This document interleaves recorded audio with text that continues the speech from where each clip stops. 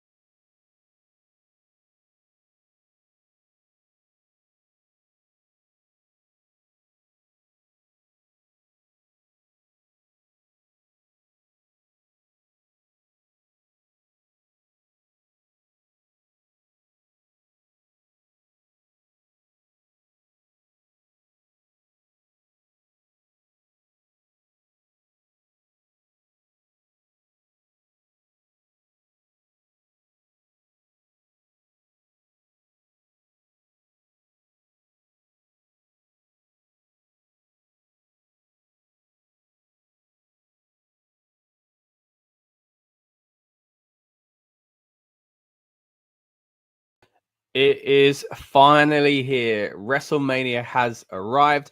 We are here for night one of WrestleMania. The build-up show for it is coming up right after this. Welcome to the Rebellious Noise Pro Wrestling channel. On this channel, we bring you some great content from inside and outside of the squared circle. We will go through and offer some in-depth analysis of the biggest events of the year, as well as bringing you exclusive interviews with some of the industry's biggest names. There will also be live show reviews, in-depth features, and podcasts. So make sure you give that subscribe button a slam so you don't miss any of the action.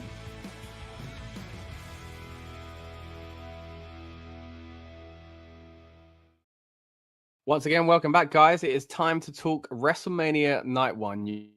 You are here for the build-up show, and we've got a lot to break down. Of course, an incredible card over 2 days, but tonight we're going to mainly focus, of course, on night one, but I'm sure there'll be a little bit of chatter about night two as well. Later on in the live portion, we should be joined by some friends as well, so make sure you get your comments in. Let us know what you're looking forward to at WrestleMania and which matches you're most excited to see. Now, there is a bit of news going around at the moment that potentially there could be a change because Rey Mysterio took a nasty bump on Friday night SmackDown. So whether or not he can compete against El Grande Americano at time of recording is not very clear. It would be a real shame. I mean, look at the luck there essentially to get injured the day before WrestleMania. It looked quite rough. There's footage going around online of him being carried out to the back and just not putting any pressure on his legs and lower half of his body essentially whatsoever. So if that is true, it's a shame.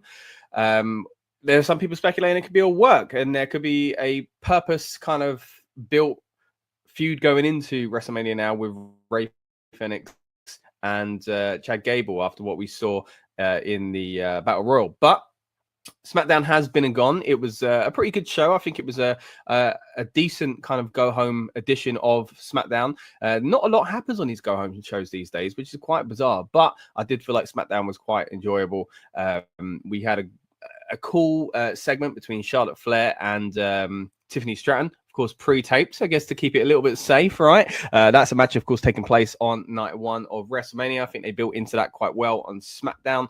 Again, a lot of things going on around the kind of Mysterio, luchadorness and his little gang, and also El Grande Americano / Jag Gable.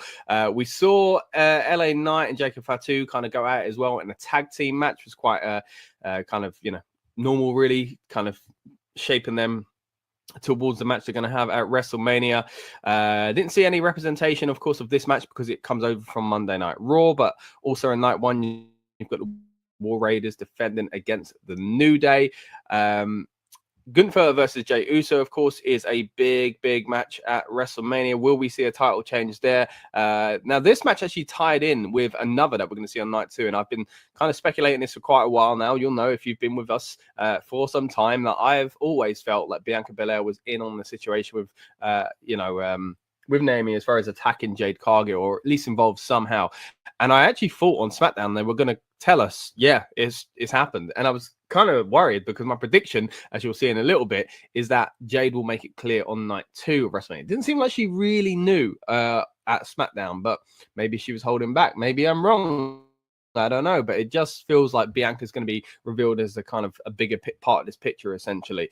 But yeah, they did kind of build into WrestleMania with Jade Cargill and and Naomi by having that confrontation between Naomi and Bianca Belair, which again felt quite strange until you got Jade coming out and someone pushes into someone, Rhea gets in the way, and then Io Sky basically comes out on top, promoting both matches essentially within one segment. But I did think it was interesting to use that kind of mixture of the two feuds together, because again, my whole thinking is that they've purposely kept Bianca away from this storyline. So to bring it up now, I don't know if that makes me more confident or less confident, but we'll have to see.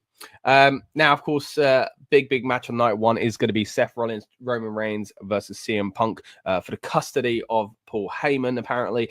We'll see how this one goes down. Again, you'll see my predictions very soon, but I do think this is going to be one where we see a little bit of a turn, essentially, to cap off night 1. SmackDown also saw a really kind of heartfelt promo. I felt an amazing promo, really, from Randy Orton. You see him there looking kind of slightly towards the WrestleMania sign itself. He's now out and out said, look, I'm going to be there with the right amount of baby oil and I'm ready for an opponent. There's so much speculation going around at the moment. There's word that apparently Rusev has signed. Aleister Black looks like he's debuting on, well, re-debuting, returning, I should say, on SmackDown after Mania. But then there's a lot of talk about other people as well. Of course, Nick Aldis, Solo Sikoa, they've kind of hedged their bets here. It feels like it could be anyone. But the fact that they've kind of made it an open challenge now is quite interesting. Maybe it would be a surprising return. There are people also speculating that maybe Matt Cardona, so let me know in the comments. And again, on the build-up show, this is about getting you guys, us, hyped up, ready for the show, and what better time to do it than WrestleMania. So we'll talk last minute rumors and stuff like that. So get your comments in, guys, for the live portion of the build-up show.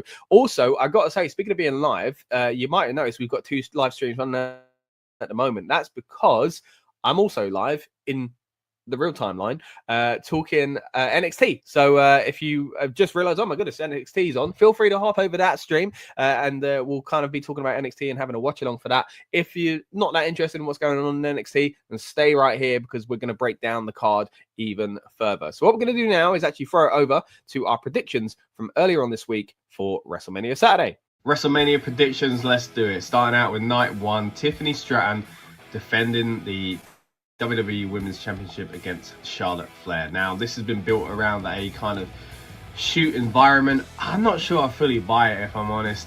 Maybe I'll dive into that deeper on the streams. But essentially, I think Tiffany Stratton has to win this match, and I think she actually will win this match. Now, if there's genuine bad blood behind the scenes and it is all legit, then maybe this is a fragile match. But I would say surely this has been booked to put Tiffany in this position to eventually have her go over. I hope. Hey, it's Dan from the Rebellious Noise Pro Wrestling channel. I am here to give you my predictions for WrestleMania 41. Alright, so WrestleMania Saturday. One of the hottest built feuds currently on this WrestleMania card, that being Tiffany Stratton defending the WWE Women's Championship against Charlotte Flair. Now, we know this feud has got hella personal. And it's tricky to call this one, to be honest. But I do think we are still going to see Tiffany Stratton walk out of WrestleMania the women's champion. The battle of the luchadors, the legendary El Grande Americano versus some guy called Ray. Now, this is an interesting one because I feel like Chad Gable, right? Come on, wink, wink, nudge, nudge. We all know what this is, right? Should be looking good at the end of WrestleMania. But I don't think he will. I think because he unmasked Dragon Lee, they're going to unmask him, and I think Rey Mysterio is actually going to pick up the victory here. I'm not opposed to it, but I am a big fan of Chad Gable's work, and I think what he's done as El Grande Americano has been quite fun as well. Or maybe it's all a ruse and it's not Chad Gable, who knows. But look, I reckon Rey Mysterio is winning this one. In a singles match, we have Rey Mysterio versus El Grande Americano. That sounds like an order from Starbucks. Anyway, El Grande Americano versus Rey Mysterio.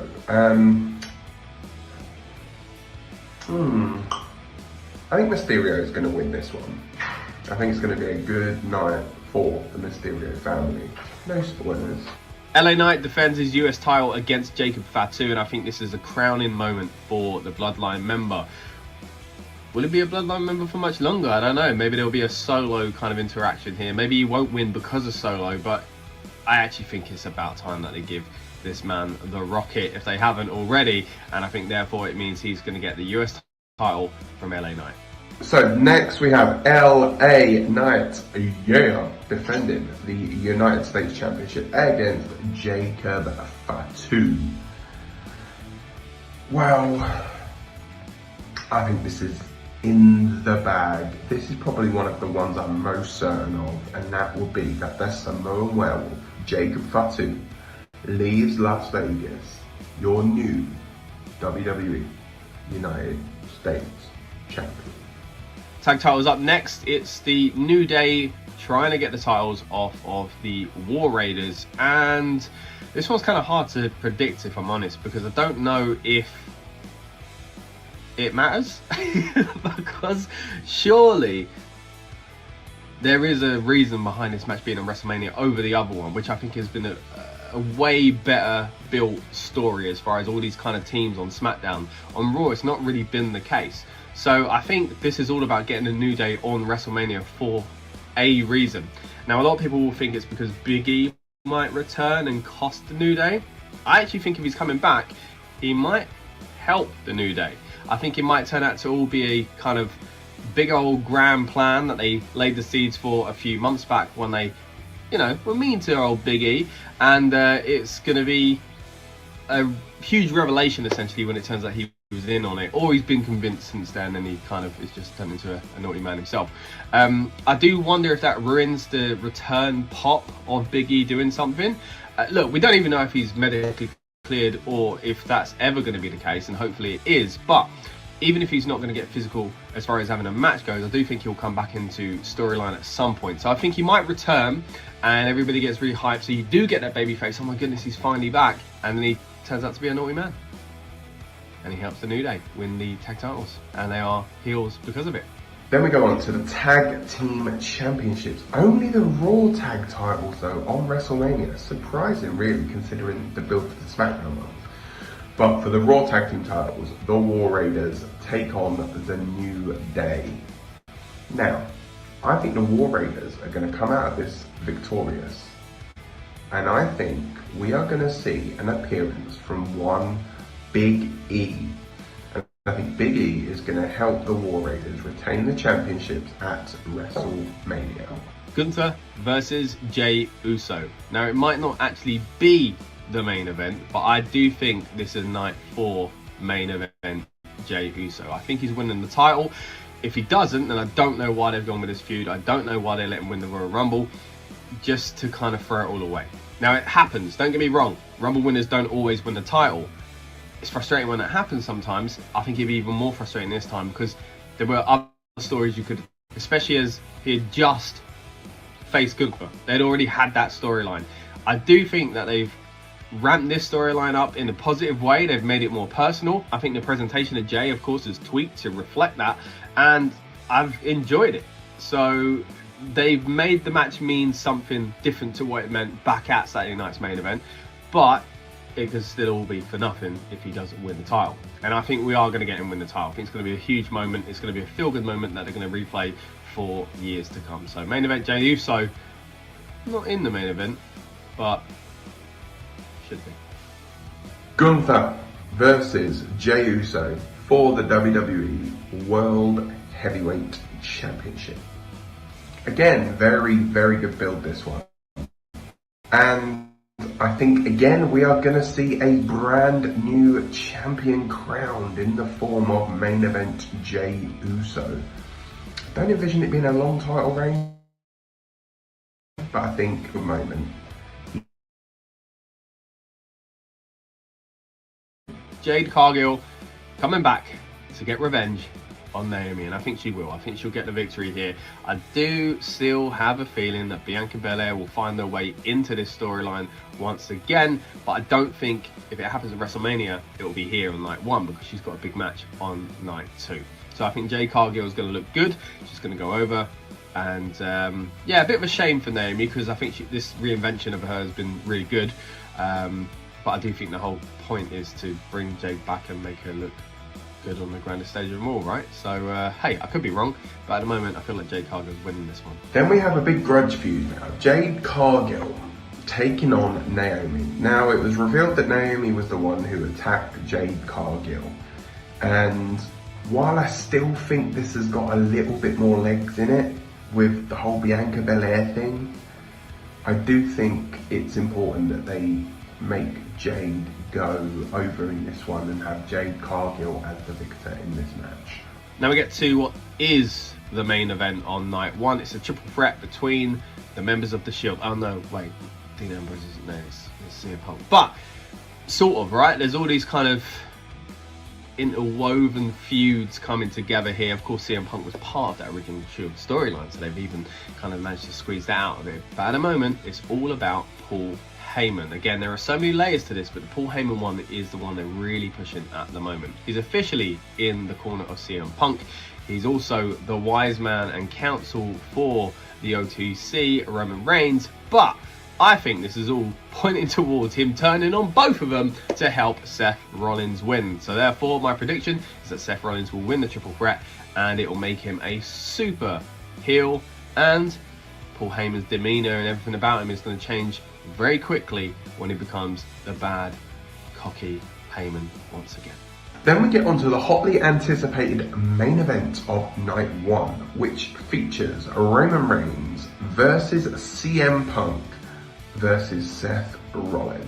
At time of recording, Paul Heyman is meant to be in the corner of CM Punk, but it could all change come Saturday. Whose corner is Paul Heyman going to be in? What shenanigans is going to happen? Remember, a triple threat match, there are no disqualifications. So I reckon there's going to be a fair few people involved in this match somehow. But I think ultimately, when all is said and done, the man with his hand being raised at the end of the match will be none other than CM Punk.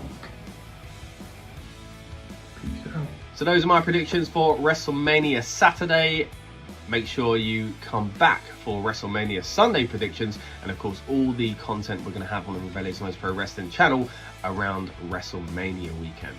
All right, so those were our original predictions, and again, we're still not entirely sure what's going on with the Rey Mysterio situation, but I think even if Rey's kind of substituted out, I think whoever takes his place is going to be El Grande Americano, and they're still going to go ahead with what I think is the original plan, maybe to unmask him essentially. So we'll see how that goes down. Generally speaking, though, it's a night I'm looking forward to. It's a card that I think is pretty decent. I know a lot of people are worried about the build having not lived up to expectation, and I've been saying it for a while now. I genuinely think it's because we have been spoiled. We've had a lot of dream scenarios and dream matches pay off over the past few years, and I do think we're going to get some interesting twists and turns and maybe returns as well at WrestleMania, but I do understand why people feel it's lacking, but I think it's because we've been spoiled. I've got to be honest.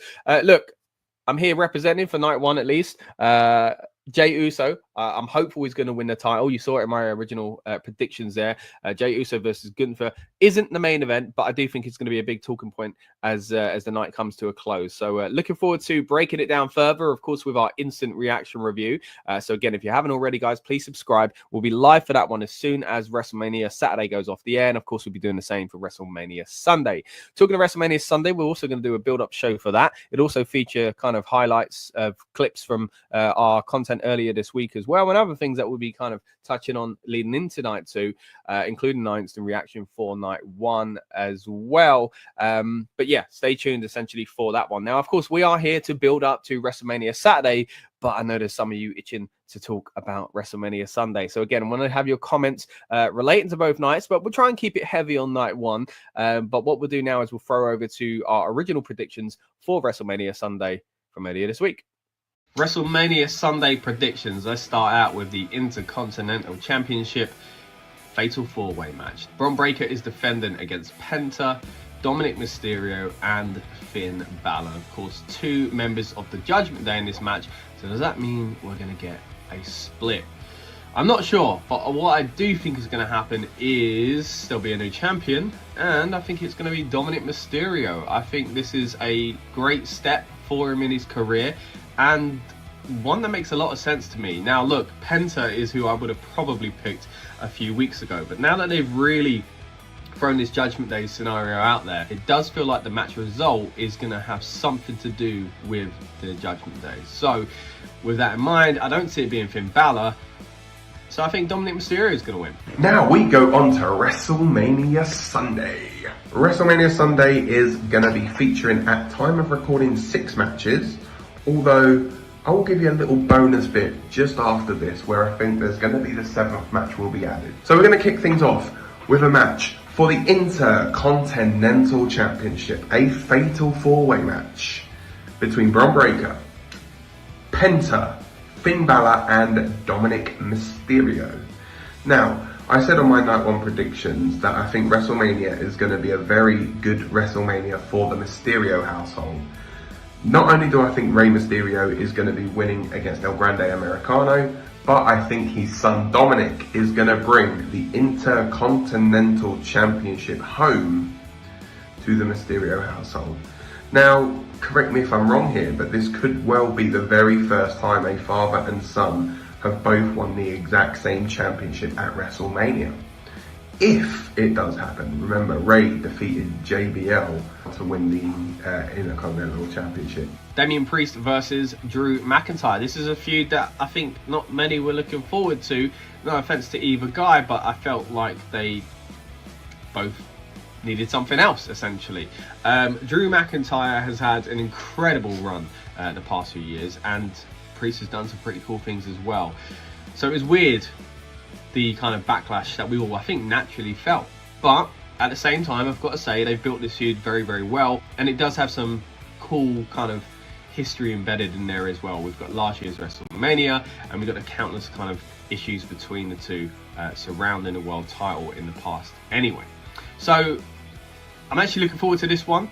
It's going to be a Sin City street fight, so it'll be interesting to see how they shake things up on the night. I do think they're going to go quite extreme with it, judging by some of the spots they've done in recent weeks. I do think Drew McIntyre is going to win this one, and yeah, I think it's going to be kind of his, not crowning moment, but like justification almost. You know, he's gone for a lot, and he gets the victory and feels good about himself. Then we go into a Sin City street fight between Damian Priest and Drew McIntyre. Now, I think this one is important that Drew gets the win in this contest.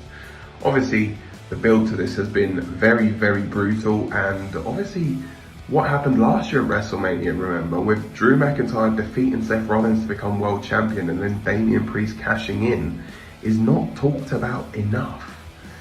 And so Drew is going to be wanting to get that victory, get that revenge on Damian Priest, and I think it's going to come. Women's tag titles on the line. Liv and Raquel defending against Lyra, Valkyria, and Bayley in a match that I am very, very, very, very annoyed about. I hate seeing people go in with a title and not defend it and go after another title. It doesn't really make sense. Where you can help it, don't do it. And they've done it, and it makes me think, is it for a reason? I know some people are speculating that Bayley and Lyra might kind of split, and as if they're a proper team anyway, and it leads to a feud between the two. Maybe that's the case, I don't know.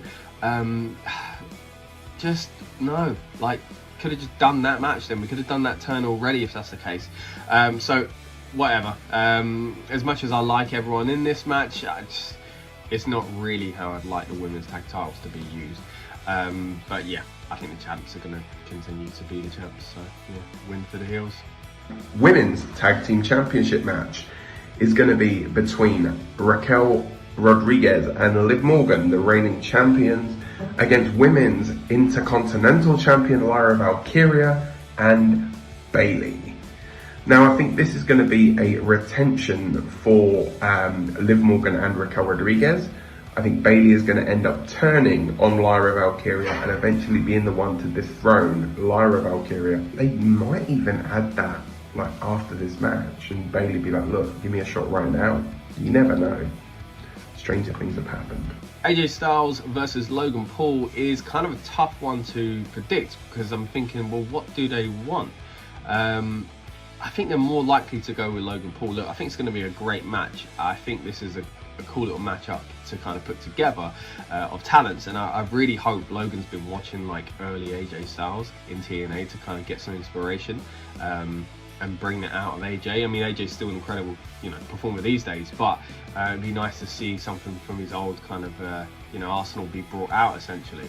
So I'm looking forward to the match. I don't really know who to pick. I think I'm leaning towards, as I say, Logan Paul, because it feels like if WWE needed anyone to look stronger out of the two, it's Logan, because AJ has said he's not got a lot of time left essentially in the ring. So is there much need in making him go over at WrestleMania, or is it better to have the big megastar who gets outside press coverage looking good? Yeah, Logan Paul for me. Then we have the match I'm probably least looking forward to, purely because I cannot stand one of the participants in this match, and it is AJ Styles versus Logan Paul. Now, this has all the hallmarks to absolutely steal the show at WrestleMania and become the match of the weekend, as much as I don't really want to admit that. But I do think it is going to be a victory for AJ Styles. Women's world title on the line in a triple threat match. Of course, the champion Io Sky defending against Rhea Ripley and Bianca Belair. Now, Bianca, of course, earned this match from the Chamber. She's been a little bit annoyed about how Rhea's kind of shoehorned herself into the match. Now, it's meant that Bianca has basically acted a little bit like a heel at times, but justifiable, right, in her actions and her opinions, because, yeah, she earned this and Rhea's squeezed her way back in, is the way she's kind of putting it across. I think it's because something else is going on with Bianca, and she is a bad woman, and that's because I think she is part of the Jade Cargill situation and was in on it. I've been mentioning this for months essentially, that I do think it will be Bianca and Naomi who caused what happened to Jade Cargill. So I think this is where we might see Jade Cargill coming out and costing Bianca, and it becoming very clear very quickly that it's because Jade knows something that we don't.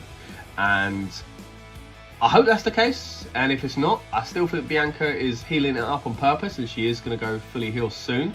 But that's my kind of hunch anyway, because I just don't understand why they've done this match. I don't know why they made Bianca win the Chamber, but now it feels like it was to take her away from that storyline, because I thought that would be the match at WrestleMania, either a triple threat or Bianca involved in this grudge match with Jade essentially. So in order to kind of distract us, I think they took her away from that feud, and then at the same time to make things even more murky, and it means, Bianca can play a heel, sort of. It's become a triple threat, so that she's justified in this, because even the title change to Io was really confusing. Anyway, I'm going on. We'll talk about this more on the streams, I'm sure, because I've got a lot to say. But I think Io Sky's going to win this one, just to kind of tick things along and get Bianca where she needs to go and get Rhea on the card. Then we go on to the triple threat match between Bianca Belair, Rhea Ripley, and the champion and seemingly often overlooked Io Sky.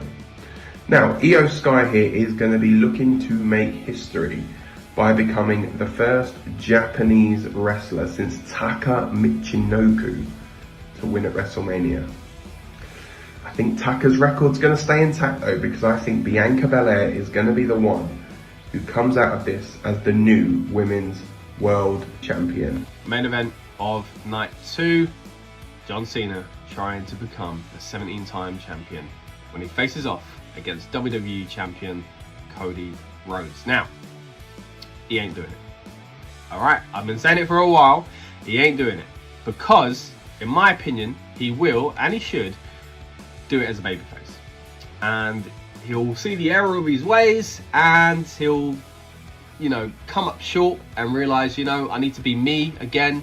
I need to go back to who I was and what made me successful. And I think that's how we end the John Cena farewell tour. Maybe. Look, can it happen at WrestleMania? Yeah, I've seen stranger things. I mean, the heel turn, that was shocking, right? So we still got a Rock.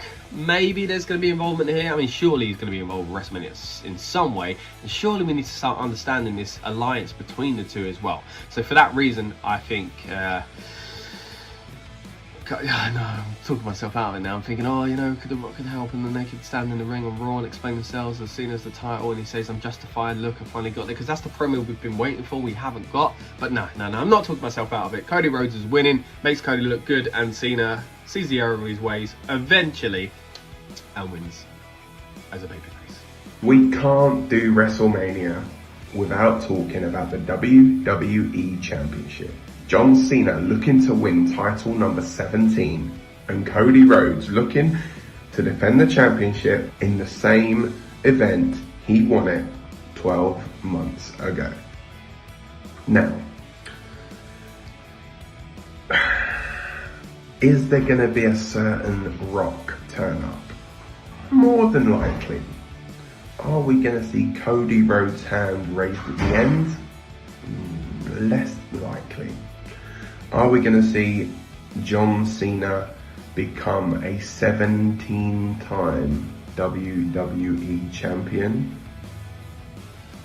I think we are. I think John Cena is going to be winning the WWE championship here, and he will become 17-time champion, beating Ric Flair's record, depending on what lineage you want to believe, and become the most decorated wrestler in WWE history. I did say as well that I thought there'd be a 7th match added to this day. Now, obviously, we all know what's happened with Kevin Owens, and, you know, all of us at Rebellious Noise would like to extend our best wishes to Kevin Owens for a speedy recovery. And I think Randy Orton is still going to be in action at WrestleMania, and his opponent, I think, could even be a returning Rusev or Aleister Black potentially. Now, just a hunch, you know, Orton I think will definitely have a match, and whoever it is that Randy Orton faces, Randy Orton I think is coming out of it victorious. So there's your little bonus from me, a little Brucey bonus you could say. But yeah, that is everything from WrestleMania 41. If you guys are jumping on the stream, enjoy yourselves, take care, and I will speak to you soon. So that's it, everyone. Those are my WrestleMania predictions. If you haven't already, go check out our WrestleMania Saturday predictions as well. Looking forward to WrestleMania. Of course, it's the greatest time of year to be a wrestling fan, and we've got so much content coming on the Rebellious Noise Pro Wrestling channel. We are going to have several streams, so if you haven't already, please subscribe, follow us on socials, and come and join us.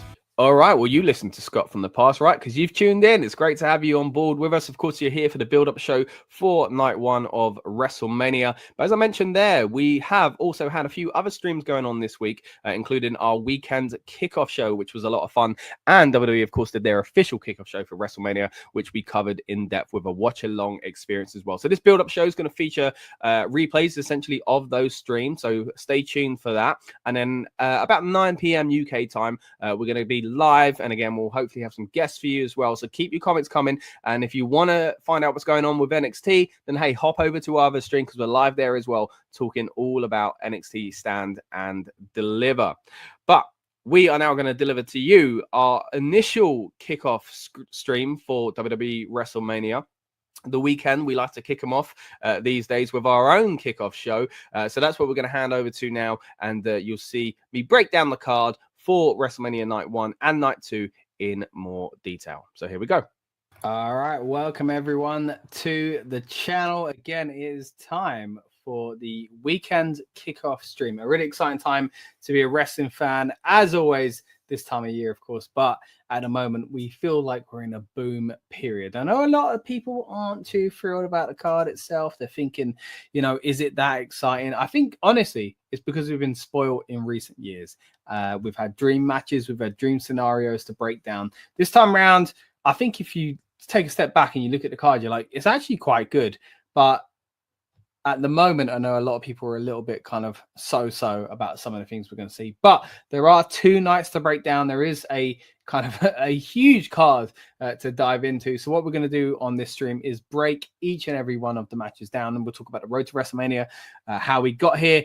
We'll talk predictions, and we'll just kind of get ourselves in the mood for the weekend itself. Of course, Aiden is in the house as hello, and Skibbity Rizzler is here as well. Appreciate you guys. Thank you so much for joining me. It's going to be a good weekend. I hope you're here for the rest of the streams. Of course, it's not just this one here, the weekend kickoff show. We're also going to do a watch along for WWE's kickoff later on tonight. So if you're watching live, you know exactly what I mean. It's about 2 hours away at the moment. We're going to do a watch along for that. You're now joining us on the weekend kickoff show, but tomorrow night, on Saturday at least, we'll do the Saturday night build-up show. Of course, we're going to hit you with a Sunday night build-up show and a few instant reaction reviews for WrestleMania as well. We've also got a lot of content coming to you relating to NXT and the Raw after WrestleMania. But hey, that's a long, long way away. At the moment, we're here to talk WrestleMania. Who is in the mood for the biggest event of the year? I'm really excited for it. I hope you are too. I want to know what you're looking forward to. I want to know what match excites you the most and what you think is going to happen at WrestleMania 41. Let's start breaking down the card, and let's of course start with night number 1. Saturday night's card is an interesting one. Skibbity's excited. We've got 7 matches on night 1, 6 matches I believe on night 2 at time of recording. If you're watching this on Saturday's build-up show, but this will be replayed, we might already have a match for Randy Orton. It's looking like it could be something relating to Nick Aldis. I know there's a lot of rumors going around about Rusev. There's rumors going around about even, Aleister Black. I think Aleister Black's showing up on SmackDown, by the way. We've touched on this in a bit of detail as far as his kind of, what we assume are his return vignettes as well. But there's a lot going on with WWE at the moment, so we're looking forward to it. Aiden says, let's go, Rhea. And Skibbity says, I'm looking forward to Roman, Seth, and CM Punk. Of course, the main event of night 1. It is not main event Jey Uso. No. It is the main event of CM Punk, Seth Rollins, and Roman Reigns. Should it be main event? Oh, I don't know. We'll see how it goes. Aiden says Rhea was robbed in London. Of course, Aiden went to the show in London. Hope you enjoyed yourselves. I appreciate your updates you sent us on the night, mate. I hope it was a good time for you there. We are well and truly not just on the road now. We're in the final turn, let's say, to WrestleMania. Aiden says, I think it is a co-main event. Yeah, it's a tough one. It's a tough one because I think they've made the world title. Let's just talk a little bit about that. They've made the world title, in my opinion, feel like the Intercontinental title. Because think about it, Gunther had the IC belt. He was champ for a long, long time. He lost it. Not long after that, he won the world title. And I think the world title has been presented in a way that is very much aligned with a secondary title, especially when they hype up the main title so much because of Cody Rhodes and the storyline they got going on with John Cena, which of course we'll jump into as well. But yeah, for me, I think they've kind of downplayed this title, which is a bit of a shame. Skibbity says, I'm also looking forward to Jey versus Gunther. I think it'll be a good match.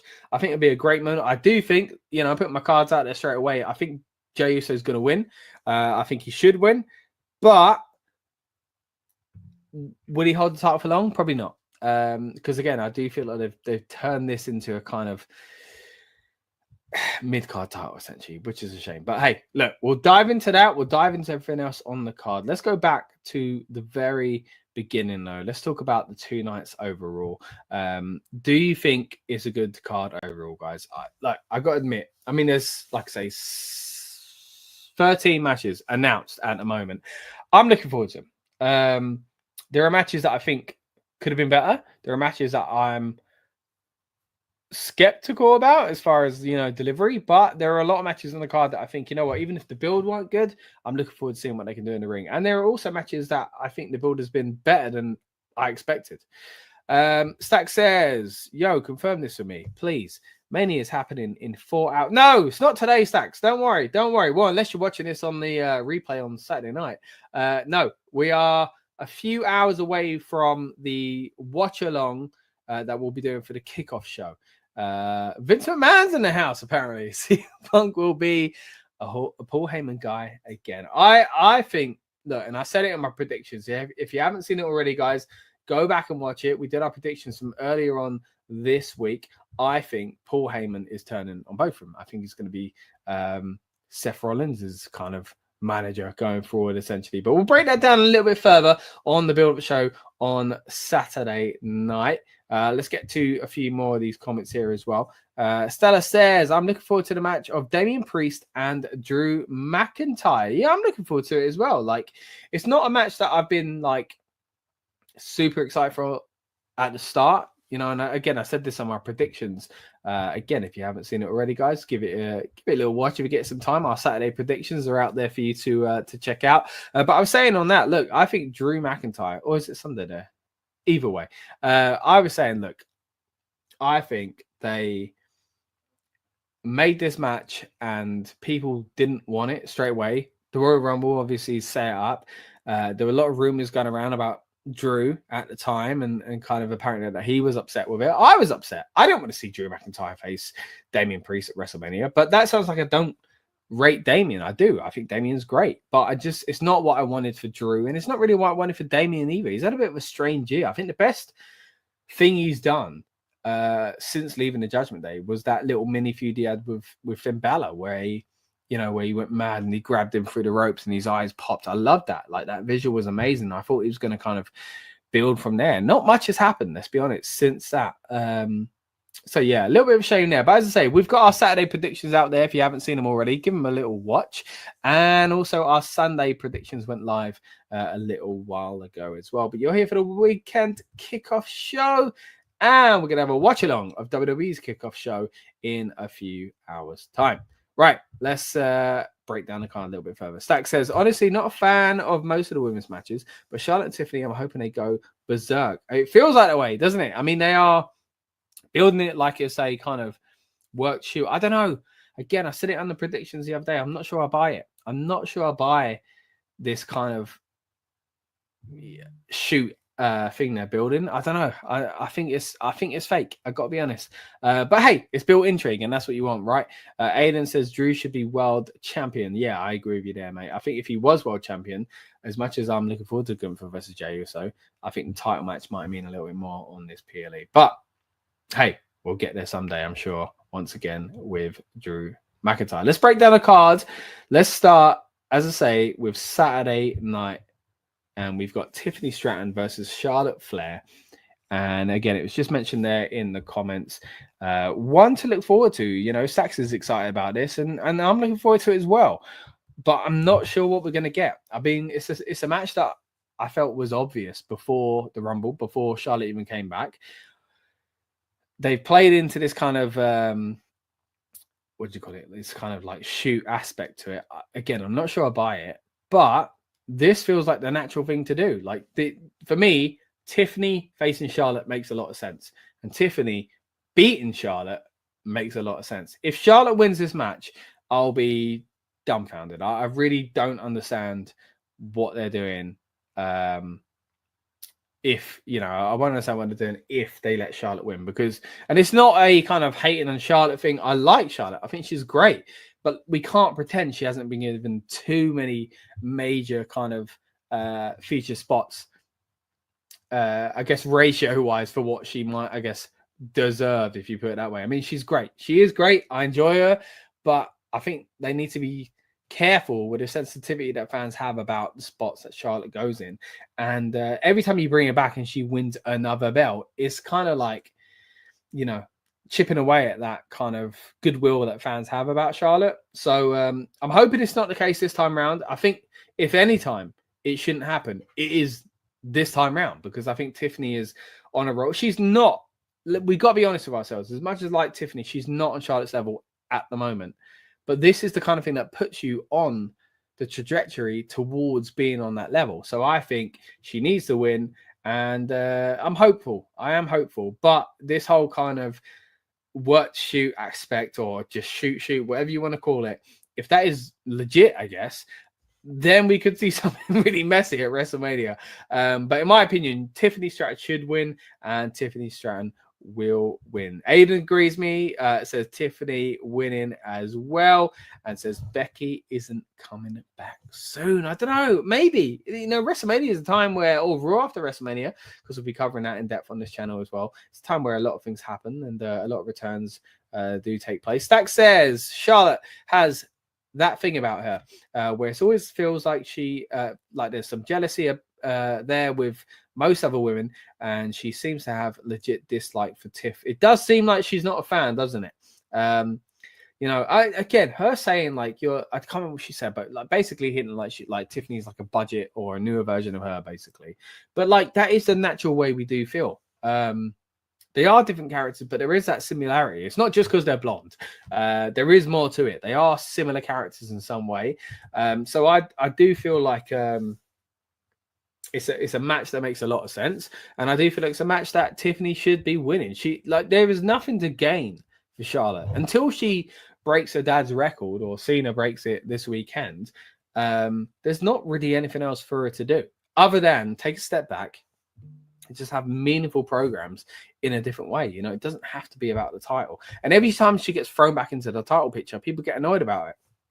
This time, I'm not annoyed because I think we're getting something good out of it. I think it's all about pushing Tiffany. But if it's not, then, well, like I say, what is the point? Let's move on to the next one. El Grande Americano versus Rey Mysterio. Now, if you saw my predictions from earlier on this week, you'll know my pick is no, you said it wrong there. Is Rey Mysterio. I think El Grande Americano has been great, but I don't see him coming away with the victory because I think they're going to have to get a kind of what do you call it, like a payback essentially for El Grande after El Grande, like it's his real name, after taking Dragon Lee's mask, which was very shocking the way he did it, by the way. It was really really cool.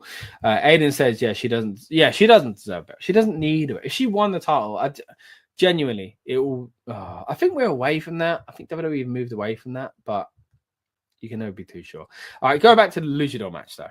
Rey Mysterio, I think, is going to win this one. I think El Grande Americano is going to be unmasked. I think it will be revealed, obviously, as Chad Gable. And I think they're going to have a great match. I think Chad has been amazing on Raw recently. I think he's had some really, really fun matches. And it's weird because I want him to be featured on WrestleMania as himself. But, like, I don't want to be like, oh, this is the only way he can get on. But maybe. Maybe that is the case. Either way, he is on it. And I'm happy for him. I think he's a great talent, and I think he makes everything work. I mean, this whole, this version of Chad goes all the way back to, the start of American, not American Made, but American Alpha. No, American Alpha is him and Jason Jordan. It was was it American Alpha? Anyway, you know what I'm talking about, with Otis and stuff like that. He was great with them. And they're kind of doing their own thing now as well, and he's now got a new stable. Hit and miss, I think, the way that's been built, but at the same time, what he's done, I think, has been incredible. So I'm really looking forward to seeing this match. I think Rey and Gable will have a good little kind of bit of chemistry together as well. Look, Rey doesn't need to win, but I think he will win just because, I mean, Chad's the bad guy, and I think he's going to be unmasked, essentially. Aiden says, this should have been an unmasking match. Yeah, I thought the same thing, man. Like, when I was doing my predictions the other day, I was thinking, why is this not a mask versus mask? But I think maybe because it would be too obvious. And I think maybe to put Rey in a mask versus mask match, or mask versus career, which is, maybe the way he's going to go out. Let's be honest. Something like him and Dom would be a great way to kind of end things in a mask versus career or something like that. Maybe it takes away from that. So maybe that's why they haven't done it. But they've never really played with Rey since WCW and, taking off his mask. They've been really careful not to do anything like that. Stack says, I'd live if I would love if El Grande wins this, stands over Rey and takes his mask off, almost as if to rub it into Ray's wounds. Ray is like a WrestleMania darling. Can't see Ray losing, but would like to see. Yeah, I'm in agreement, man. I think there's so many things on this card that depend on heels winning. In my predictions, at least, I think they need to have baby faces win here and there, and this is an easy way to do it. You know, it's not I think that matters too much. I think Chad winning would be cool, but him losing is not a massive deal either. So yeah, I agree with you there, and I think Ray probably will win, but yeah, it would be it'd be quite funny. The visual, like you say, is El Grande Americano stand over at Rey Mysterio and just kind of taking his mask off as well. But that's our luchador match. Let's move on to the United States Championship match. We've got LA Knight defending the title against Jacob Fatu. Now, this is a match that I think, for the most part, is somewhat easy to predict. My predictions the other day, I know Dan said the same thing, kind of straightforward with it. Just feels like a Jacob Fatu win, because they are building Jacob Fatu into, you know, this kind of big part of SmackDown. You know, the intriguing thing, I think, is Solo and the Bloodline. Whether or not that plays a part here on WrestleMania, I'm not sure. It's strange, isn't it? You know, because you think about LA Knight a few years ago, we all wanted him on WrestleMania, and then was it he won the, or he was part of the, or is it just Lashley? It was something to do with him and Lashley with the WrestleMania SmackDown, and what do they call it? The Andre Battle, which I don't think they're even doing this year, are they? They did nothing with it, and it felt like they missed a big opportunity there. Then the next year, he was actually massively over. They were actually using him every now and then. Didn't do anything with him. And then this year, it's like, yeah, well, if you look at it, like, if you told me in those years, oh, LA Knight's going to be on the card and he's going to be US champ, I'd be thinking, oh, that's pretty good. That's progress. But like, the US title run for LA Knight has been really weird. Like, he won it. It felt amazing. It felt like a crowning moment for him. Then the Nakamura thing, and I was like, well, it's got to mean something. It didn't. I like the reinvention of Nakamura, but I mean, where is it? What's he doing now? You know, they're not using him. LA Knight won it back. Jacob Fatu gets into the storyline, and you'd think this is the natural progression for him. But at the same time, not really where you want to see LA Knight. And I wonder what he feels about it, essentially, because again, he's on the WrestleMania card. He is defending the title. He's a champion at the moment in a pretty kind of, I guess, like, not headline, but a kind of important match at the same time, because Jacob clearly is being used quite well. But yeah, I don't know. What do you guys think? What are your thoughts on LA Knight and his kind of trajectory in WWE at the moment? Do you think, is this the ceiling? Is he, if he loses, is he moving on to something bigger and better? I don't know. I think they've used him for, if I'm honest, I think they've got what they want out of him, which is a shame, because I do think there's a lot more you could do. But we'll see. I do want more for him. And seeing him go into WrestleMania with a title on his shoulder sounds weird to say, oh, you know, he has to have more. But, you know, the whole thing about LA Knight is, you know, his age and stuff like that. So you'd expect them to capitalize as quickly as possible. So is this the ceiling for LA Knight? I don't know. Again, let me know what you're thinking about this, and what you're thinking about Jacob Fatu. Is he going to win the US title? I think it's pretty straightforward. Now, here we go. The New Day taking on the War Raiders on night one of WrestleMania. Who's excited? Put your hands up. Yeah, no one.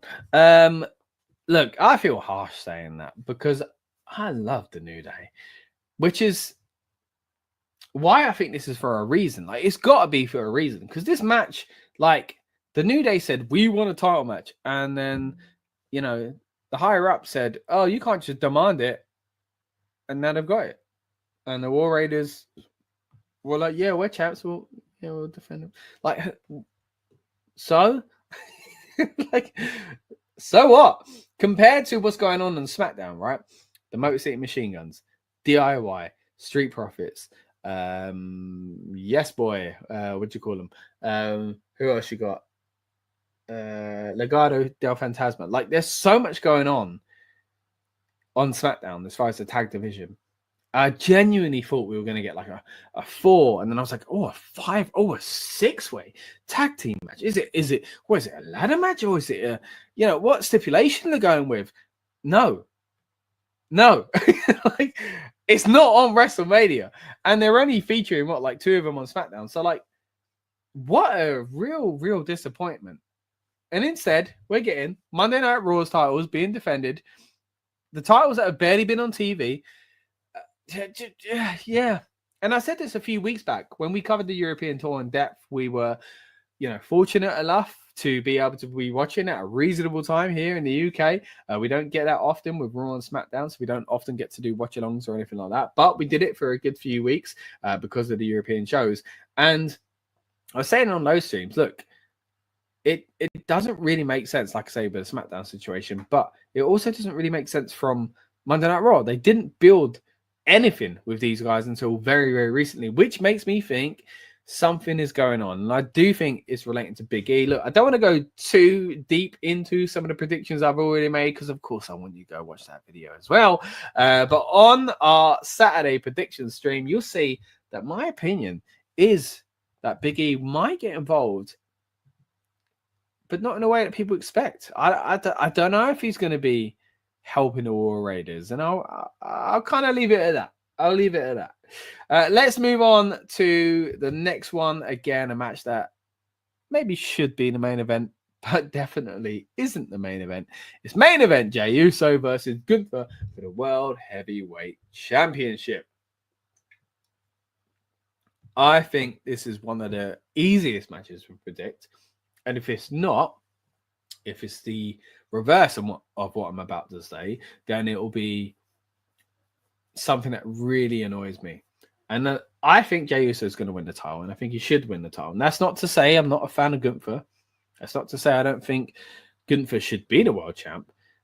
But why do you give Jey Uso the Royal Rumble win? And why do you give him a feud that he's already been in if he's not going to win the title? It just doesn't make sense. I feel like Saturday night's main event was a test. They liked what they saw, and they thought, there we go. We'll do that again on a bigger stage, WrestleMania, and he'll win it. That's what I think is happening with Jey Uso. And I think he should. I think he deserves it. I know a lot of people are starting to sour when it comes to his entrance and the whole Yeet situation. But, I mean, I've got to be honest. Look, if it ain't for you, it ain't for you, right? Just enjoy it. Be honest with yourselves. Like, this is a guy that was in a tag team where most people couldn't tell who was who, right? They did amazingly within the Bloodline, and he was a star in that whole Bloodline thing. Yeah, you can argue that some of the same issues that are cropping up now with some of his promo work were also issues when he was in the Bloodline. He cracked maybe a few too many times. We loved it, right? But he laughed a little bit on serious promos and stuff like that. But we liked it. We got to be honest. And I think all those things led to him breaking away and becoming a star on his own. But even before that, even when Roman first turned heel, and he was going against Roman, I think he did very well on his own. So I honestly believe that he deserves to win.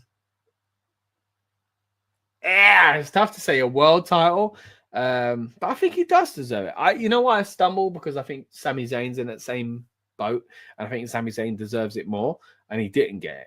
So that's why it's tough. But you can't think about other people in these scenarios, right? For Jey Uso, does Jey Uso deserve it? In my opinion, yeah, he does. And I think beating someone like Gunther is such a statement.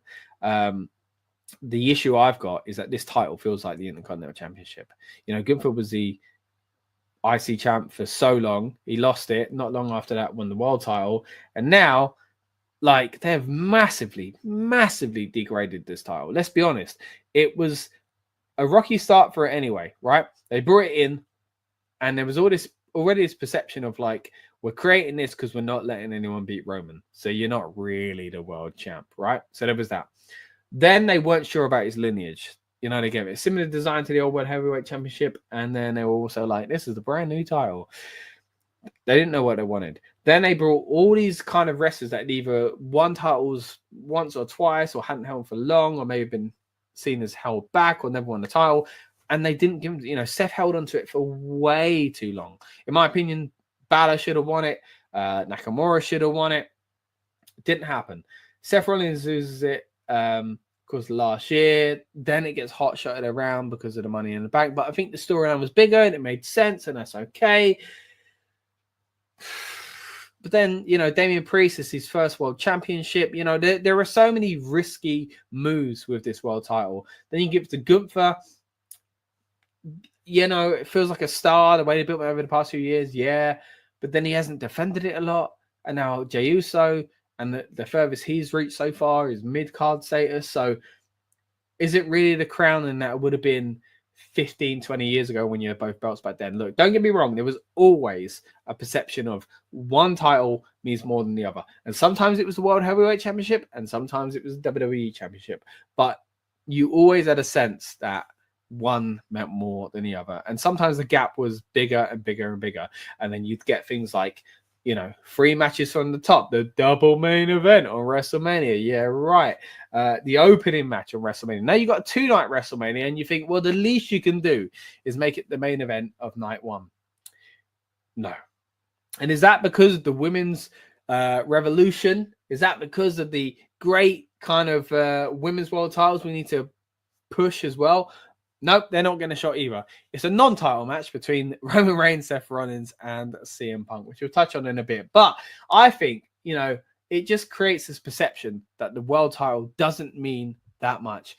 And I think it's kind of ironic when you put someone like CM Punk in that spot, when he is someone that got shafted so many times with the world title, or in like the bigger match. And now he's in that position himself. So it's a bit of a shame. But again, I kind of understand it, but it just doesn't help the look of the world title. Right, let's get into some of these comments here. Stack says, I hope we get a decent match here. I've dreaded feeling that it could be a squash, like we're seeing with Daniel Bryan a few years ago. Oh, could you imagine? What was it, 18 seconds or whatever it was? I'm not a Jay fan, but I wish he'd done more than 20. Yeah, I gotta admit, he does do a lot of super kicks. Stacks also says, yeah, I feel this match is on first, and I just hope it's not Jay squashing. I don't want that either. Let me be clear. I want Jay to win, but if he squashed Gunther, it'd be terrible. That's not what we should see. It should be him clawing his way. Look, there's a possibility. There is a possibility that Jimmy Uso turns on Jay. I don't want to see it, but in any other scenario, I'd go, oh, that's a big story to tell. But because the last feud between the two of them didn't go that well, I mean, it was this time last year, wasn't it? WrestleMania. It didn't go as well as people had hoped. And I think Jimmy is like, he's worked so hard to kind of, because of the kind of, position he's in with clinging on to the yeet and wearing new clothes now. And he's more the grown-up version of what Jey Uso is, I feel. I think that they both, if you think about their character as the Usos, they've gone in separate directions, but like the PG version and the adult version. And I understand both sides of it, but I think Jimmy's done a good job at kind of building himself up. So to kind of throw that away by turning heel, I think it would be a mistake, essentially. What else do we have? Yeah, so Stack says, I feel this match is on first, and I hope it's not Jay squashing Cooper. I don't think it will, but yeah, maybe Jimmy will come out and I mean, I love the way they've done this for you, by the way. I love the fact that it's turned personal. I love the fact that Jay won't wear colors. Like, he's just wearing black. He's not wearing any merch or anything like that, which is a lot, right? They didn't risk that with Cena. When he joined the Nexus, they wouldn't even let him wear a Nexus shirt because they wanted to sell so much merch. And I think this is why they pushed Jay so much, because he sells so much merch, because the entrance is fun and whatever else. So, for them to do that is, I think, a big statement. So, yeah, interesting. Christopher Leclerc is in the house. Is looking forward to NXT Stand and Deliver and WrestleMania 401. Me too, mate. We're going to be covering it in depth on this channel, not just WWE WrestleMania. We will also be covering NXT Stand and Deliver. We'll do a watch along for that as well. So if you want to have a little bit of a companion piece for NXT Stand and Deliver, then you know where to come here at the Rebellious Noise Pro Wrestling channel. We'll also hit you with an instant reaction review after that as well, which we'll also do for night 1 and night 2 of WrestleMania. We're going to be covering both nights in depth, of course, with our build-up show on night 1 and night 2. If you're new here, by the way, guys, what we do is on the night of a PLE, we get you hyped up and in the mood for that PLE. We'll break down last-minute rumors. We'll talk about the go-home shows and things like that as well. But at the moment, you're on a weekend kickoff show, and we appreciate you. And I want to know what you think is going to happen this week. What are you most looking forward to as well? We'll also cover the Slammy Awards, so stay tuned for that. And I'll give my thoughts on each and every one of those categories. Let's go back to WrestleMania night 1, though. We've also got Jade Cargill versus Naomi. Now, this is the match, of course, that has been building for quite some time, revealed a little while ago now.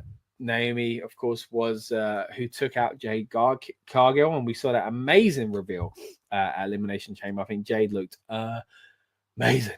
Her presentation was so good, and I think Naomi's presentation has been great as well. She's kind of got new gear, she's got new attitude. Her promo's been amazing. That thing a few weeks back where she was crying and stuff like that, it was like, wow, man, like she's really dedicated to this kind of new version of her character, and I've really enjoyed it. So it's a shame to say I don't think she's going to win, but at the same time, I do think Jade Cargill should be winning. And look, I've been saying this for so many months now. If you're new here, let me break it down for you. But if you've been here for a while, you know exactly what's happening next. Look, I think Bianca Belair is involved with this Jade Cargill situation still. And I think she's been taken away from it to distract us. And eventually she's going to get back involved, because it can't just be Naomi. I think what they've done between the two of them is great. I was very surprised that it wasn't wrapped up and decided before this, and that Bianca, isn't facing Jade at WrestleMania, but I think it's coming at SummerSlam, essentially. Whether or not Bianca's got a title on her shoulder going into that, we'll have to see. But that's for our Sunday predictions. We'll get to that in a little bit. But for this one, I do think Jade Cargill is going to win the match. And, it's pretty deserved. I think it's, potentially a crowning moment for her. And while, again, I do think that Naomi has done very well, especially since her return to the company, I think it's all about making that star of Jade Cargill. So, yeah, I think Jade's going to win this one.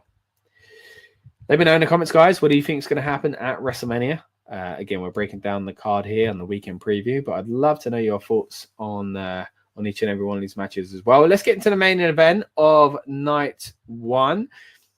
Saturday will close with Seth Rollins versus Roman Reigns versus CM Punk in a triple threat match.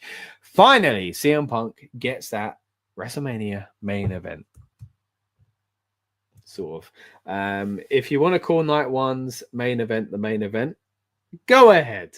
Especially if it doesn't have a title. And this is my real kind of issue with this. But look, I'm going to sound like a hypocrite, because I know plenty of times before on this very channel I've come on streams and said, oh, that doesn't need the title, that doesn't need, but then it also doesn't need the main event spot. Now, I know the main event spot is part of the storyline when it comes to CM Punk, but I don't think CM Punk should be I don't think this match should be the main event. I think it should be Gunther versus Jey Uso. Now, it depends on what they're going to do storyline wise, and I do think that's potentially why it's in this position, because I think something big is going to happen at the end of the match.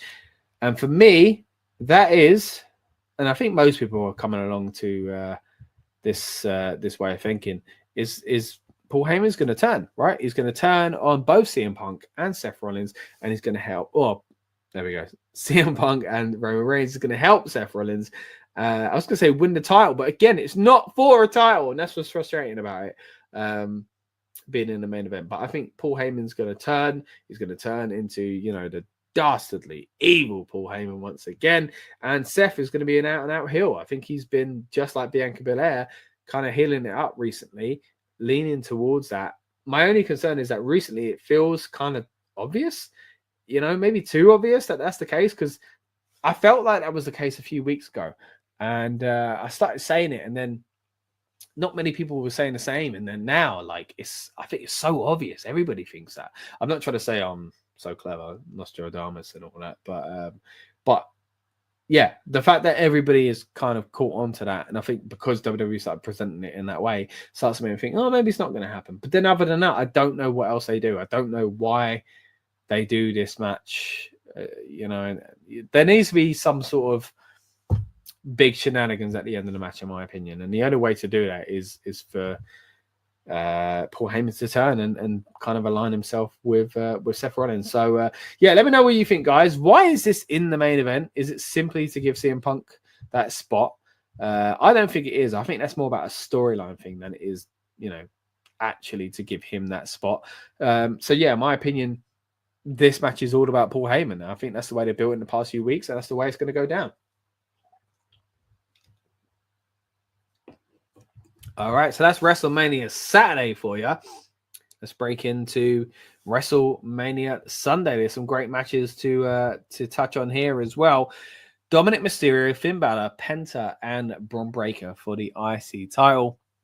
Now, the IC title is one of those on WrestleMania where you expect to see kind of a ladder match or something like that, or the tag titles. Again, SmackDown would have been a great way to do this. They haven't done that. It's just going to be a fatal four-way match. But I do think it's going to be a fatal four-way match that has stories coming out of it. Now, my prediction, again, I don't want to prevent you from watching it. I do think you should go back and check it out. Our WrestleMania predictions show for SmackDown, for Saturday, I should say, and for Sunday as well. Dive into this a little bit further. But I think Dominic Mysterio is going to win the IC title, and I think he should win the IC title. A few weeks ago, I would have said Penta, but at the moment, yeah, I think it's Dominic Mysterio because it's relating to the Judgment Day, in my opinion, and I don't think Finn's going to do it. Finn should be, if Finn was in a title match and winning at WrestleMania, it's got to be a world title for me. He doesn't need to be winning the IC title. Bron Breakker, you know, he's had a good run. Then you've got Penta, who I genuinely thought might win it a few weeks ago on Raw. Didn't happen. So it's got, like, the story is the Judgment Day, right? So in my opinion, yeah, Dominic Mysterio should win the IC title. Will he win it though? Maybe. Now, Drew McIntyre versus Damian Priest. Now, just touching on the comments we had from earlier on, Aiden thinks that Drew should be the world champion. And yeah, look, I agree. I think Drew has been amazing this past year. I think he's had so much going on for him. And he's ended up in a match that just kind of isn't really fitting of the year he's been on, or the 2 years he's been on. Seth Smith, though, is looking forward to it. As I say, this is a match that many people kind of groaned when they first heard about. But I got to be honest, the build has been great. That choke slam onto the car a few weeks back in London, amazing.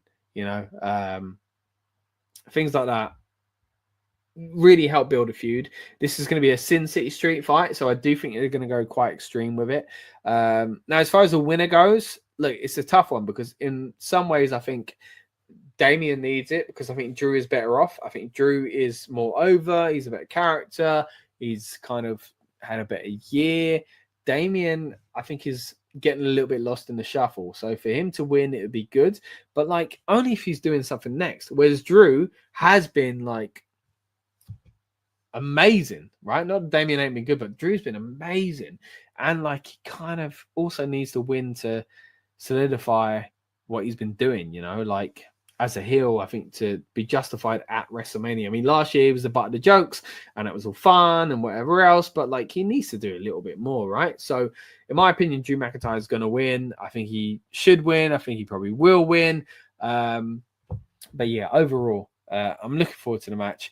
And I do think it's going to be a good one. I do think they're going to go quite hardcore with it. It'd be interesting to see where they kind of place this on the night as well. You know, how much they'll be willing to do. A lot of their kind of hardcore and no DQ matches have gone kind of further than expected recently. They've gone into the crowd and stuff like that. So, yeah, again, it'd be interesting to see what they do, especially with the setup at WrestleMania itself. Speaking of Damian Priest, though, we've had the opportunity to interview Damian on this very channel. So if you haven't already, check that out on this very channel. And what do you know? We've also had a great conversation with Mr. Drew McIntyre. So again, subscribe, check out our content, dive into the archives, and you'll see interviews with the likes of Drew and Damian on this channel. Stack says, I hope we get a decent match here. I have a dreaded feeling it could be a squash, like we've seen with Daniel Bryan a few years ago. Oh, sorry, that was mine earlier. Mine. I've jumped on. Yep. Sorry about that. Stack says, Strays to put the freeway as the main event, literally because of who's in it. Yeah, they're all big stars. We've got to be honest. As opposed to what's on the line. Like, why is Paul Heyman? Why is the corner Paul Heyman is in seems more important than the world title? That's a good point. That's a good point. Yeah. Why? Because the world title is not the world title, is it? It's a mid-card title. That's the way they see it. It's got to be. It's got to be the way they see it. It's it's a shame. Christopher says, I've got Damian Priest for this one, and the wise man Carl Whitaker is in the house as well. Thanks for joining us, Carl. Hope you're enjoying the stream. Hope you're looking forward to WrestleMania. Let me know what you think is going to happen at the grandest stage of them all. A night of 2 nights of kind of excitement coming up, of course, with WrestleMania Saturday and Sunday. It's so weird that, again, the whole 2-night thing, it's something we're still getting used to now. And I was talking earlier on with some friends, and I was saying, like, night 1 sometimes feels it's not as important because it leads to night 2 and the real main events on night 2. But at the same time, there's been a few times where night 1 has been the better show. So it'd be interesting to see what ends up being the better show out of the two of them this time around as well. Of course, last year, I think they did it really well. Night 1 leading into night 2 with a main event. I don't think you should do that all the time, but because, it leaves the kind of uncertainty around the main event on night 2. But I think it did work out quite well last year. Hey, surely we're going to see The Rock come back as well.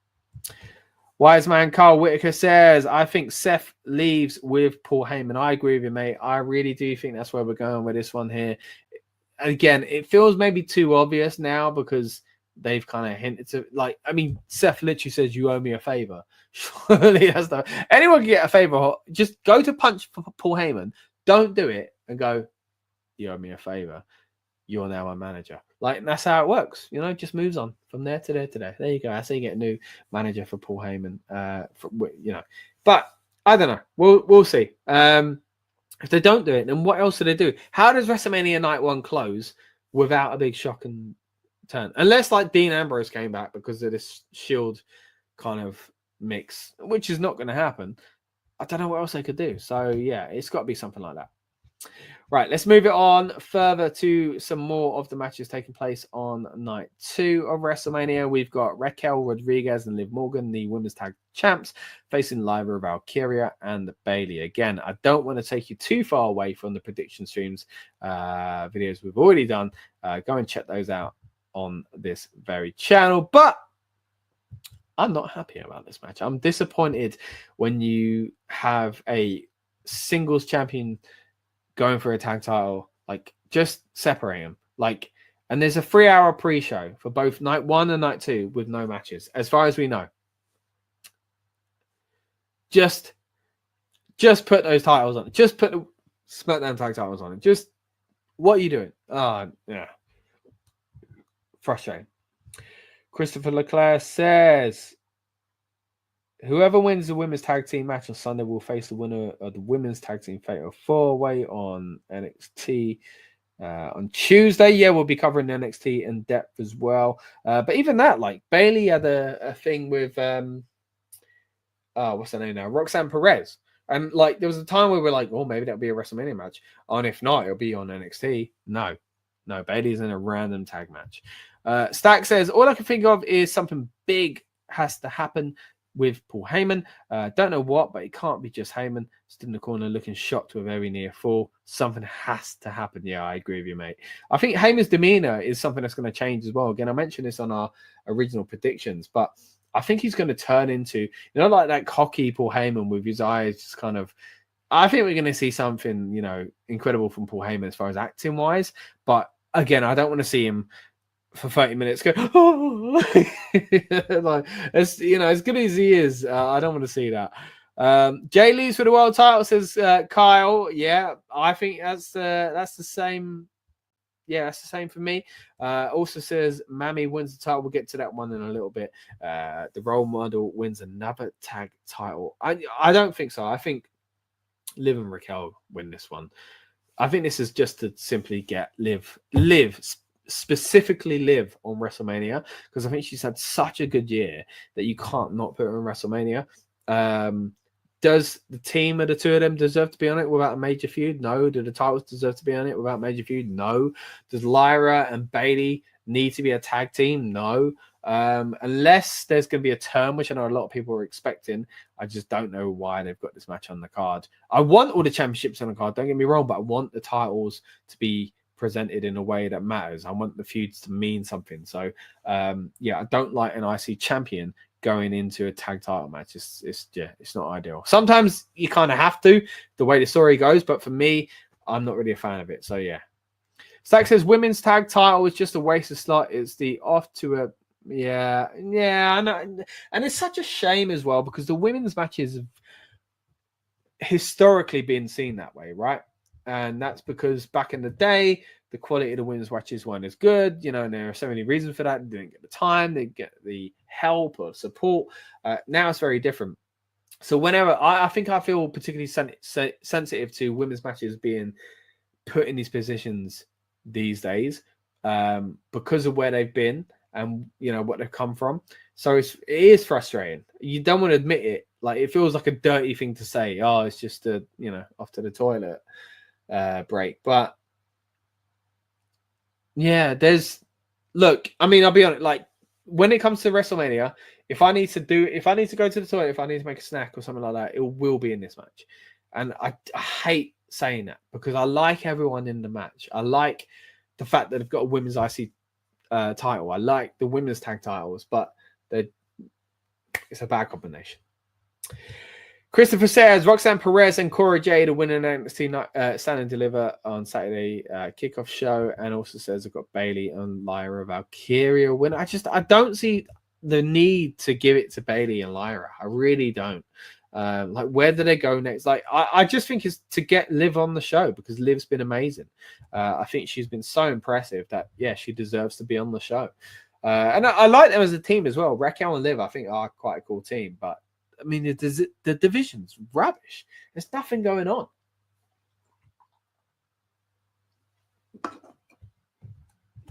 AJ Styles, Logan Paul. Now, this is one that I know a lot of people don't really want to predict, because, you know, Logan Paul is a divisive character. But I think it's going to be great. I think this could be match of the weekend. As far as, like, excitement within the match, I'm not talking character, storyline, or anything like that. I think this could be match of the weekend. And again, I said it in my original predictions, if Logan Paul has been watching early TNA, AJ Styles, check our Sunday predictions out, by the way, guys, then we could be in for something quite special here, because Logan Paul kind of moves like classic AJ Styles. So, yeah, I'm looking forward to it. I really do think this could be, again, not just match of the night, match of the weekend. And I know some people don't want to hear that because of Logan Paul, but I just think, you know, he's an incredible talent. He's athletic. He kind of gets it in many ways. There's still a lot for him to learn. There's still a lot for him to kind of improve on. But generally speaking, when he comes in, he does the job. And I'm excited to see what he does with AJ Styles. Christopher says, won't matter who wins, they are going to lose the women's tag team titles on Tuesday at NXT anyway. You're really excited about this NXT thing, I can see, Christopher. Shahid is in the house as well. Good to see you, mate. Hope you're doing well. Let me know what you're thinking about WrestleMania. Again, you're joining us for the weekend kickoff stream. We are going to be back very soon, actually, for the kickoff watch along. So this is our kickoff stream for the Rebellious Noise Pro Wrestling channel. We're also going to do a watch along experience for WWE's kickoff show, which is, if you're watching live, just over an hour away. And then on Saturday night, we'll have a live build-up show. Of course, on Sunday, we'll follow it up with another one there as well, and then an instant reaction review to everything that's gone down at WrestleMania. Getting a lot of comments here from Christopher about NXT, so we can't forget about that. We're going to be covering Stand and Deliver in depth with a watch-along and instant reaction review as well. So if you haven't already, subscribe. A lot of content for you from the Rebellious Noise channel over this weekend. Christopher says, what happened? Bayley and Lyra Valkyria win. I'll be right. And Stack says, Styles versus Logan will be a brilliant match regardless. Logan Paul has it all. Styles has nothing to win here. It won't do anything for Styles. Paul wins this one unless they want a quick crowd pop. That's exactly it, mate. I think you've hit the kind of nail on the head. I mean, a few times I've said about how, you know, the difficulty with these big shows is that babyface and heel wins kind of flip-flop, and you need to be careful what you present. Where you can just kind of do throwaway things, I think you're just going to have to. I don't think people are going to be massively coming away from WrestleMania going, oh, I can't believe Logan Paul won. Or, oh, wow, I'm so glad AJ Styles won. So the most important thing is protecting the future, right? And I think out of the two of them, let's be honest, Logan Paul is the future, right? So as much as I love AJ Styles, as much as I'm excited to see what they can do together, there is no point making AJ win, because what does it do for him? Like, what? He kind of looks good and then is therefore credible to go for the world title. Even if he does do that, I mean, this time last year, Backlash, he did do that. He just popped into the slot anyway, so he doesn't need to win anything to kind of get into that position. So yeah, for me, doesn't need to happen. It probably will be Logan Paul winning the match between the two of them. Let's get on to the Women's World Championship, a triple threat match that, of course, has been kind of weirdly built. Let's be honest. I mean, you had Rhea, the world champion. She lost the title randomly, it felt, to Io Sky. But the day before that, Bianca Belair won the opportunity to go to WrestleMania to fight for this title. Io won it. It felt like, okay, that was a shock. Because I remember saying on the Elimination Chamber instant reaction review, look, I don't know why Bianca's won it. I didn't really like it. But if you said to me at any other time, Rhea, Bianca, WrestleMania, I'd go, yeah, of course, that makes a lot of sense. It's a marquee match. Like, it makes so much sense. So I was like, yeah, Io's not winning. And then she won the world title. And then they've squeezed they squeezed Rhea back into it. I like what they've done and how they've done it. And I genuinely think it's all about letting Bianca slowly turn into a heel, but by distracting us. Because I think if it was one-on-one with her and Rhea, she couldn't really do some of the things she's been doing and get away with it. Like, she's justified at the moment. Yeah, like, she won the chamber. She deserves to be there. Rhea squeezed her way back into it, and she should be annoyed about that. But if it's a one-on-one match between her and Rhea, they couldn't tell that same story. And I think it would make people quickly start going, oh, Bianca's been a bit mean here to Rhea, who we also like because she's a babyface. So I think that's why they've done it. I think they've done a triple threat because they're leaning towards that. And again, I think it all plays into the the Jade Cargill situation as well. Josh Moon says AJ losing another WrestleMania match isn't the play. Yeah, I know, man. I know. Look, he's not had the best WrestleMania kind of win-loss record, or even just record. He's not had the best matches at WrestleMania. I always think back to the Shinsuke and Nakamura one, which is such a disappointment. But then at the same time, you balance that with the Boneyard match, which, as weird as that was in the period we were kind of all experienced, it was amazing and technically Undertaker's last match. So yeah, AJ's kind of hit and miss when it comes to WrestleMania. Christopher says Logan Paul wins, and Stacks says people love to hate Logan Paul, but he hits the big moves. He's not awkward or clunky. He's smooth as butter, and the live crowd love his in-ring performance. Just love to hate the man. Yeah, I agree, man. I think he's very entertaining. And I honestly think for someone that's not like, let's be honest, he likes WWE, right? He's one of those that grew up liking it, but maybe not loving it like a lot of us do, you know, on this stream, on this channel, and whatever else. Like, if Logan weren't who he is, I don't think he'd be tuning into the Rebellious Noise Pro Wrestling channel to find out, you know, what we all think about it. Don't get me wrong, but I appreciate all you guys that have done that.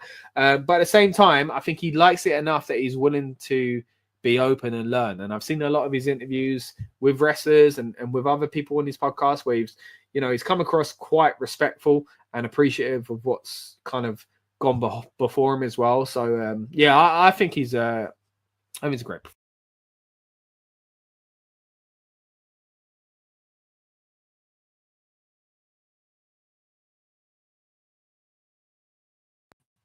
Sorry about that. I don't know what happened. But thanks for staying with me for those few seconds. The computer just refreshed and yeah, we jumped out of it. But we're back.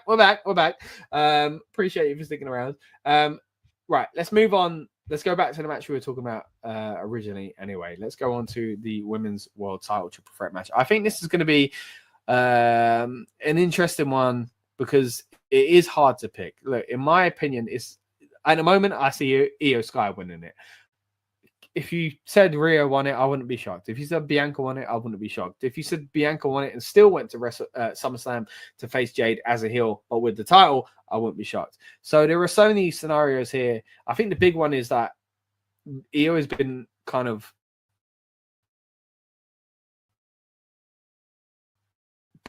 brushed aside throughout the entire feud. So for her to win would mean not what this match is for. And as Josh says here, could we see a Bianca heel turn? Yeah, I think Bianca's a heel already. I think she's acting like a heel. She's justified.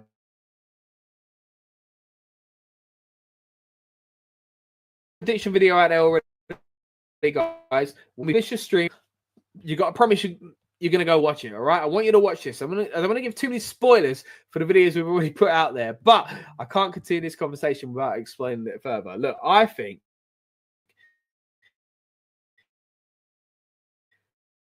Bianca Belair is part of Jacob, and I do think there's a chance that on night 2, Jade Cargill will come out and cost Bianca because she knows something we don't know, which will be revealed at the time. Just like it was at Elimination Chamber that Naomi had done it because Jade came and battered her, we might get the same sort of situation. Now, that one was so cool. It was so well executed. It kind of makes me think, we won't get that twice. Like, they can't do that again. But maybe they will. But generally speaking, I think Bianca is involved, and I think she's slowly turning heel anyway. Christopher says, I do see Bianca winning as well. Got Bianca winning. And Sack says I compare Logan and Dominic, except Logan is better all around. Dominic has nuclear heat, but that's dying down a bit. I think Logan's heel heat even runs deeper than Dominic. He creates a lot of live buzz. Yeah, I think it's interesting because they are similar but also very different at the same time. That you say, I think Logan is kind of more flashy in the ring, even though Dominic is the son of, the master of the 619 and pretty good himself. I don't think he needs to do it. I think he really works on character. Whereas Logan does the inside the ring stuff and then depends on character in a different way. And he's not liked in a different way. I do think Dominic's heel heat has been massive. It's been incredible the way they've used it. It's kind of died recently, and which is why I do think on night 1 he should be winning the title. I think it'll be giving him a nice little rub there as well. Ed is back in the house as well. Good to see you, mate. Appreciate everyone that's joining us again, whether live or on demand. You are watching the Weekend Kickoff show from the Rebellious Noise Pro Wrestling channel. If you haven't already, please subscribe. We are trying this week, guys, to get to 1,000 subscribers. I'm not sure how close we are now. We were getting pretty close. We were about 10 away, I think, before I started this stream. So maybe I gave our, put our kind of target a little bit low there. Maybe we should try for maybe not 2,000, but 1,020. I don't know. Let's try and get there, guys. If you haven't already, please subscribe. We would appreciate it. If you're new here, I'm Scott from the Rebellious Noise Pro Wrestling channel. What we do here is kind of get you in the mood for the PLEs on the weekend preview. On the night of the PLE, we also hit you with a build-up show. Of course, with WrestleMania, we've got 2 build-up shows, one for Saturday, one for Sunday. We'll hit you with an instant reaction review, and we've got plenty more content surrounding WrestleMania itself as well, with the Slammies watch-along and some NXT coverage as well. So make sure you tune in to those shows. Now, in the past, we've also had the privilege to interview WWE superstars such as Finn Balor, and we've also had great conversations with the likes of Bianca Belair and Rhea Ripley. So again, check it out in the archives already. If you haven't already, excuse me. And yeah, thank you so much for joining us tonight. Spread comments. We got Sack saying, I personally would rather Rhea not in this match. She would have tried everything to get in, but not have been added to the match. I'd rather Rhea done a run in and cause havoc. Yeah, no, I get that. I do get that, because do you remember when she lost the title and she did that backstage promo? It went on Raw, but they did like an online exclusive, and she was just like so disappointed in herself, and she gave all these examples how she trusted people like Dom and Liv, and she shouldn't have, and whatever else.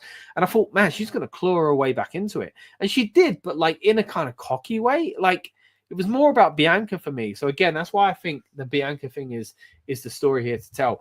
Josh says, to be fair, to Logan, his social media presence has helped elevate WWE to where it is today. Yeah, I mean, that's why I think it's going to win, because what's the benefit in letting AJ Styles win? As much as I love him, like, if if you get a headline, Logan Paul wins at WrestleMania, take it. You kind of got to take it. Mac007 says, which match are you most excited for? Roman Punk, Rollins, or Cena versus Cody? Or when you break it down out of the two main events. Oh, it's tough. It's tough. That's a great question, mate. Look, I'll break it down what I think is going to happen in both. We're going to get to Cena and Cody and break that down a little bit further in a bit. But I think on night one, the story is going to be Heyman turning and joining Seth. So I think that's going to be massive. And night two, I genuinely think Cena's not going to do it. So it might feel underwhelming in some way. So I think maybe I'm looking forward to the revelation in night one more. So yeah, maybe I'm looking forward to night one more, which is crazy because we've already debated how that maybe that shouldn't be a main event because it's not a world title match. But yeah, great comment. And yeah, appreciate that. Aiden says, forgot to ask you, are you staying live throughout the WWE show tonight? We'll be back, yeah, for the kickoff show itself. We will do a watch along for that as well. So we're going to be dipping out of here very soon. And yeah, if you are watching live, don't you worry. The stream will go up very soon. We'll also do a watch along for WWE's kickoff show itself. So subscribe, keep an eye on that. We're going to be back in about 40 minutes from this point. We will be back for that one as well. So thanks for reminding me there. Stax has got Bianca. Aiden says Rhea deserves this match. Max says, is there any chance of Lesnar return to WrestleMania? Yeah, there was part of me that thought that on Raw because of the whole situation with Paul Heyman, but I think what's going on kind of behind the scenes, you know, if that's all to be believed, then they ain't going to want to go near him anytime soon. But any other time, I would think he is. You never know. Stack says, I bet if Rhea had been banned from WrestleMania, but made a run in and destroyed everything, that crowd going nuts. Imagine Rhea's pop instead of being able to get in on another freeway. Yeah, I think you're right, actually. I think you're right. But again, maybe it's because of something else. Maybe it's because of distracting us from Bianca fully turning heel. But yeah, I get that. Yeah, Rhea kind of causing havoc in the middle of the match would have been pretty cool. Matt also says, what would you rate WrestleMania 41 stage out of 10? Is it better 39 or not? I haven't seen the 41 stage yet, actually, so I'll have to keep an eye out for that. I'm going to be watching the kickoff show in a little bit. So yeah, we'll have more thoughts on that when I do get to see that. Stack says, on another note, I bet Bianca is that. Okay, we'll move on. We'll move on from that one there. Right, let's go again. We've seen the triple threat. Let's talk about the main event of night 2. John Cena versus Cody Rhodes. Again, I've touched on it briefly already. I think John Cena's losing this one. I think Cody Rhodes has to win it. I think for him to lose at WrestleMania and then the next year finally win at WrestleMania, for him to lose again at the next WrestleMania when we've had so many long title reigns, I think it's not a good look for Cody. So I think he should win it. And I think John Cena, I think there will be something to do with The Rock. I think Stone Cold Steve Austin's going to show up.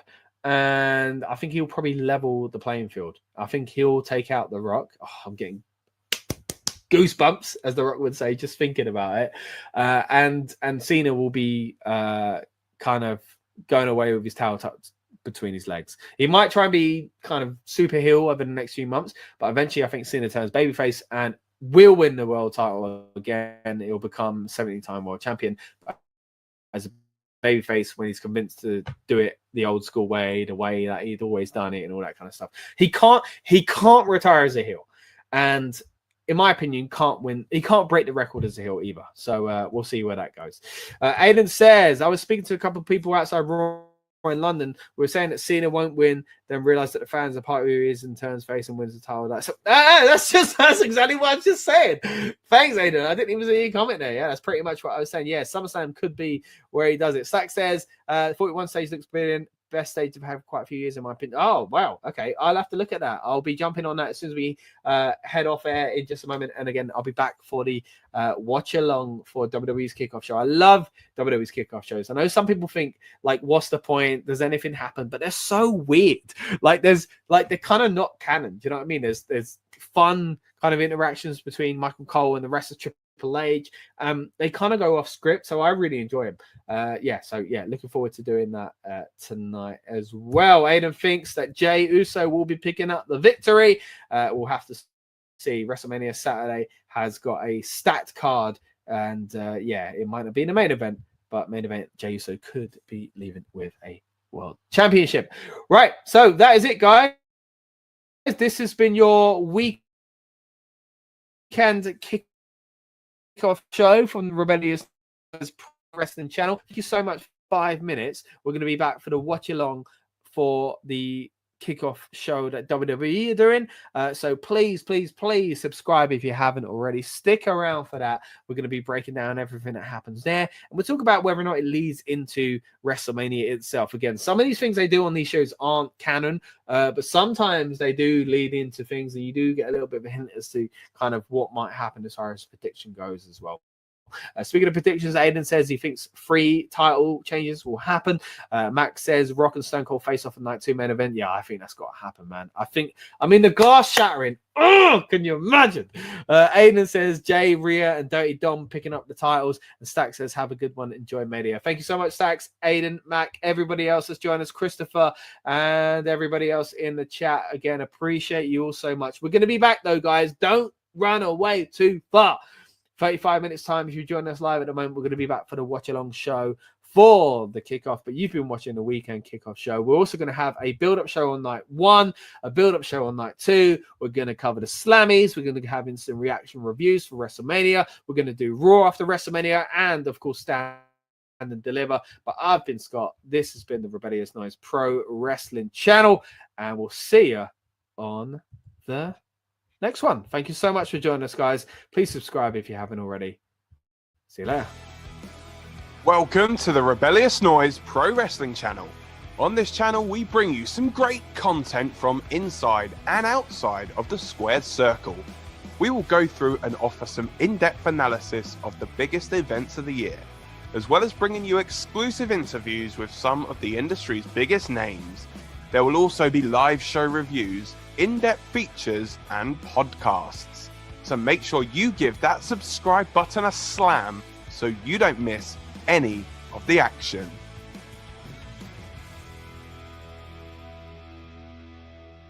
All right, so that was our original weekend kickoff preview. Hope you enjoyed that, and thank you to everyone that joined us live for it.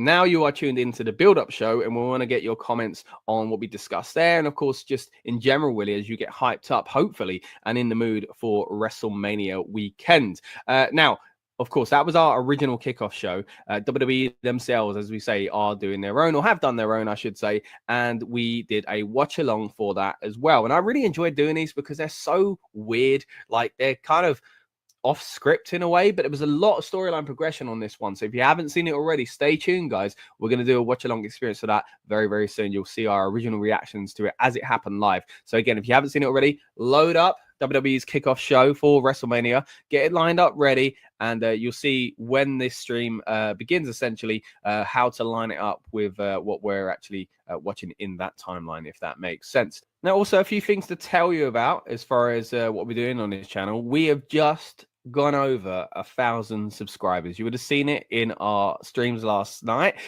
We were hoping to hit that target. And yeah, I'm pleased to say we've actually done that. I'm very, very happy. I'm very, very privileged to be able to do what we do here at Rebellious Noise. And it's because of people like you tuning in and subscribing. And hopefully the count will continue to grow. I'm not going to be over the top and say, let's get to 2,000 this weekend instead. It's not really realistic. But hey, we're on the road to 2,000 now. Let's try and get us some way towards that over WrestleMania weekend. And again, if you haven't already, please subscribe. We've got loads of great content coming for you on this very channel. Not only have we got all this WrestleMania content this week, we've also got NXT Stand and Deliver. If you're watching live, that show's going on at the moment, right? So go check that out as well, because we've got to watch along for that. If you are interested in NXT Stand and Deliver, see what's going on there, you'll see my instant reaction reviews here on this very channel as well. So if you are watching it at a later date, then there you go. There's your opportunity.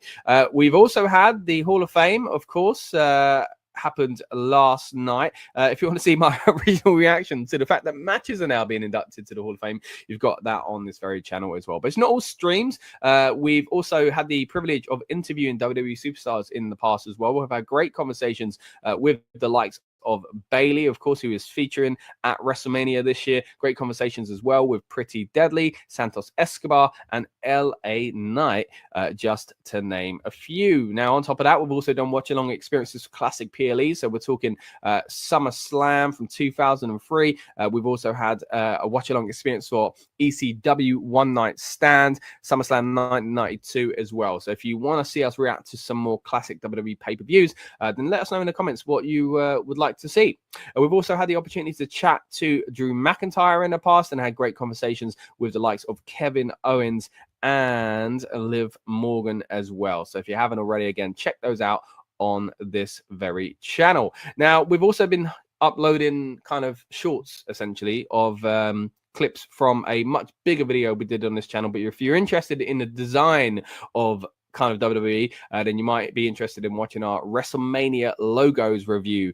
It was basically WrestleMania 1 to 40. We broke them down, what we liked about them, what we didn't like about them, and yeah, that's a fun one. But you may have seen some of those clips popping up on your feed already. Now, later this year, WWE are going to go back to Paris for Clash in Paris. A huge PLE has been announced. We've got a stream on this channel where I'm talking about the venue itself, because it's incredible. I think not a lot of people have realized what that stage is going to be like, potentially at least. So yeah, that's on this channel, and it means we're going to be able to cover, just like we did with the previous European tour, the shows a little bit more in detail, essentially, because we're on at a reasonable time for us. Whereas WrestleMania tonight starts at midnight. I mean, that's good. You know, it's it used to be start at 1 a.m. and go like 7-8 hours, it would feel sometimes.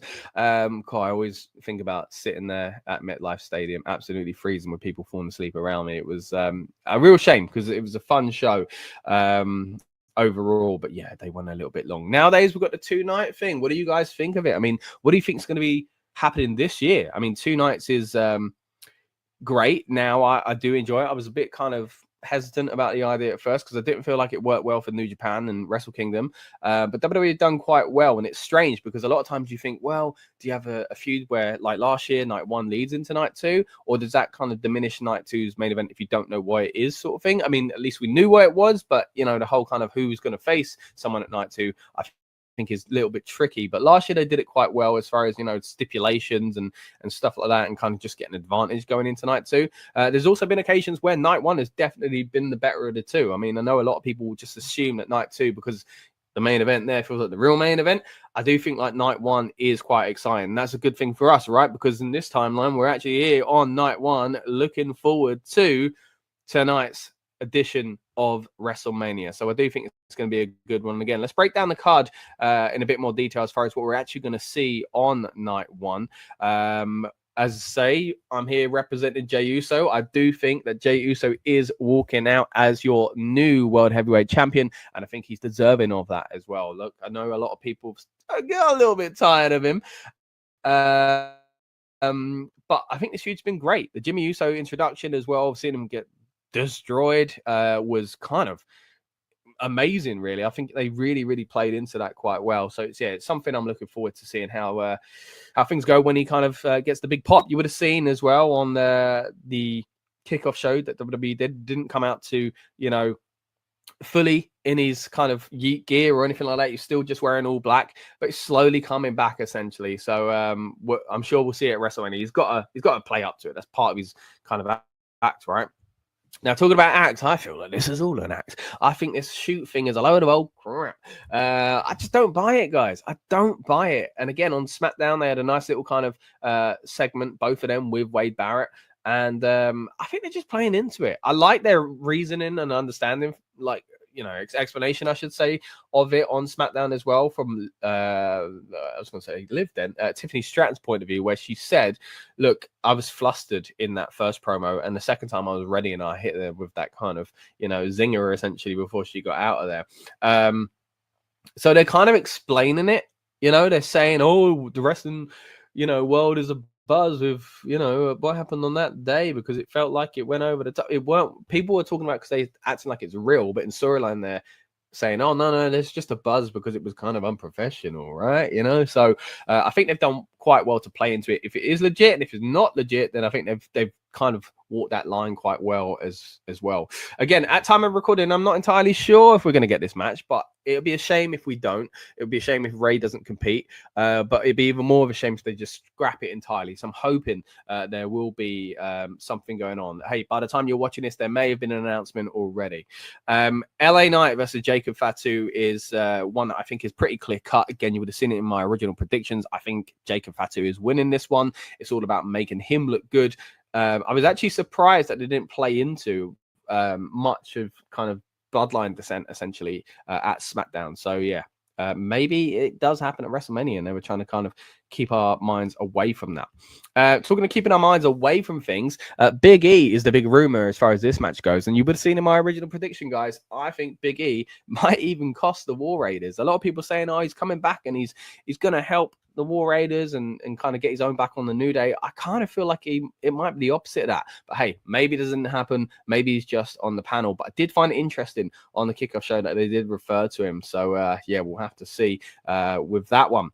Naomi and Jade Cargill in the big grudge match. Of course, this is one that is going to be quite cool, I reckon. I think there'll be a simple win for Jade Cargill. It'll be interesting to see where it's placed on the card and how long it goes, but this is going to be a fun one, as is, of course, the main event. Seth Rollins, Roman Reigns, CM Punk, and I mentioned it in my predictions, the Shield. Well, we got a little bit of a hint of pipe bomb Seth Rollins, right, sitting in the ring on SmackDown. He even mentioned being the Shield for CM Punk when they first came in. They mentioned Dean Ambrose by name as well. Not that I think he's going to show up, but could you imagine if he did? but yeah, I think this is all about Paul Heyman and the end of what we saw on SmackDown, on his promo on SmackDown, basically alluding to that as well, saying it's not a prediction, it's a spoiler, and you know, the favor and all that kind of stuff that he's now got. I do feel like we're likely to see a turn from Paul Heyman, or is it too obvious now? I don't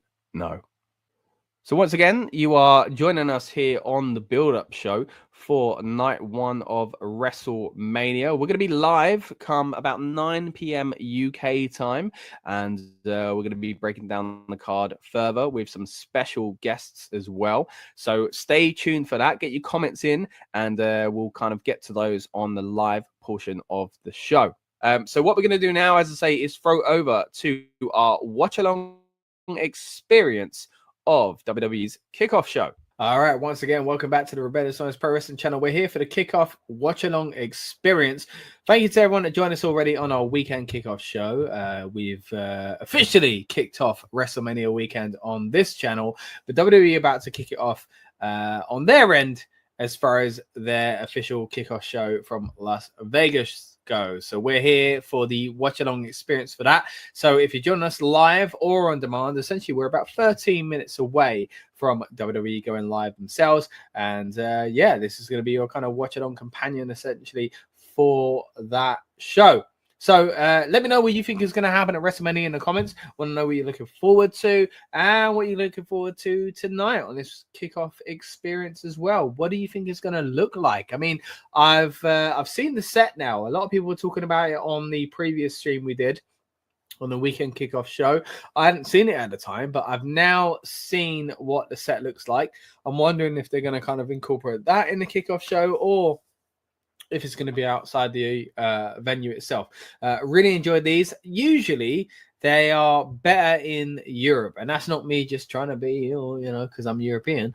But I just feel like usually, you know, the fans are really amped up for it, you know. But then saying that, the last one for a WrestleMania, well, the only one they've ever done for a WrestleMania, really last year at WrestleMania, was incredible as well. It really played into storyline, but it was a few weeks out. So this time around, we're back to it being a day before. Of course, that is the format they've gone with over the past year since that one at WrestleMania, essentially.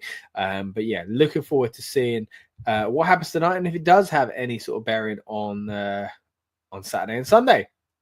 So, yeah, get your comments in, guys. Let me know what you think of the WrestleMania card, what you're most looking forward to.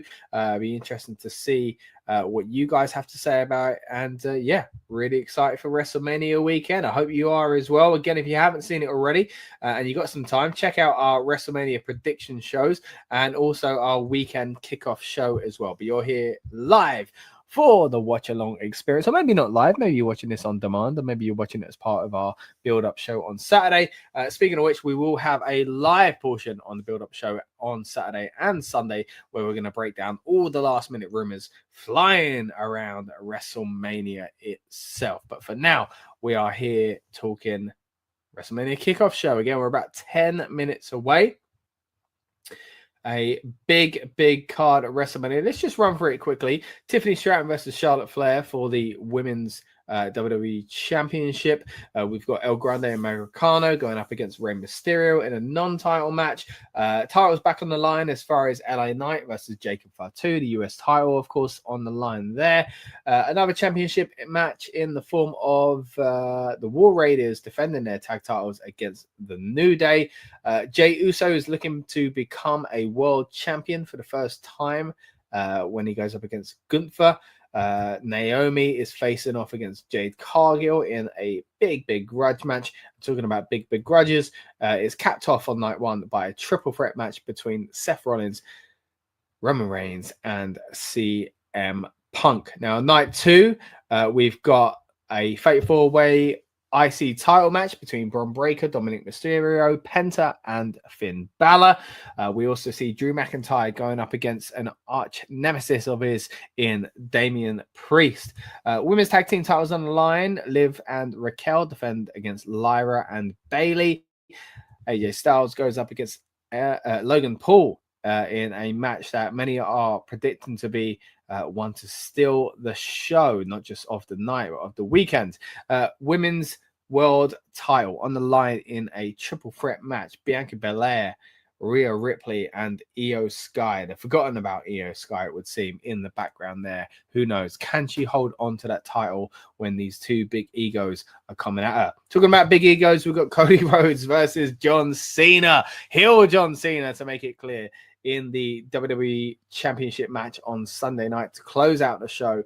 And yeah, looking forward to seeing what happens in that one, as I am with the rest of the night. Again, we're very excited here on the Rebellious Noise Pro Wrestling channel. It ain't just me. We're going to have some more members of the crew over the weekend, some of our friends from the rest of media to join us as well, particularly on the build-up shows as well. And the idea for that is to get you hyped up and in the mood for the PLE on both Saturday and on Sunday night as well. But as I say, we've got plenty more content surrounding WrestleMania week as far as instant reaction reviews to both nights, a Slammy Awards stream, and also we're going to be covering NXT in depth as well. But for now, you are here for the WWE Kickoff show to WrestleMania.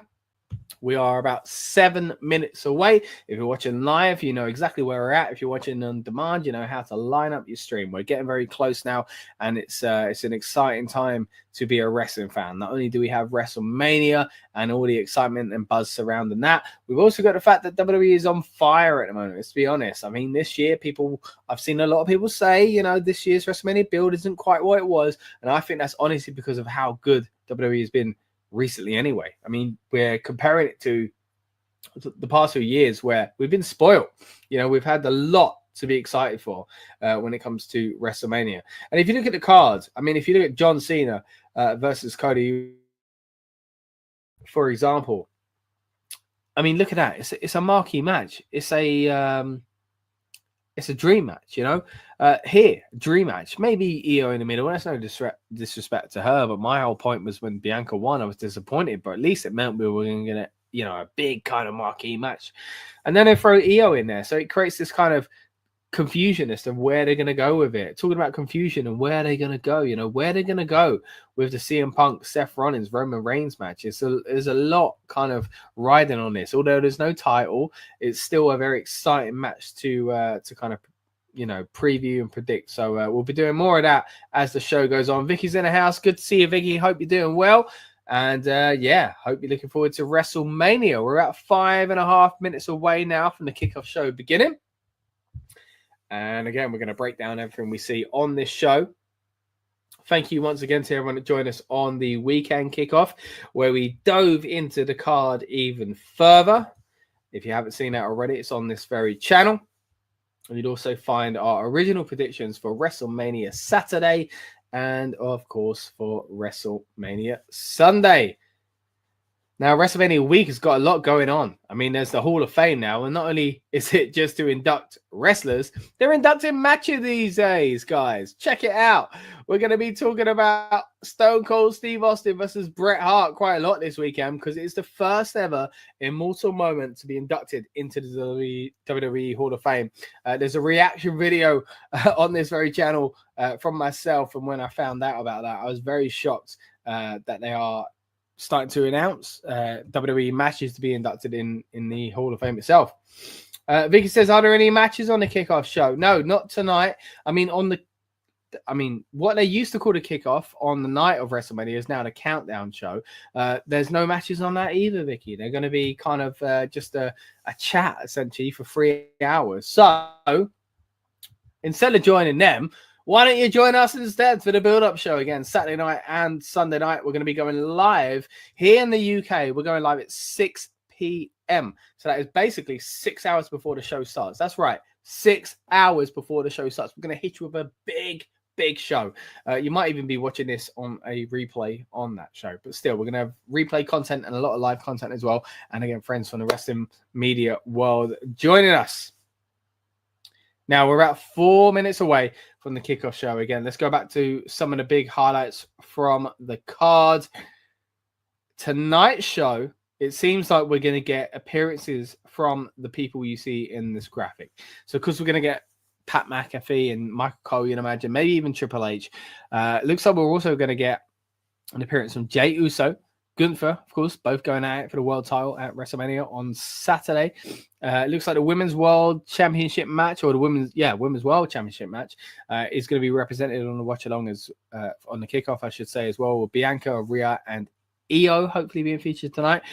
Intercontinental Champion Braun Breaker is in the house, and also Seth freaking Rollins is going to be there. The only real representation from that kind of main event picture, because of course the main event again for night one, Seth, CM Punk, and Roman Reigns. Night two, Cody and John Cena. No appearance from either of those, it would seem, on tonight's show. Don't get me wrong, it's a big card. There's a lot to be excited for, but yeah, interesting to see that there's no representation from Cena or Cody, but we could be wrong. Maybe they'll show up. Again, we're 2.5 minutes away now, guys. The kickoff show is about to begin. And yeah, hopefully we will get a little bit of storyline progression and kind of excitement for the shows we're about to see over the weekend.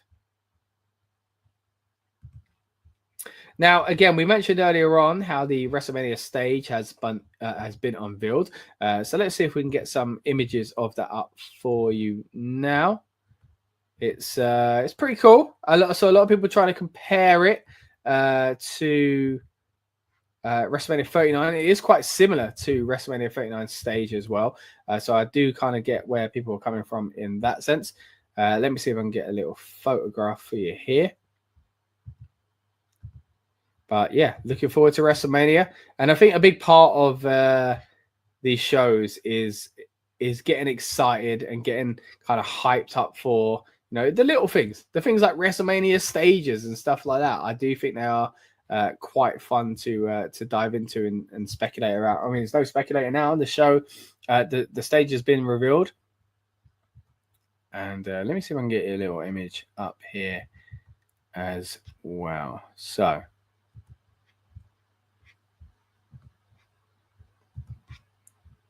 here we go. So let me just preview kickoff about to start. Let's see.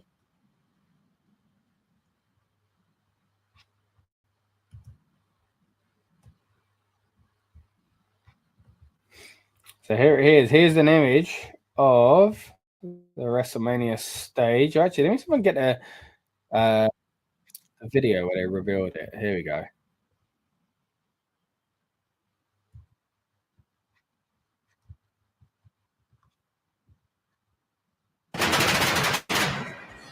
I mean, look at that. Amazing. Amazing. I mean, it does look very much like the WrestleMania 39 stage. I can see where people were drawing those comparisons. I don't fully get it. Like, Like those augmented things at the top, like banners, they look like, yeah, I mean, they're cool. They look good. I mean, they're not really narrowing the venue, which is kind of annoying. I love the logo. You know me, I'm a fan of a WrestleMania logo. We got a very good video on this channel, if I have to say so myself, of breaking down WrestleMania logos in the past with myself and Rob.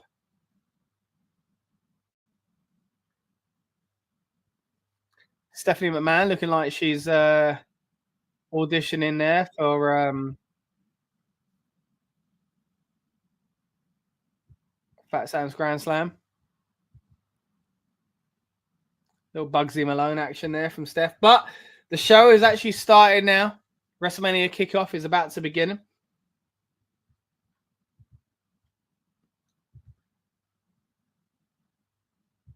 Is that a Sting mask? It is. It is. Let me get it for you.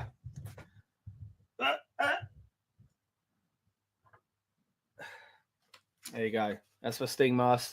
Little signed as well. Isn't that nice? There you are. Classic. Remember WrestleMania 30? What? 10 years ago now. 10 years ago. This man and his only WrestleMania match against Triple H. Wow. That's one of my favorite WrestleManias, I've got to say. One of my favorites. But WrestleMania Kickoff show has begun. Venue looks amazing. Look at those posters on the outside. It's incredible. They're at the T-Mobile Arena, though, for SmackDown, of course. The Kickoff show has begun. Guys, let me know what you're looking forward to at WrestleMania. What do you think is going to happen? We're seeing now main event Jey Uso still in all black. He won't wear colors, guys, because he's serious.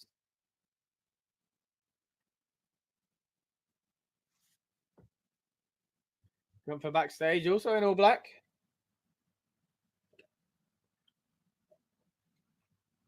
Talking of fashion, I've had a great conversation with Gunther about fashion. You might not expect that from the man, but that's what you can get here on the Rebellious Noise Pro Wrestling channel. Me, Gunther, and Ludwig had a little chat about fashion, future goals, the IC title, and the time on the main roster. So if you haven't already, give it a little watch. Bianca Belair is there as well. We've got a chat with her. What do you know? There you go. Check that out on this channel as well.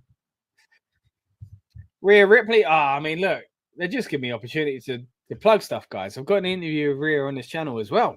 Who's coming out next? Let's have someone else I can plug. I know the chat with Ron. Hey, look, hold on, cowboy hat. Oh yeah.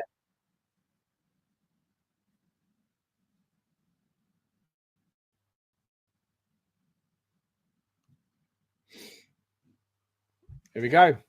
This is cool because we're going to start seeing some of the promo videos, which I feel a little bit torn about because I love a WrestleMania. I mean, they're sacred WrestleMania promo videos. I think they should just be on WrestleMania. Let's go.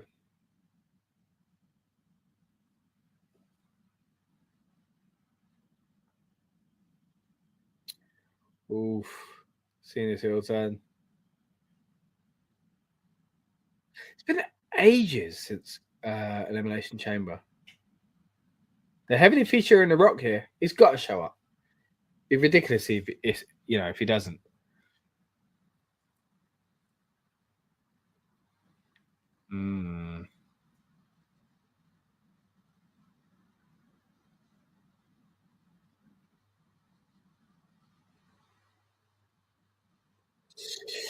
All right, guys, if you're tuned in now, we're 3 minutes into the Kickoff show. Wow, look at that audience there. And a stage setup as well. It looks amazing. Nice bit of sunshine there Toshiba Plaza. Looks great. Wow. They're going to do something with this. Look, again, I love these Kickoff shows. I think they need to do more with them. Big Michael Cole chant. Pat McAfee in the house as well.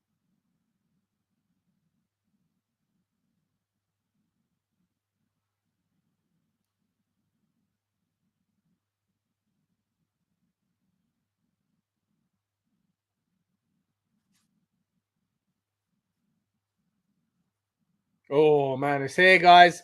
WrestleMania. It's what I've been waiting for all year. Exciting. Who's out first? Oh, quite windy there. It's all about birthday, boy. Happy birthday, Nathan. What's this got to do with the show, though? I mean, again, they go off script, but cool. Very off script. Are you ready, Michael Cole, for WrestleMania? Because it don't seem like you are. Talking about Nathan's birthday.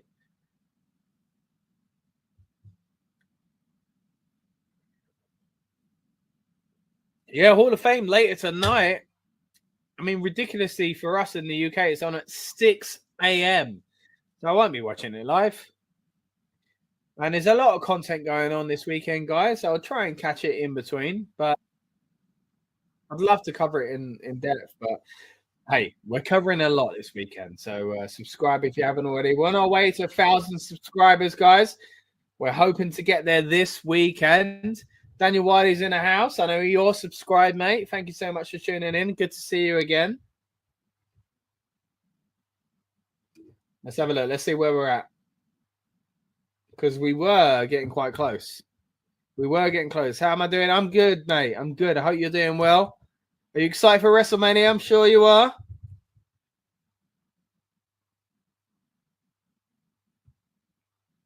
So I set a goal. You might have seen it. We put up a video to explain, what we're doing this weekend. And I set a goal for the weekend to reach 1,000. Oh, we're 2 away, guys. We're 2 away. We got 998 subscribers. If there are 2 of you watching at the moment who aren't subscribed, please join us. And if we can reach 1,000 subscribers before WrestleMania starts, that'd be incredible. Because that was what we were aiming for. At the end of WrestleMania weekend, I was hoping we'd have 1,000. But we've got very close already. So I appreciate all of you. Again, every PLE, if you're familiar with our channel, you know what we do. We try and cover these watch-alongs, these kickoff shows with watch-alongs. We do weekend previews, and we do our build-up shows, which get us all hyped up for the show. In the hours leading into the show, we'll be doing that for WrestleMania as well. Now, Drew McIntyre is making his way onto the stage in a good mood. I saw his video the other day about saying if you're coming to WrestleMania, do and don't do this. Very sweary, wasn't it? But Drew McIntyre is in the house. I'm looking forward to this. He always has great promos on these. And this is the thing. They don't get used on the show. Like, really good stuff on these shows. Lovely blue sky there.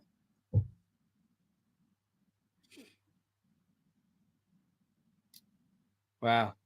Pat and Michael both singing the old Drew McIntyre song.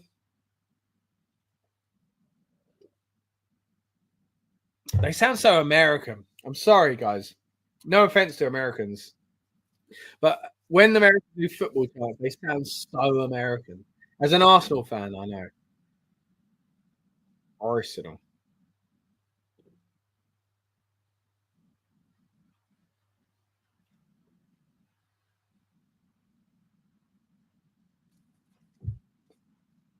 Drew's got to win.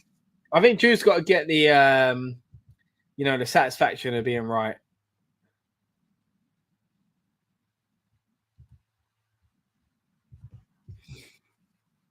What a stage. How cool was that?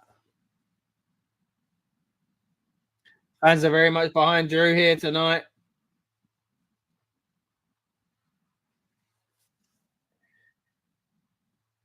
Pat's playing up to it. Get the chant going again.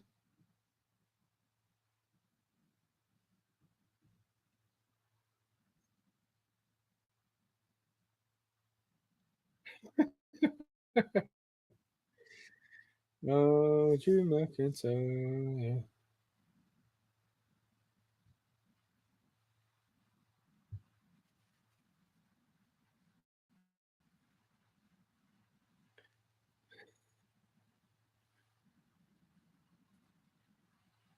Yeah, Drew's PSA. That's what I was talking about.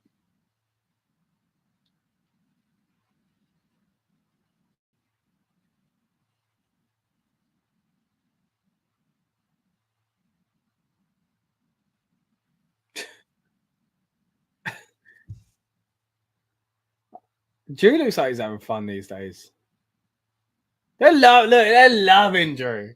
He's a bad guy, but they're loving him. He's gonna say something to turn it though.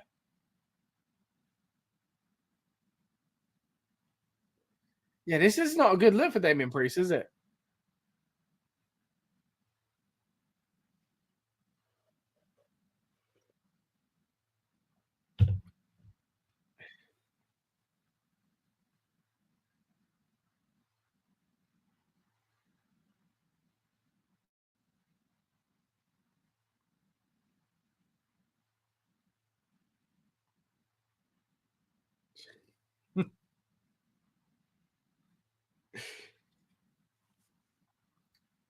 You're crapping on Damien. Stax is back in the house. Says, here's the thing, mate. I'm confused. Is WrestleMania on at midnight? I've just heard Michael Cole say you're ready for SmackDown tonight. Living in the UK, no idea what mania is. Yeah, it's confusing, especially when you start getting beyond the AMs. Right. So, if you're in the UK, Stax, at the moment we're 10 past 10. Right, if we're watching live, WrestleMania is on tomorrow night at midnight. At the end of Saturday, midnight. And then the same thing for Sunday. SmackDown is about an hour and no, is it at midnight or 1? I'm not sure. But essentially, SmackDown's on in a few hours. Pat's making Michael Cole dance.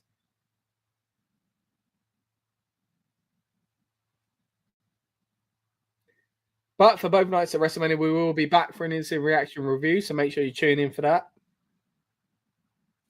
Build-up show coming as well for both Saturday and Sunday WrestleMania nights.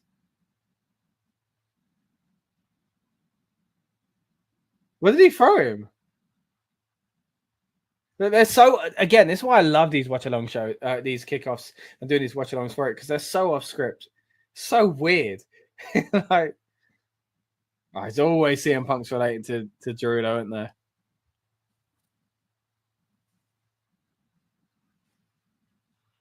Just 5 minutes. Gosh. I don't think Priest is there.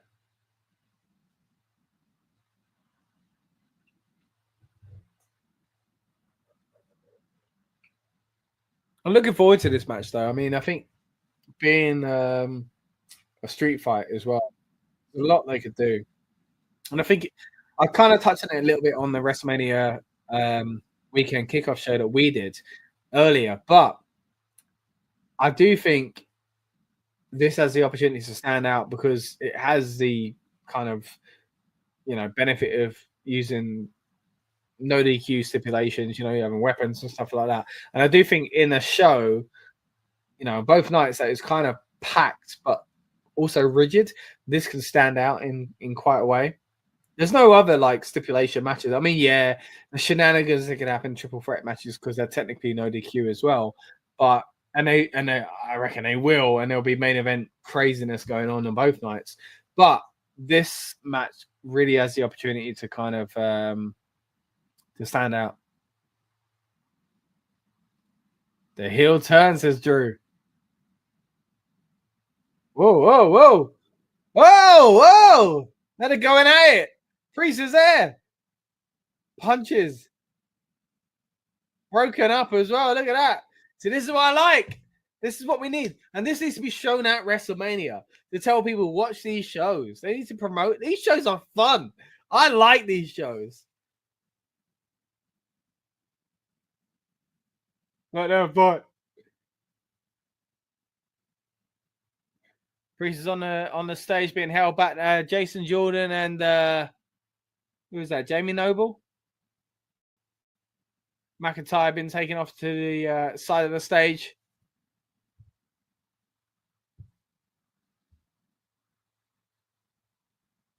Were they trying? Anyway, there we go. Aiden's in the house. Says hello. I've been flicking between the actual feed and you. Hey, good to have you with us, Aiden, as always. That's what we're here for. We are the watch-along experience to WrestleMania Kickoff. Have a side by side if you can. We're great to have you on board either way. Thank you, mate. Stack says, right, gotcha. Here's me getting hyped for Mania. Another 14 hours yet. Got the beer in the freezer and everything. Yeah. Hey, don't have it in the freezer too long, mate. It'll pop. If it's in a can, it will explode. But yeah, no, we're not that close to Mania. We're getting close. We're getting close. We are. At time of recording live, we're about just under 26 hours away. But if you're watching on the build-up show, stay tuned because the live portion is coming up as well. And if you're watching live with me at the moment, essentially on Saturday night and Sunday night, we're going to get you hyped and in the mood for the PLE. So stay tuned. Subscribe if you haven't already. Again, we're trying to make our way to 1,000 subscribers. We'd appreciate it if you haven't subscribed already, that you help us get there. Who's coming out next? Carrying on this watch-along experience of the kickoff show. Who's this? There we go. I think we're getting Bron Breakker.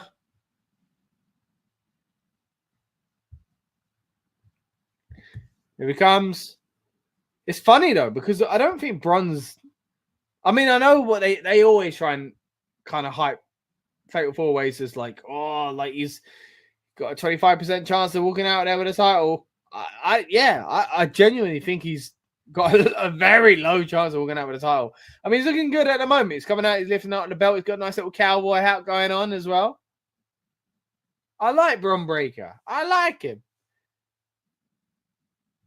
But he ain't winning. Pat's in his face with the old dog barks.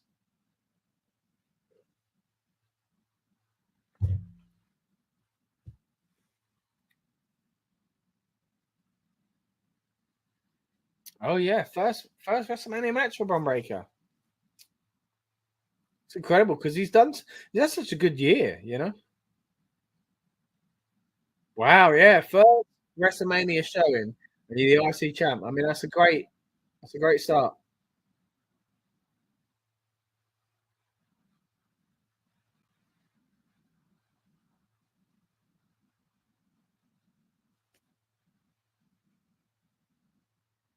Yeah, WrestleMania 9 mentioned there from the Steiner brothers as well. I don't know if you guys have seen the documentary they did. It was quite interesting. Steiner math chant. Not even Scott Steiner. Just Steiner math.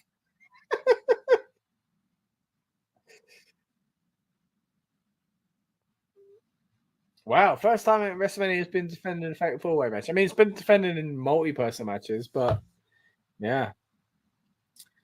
Penta's impressive, man. They're talking about Penta now, but I genuinely feel like he should have maybe won a few weeks ago. But I think it's Dominic Mysterio, man. I really do.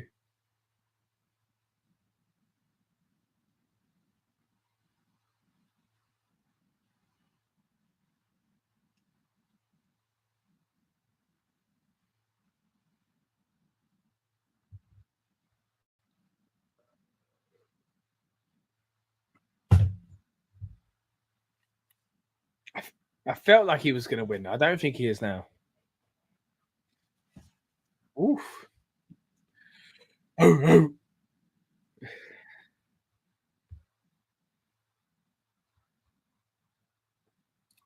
Mr. Malvagio. There we go. Is it Malvagio or Malvagio?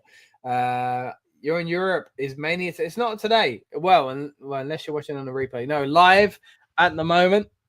It is tomorrow. So Friday night at the moment we've got a kickoff. Just to get us hyped and in the mood for the weekend. But don't worry, guys. We're going to be here on Saturday and Sunday, building up, hyping up to the show itself. But what are you looking forward to, mate? I want to know. Let me know what match you're excited for. What do you think is going to happen on the show? At the moment, we're seeing Bron Breakker on the screen. Little promo here for the Fatal 4-Way match. Talk about hitting Finn Balor with a super spear in the middle of the ring.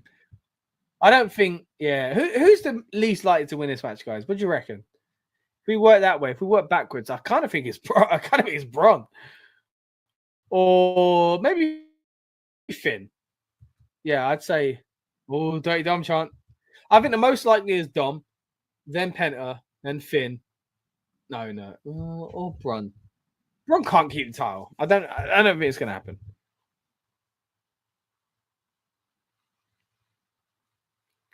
Dirty Dom chant going again.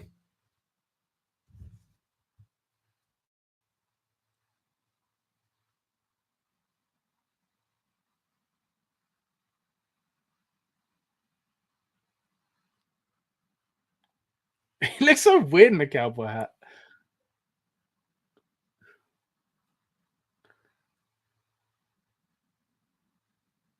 Wow, okay. So Breaker says the only strategy Dom should have is to run away. He's gonna win. He's gonna win.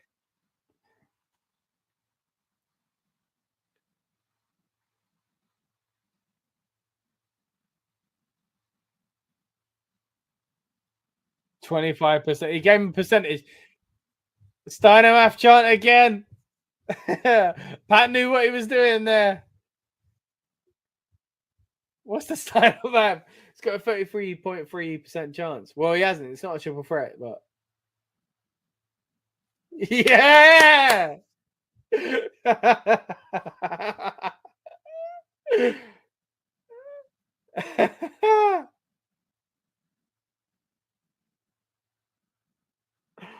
Yes, bro.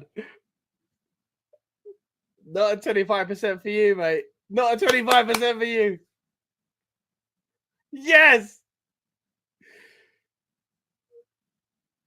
He knows.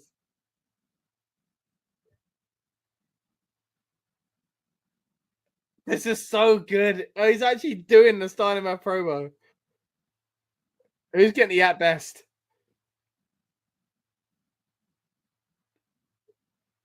This is so good. He's actually doing the Steiner promo. At best, better.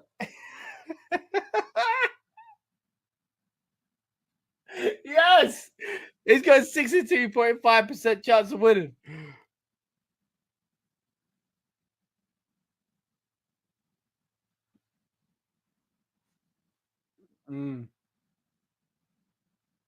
Yes.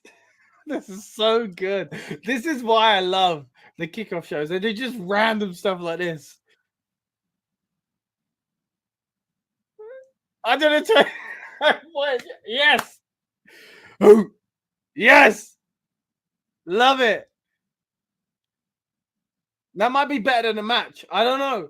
I'm excited for the match. But even if it ain't good, I'm going to be looking back at this moment and go, do you remember when Bron Breakker did the sign of math segment on the kickoff show for WrestleMania? Yes. Yes. Nobody does math like this. Steiner says Stacks. You know it, man. You know. That was so funny. Oh, that was so good. Bron Breakker's Lions is Christopher. You don't think you get it? 129. Was it 129% chance of winning?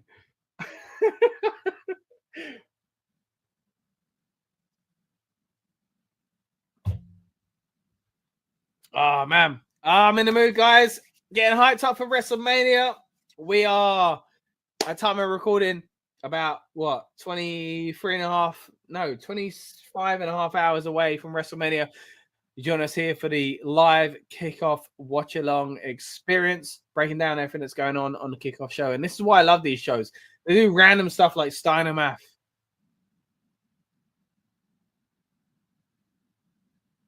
Some Austin references there from Pat. I think Austin's showing up, man. The glass shattering.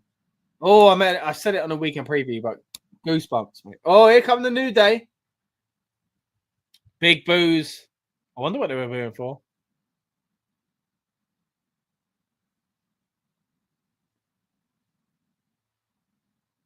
New Day sucks.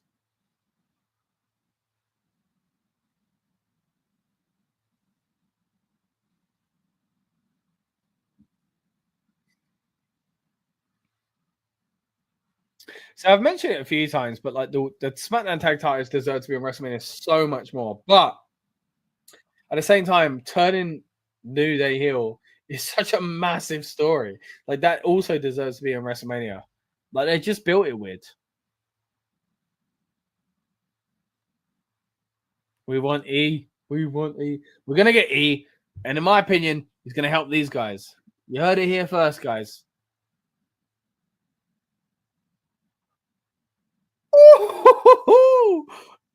Xavier says you should probably watch the pre-show because he's got his desk job over there, mate. I mean, some of me, part of me thinks I'd have played into it. It's not happening, but that was great.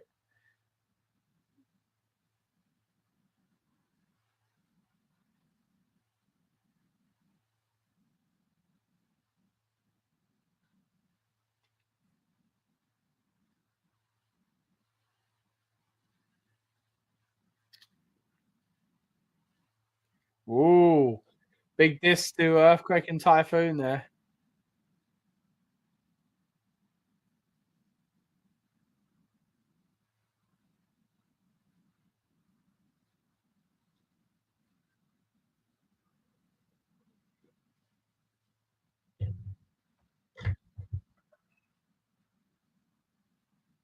No, you're not that number. I hate it. I love the New Day, but I hate the Freebird War. It's ridiculous. How can you be X amount of tag team champion if you weren't in the match? Oh, I hate it so much. I hate it. How many times were you in it, Kofi? I don't even know. I want to know. Xavier, how many times are you in the match? How can you win the title and then someone else defends it? I hate it. I hate it. I hate the Freebird War because any team should do that. Any team should be able to do that.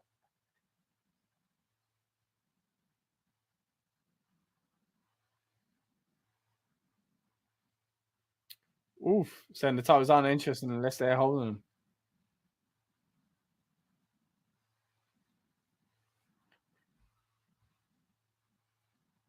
The men make the title, says Xavier.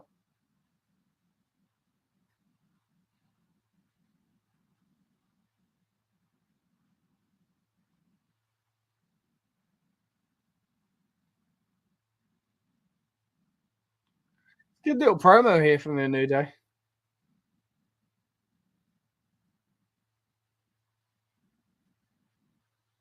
So they're trying to cut him off.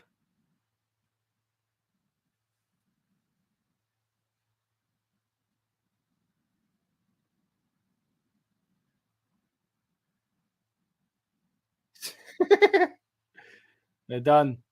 Mike's a cut.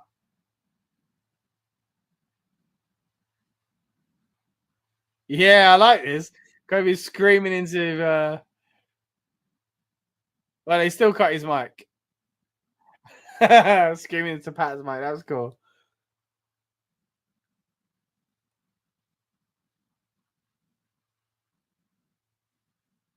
And they cut Xavier off of Michael Cole's mic as well.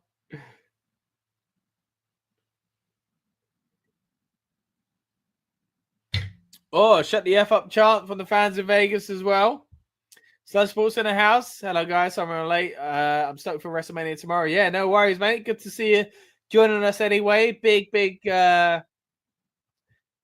weekend ahead of us, of course. We did our weekend preview earlier on. We're now watching the kickoff show for WrestleMania.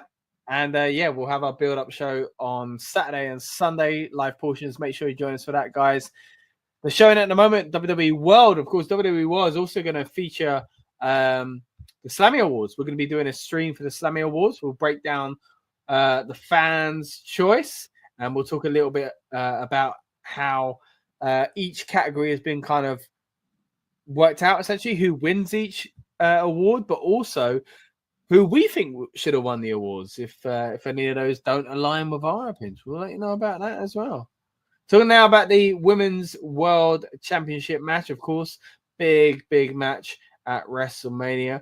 One that again would have been marquee if it was Bianca and Rhea alone, but it does involve the champion, which is a weird thing to say, in Io Sky. So interesting to see how that works out. I want to know what you guys think of it. Who do you think is going to walk away with the title? I think it might actually be Io Sky because it's just a weird match to have, right? But this is the match we're talking about now.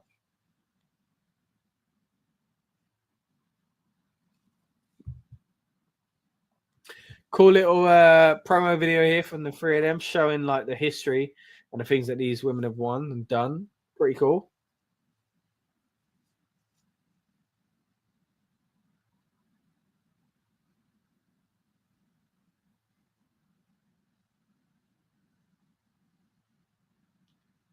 Oh, they've showed the Naomi and Bianca thing here. That's part of this story. That's why Bianca's in this match. I've been saying it, guys. She is here to be distracted and pulled away from the Jade Cargill situation. She's a heel. She's acting like a heel.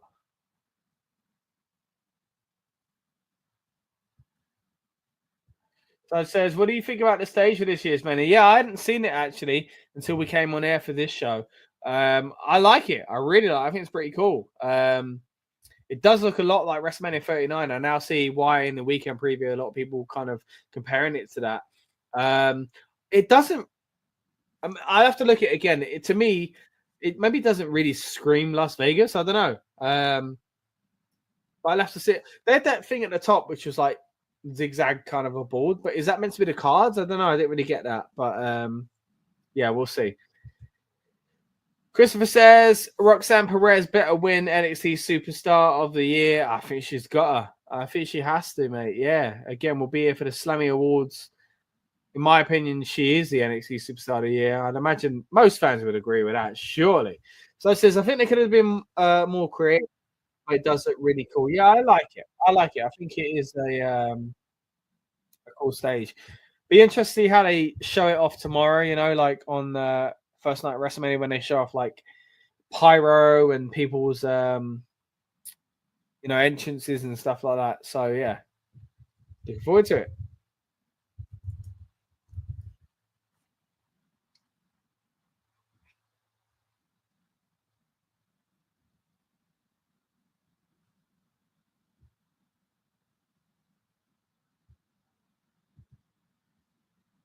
Here we go, Rhea Ripley now making her way onto the stage. A mummy chant in the background.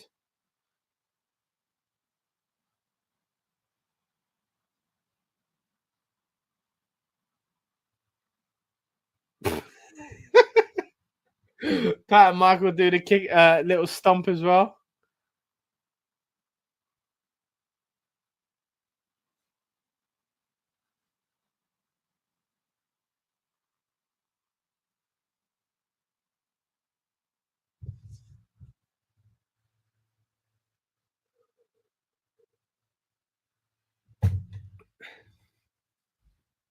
Get a big mommy chant from the crowd.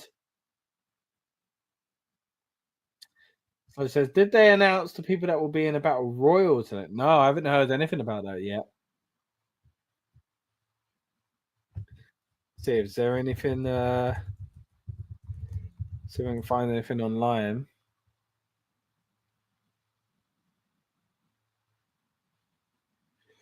Yeah, time of recording, we are just a few hours away from SmackDown. So John Cena's going to be on SmackDown, so it'll be interesting to see if that kind of leads to anything at WrestleMania.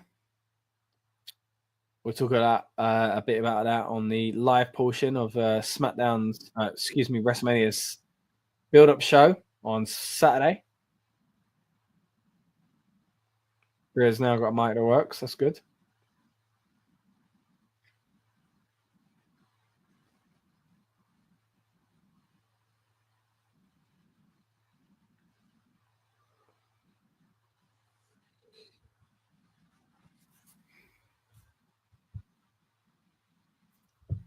Yeah, so even she's saying in her mind it was going to be Rhea versus Bianca.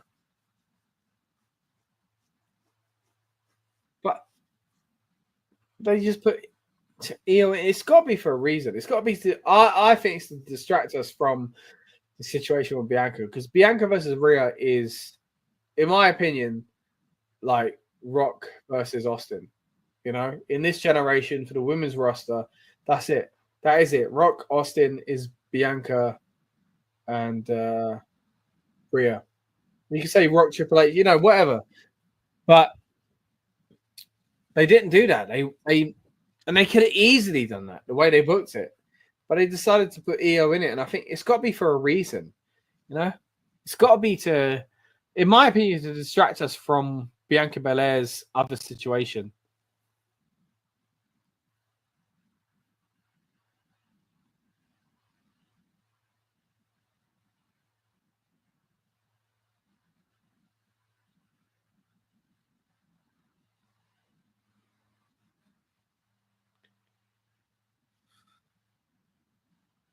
Rhea very confident there.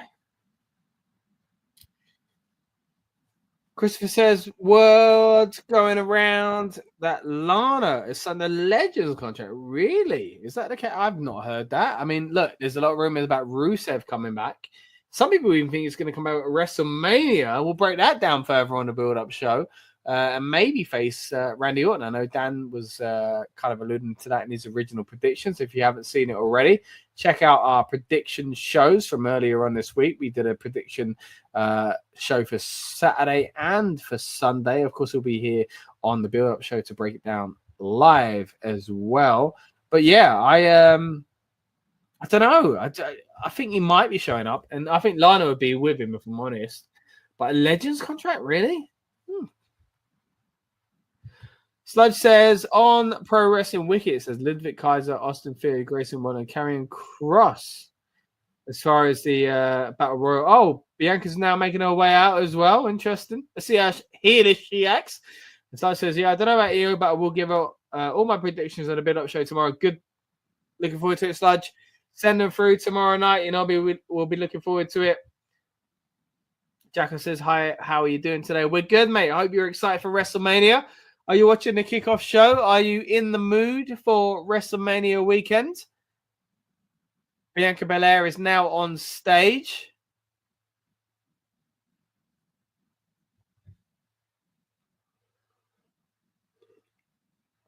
She's never lost at WrestleMania. So this is a chance to build a streak as well.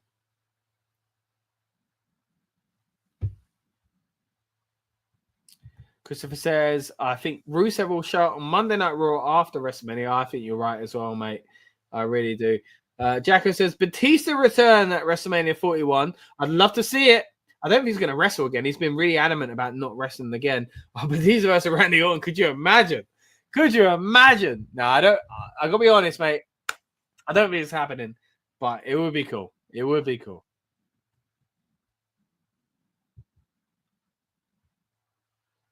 But let us know, guys, in the comments what you're most looking forward to at WrestleMania as we continue to watch the kickoff show for WrestleMania. It's April 18th, Friday night here. Getting excited for WWE's WrestleMania weekend. If you're watching live, thank you so much for joining us. If you're watching on demand, thank you as well. And if you're watching as a replay on Saturday's build-up, thanks so much. You're going to have the live portion soon. So it says it's going to be Randy versus Nick Aldis. That's what I think. I mean, they're playing into that, right? It literally said to him, take off the suit, and I don't know. We'll talk about it more in the build-up show. But Bianca in the ring, on the stage at the moment.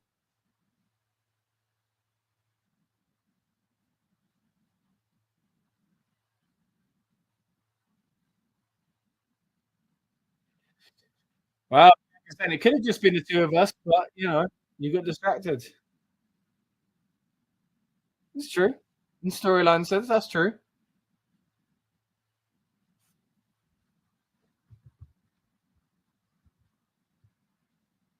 I think she might. She's not my pick, right? But I think she might win the title. I think it's the EO, but because I think Bianca's being like screwed by Jade because Jade's in the right and Bianca's the heel. But there's still a chance that Bianca just wins it, and it still happens eventually. And it's Bianca versus Jade SummerSlam for the title or something like that. But here we go. Io Sky now making her way onto the stage. carrying the championship that it's all about. Jacko says Stone Cold to help Cody Rhodes. I think so, mate. I do. I think the past few years they've really kind of hyped up returns and big moments at the end of matches. And I think this year to hear the glass shatter will be insane. And I think you're right. I think Cody's going to win.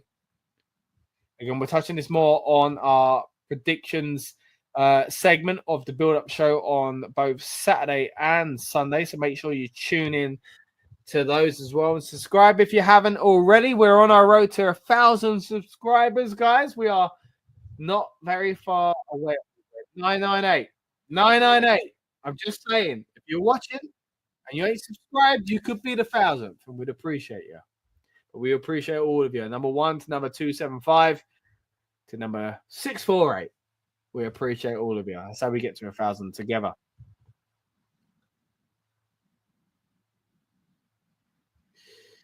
I can see Undertaker as well. Yeah, maybe. Maybe. You can't do it every year, though, can you? You can't do. I mean, Austin should have been there last year instead of Undertaker, in my opinion. I enjoyed it, but yeah, I think this year, Undertaker could see it out. I think it's Stone Cold.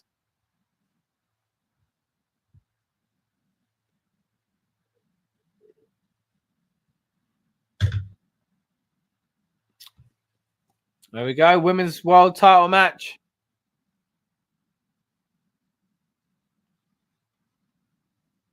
Looking forward to it. Asking Pat who's going to win right in front of him. That's a bit awkward, isn't it?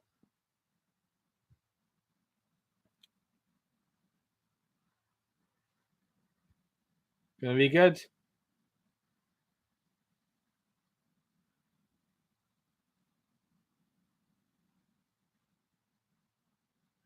We all win, says Pat. We all win.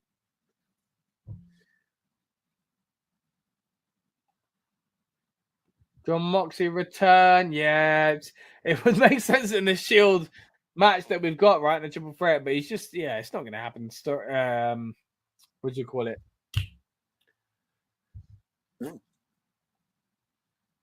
Contract wise.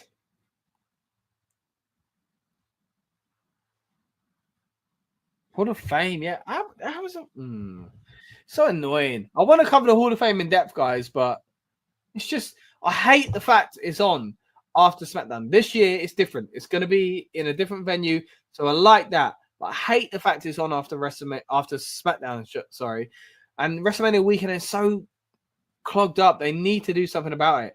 And what do you know? We've got a video on this very channel talking about that. How to fix WrestleMania week. Look it up on the Rebellious Noise Pro Wrestling channel. How do you squeeze in SmackDown, NXT, WrestleMania, Raw? WrestleMania being 2 nights. The kickoff show now as well. There's a lot going on. I think they can fix it. Check that video out because myself and Rob dive into that and how we believe it can be fixed. The Hall of Fame, though, again, I honestly think in the past few years it's been awful. The way they've done the presentation of it, nobody wants to watch it. It's too late. It's uncomfortable. It's in a ring. But this time around, it's not going to be. It's going to be in its own venue. So I'm glad they've started to fix some of these issues. But there are still some issues relating to the Hall of Fame, in my opinion, they need to fix. So check that video out on this channel as well. The crowd are yeeting. They're excited for Jey Uso to come out.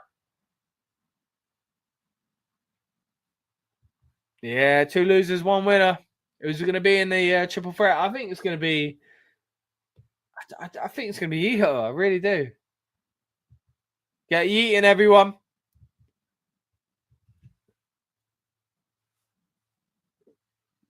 Good for on his way. It's really weird that they've not used Ludwig Kaiser at all in this build to WrestleMania. And he's not doing anything himself. So that's a bit of a shame.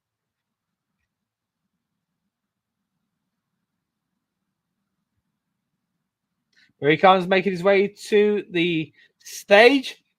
And what do you know? We've got a great interview with myself chatting to Gunther and Ludwig when he was IC champ on this very channel as well. So check that out if you haven't already. Subscribe. You might be the 1,000th subscriber. You could be it.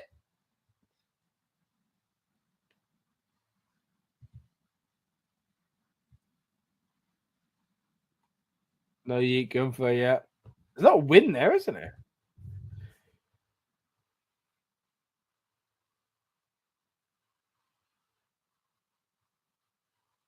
I like the way they built this feud lately. You know, the Jimmy and Jay thing was amazing. Like Jimmy getting battered and Jay getting caught up on the handcuffs.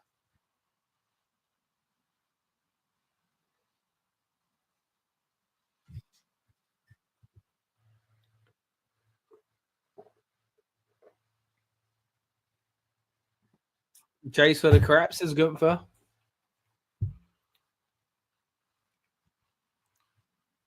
You two are pundits. You know nothing about this business.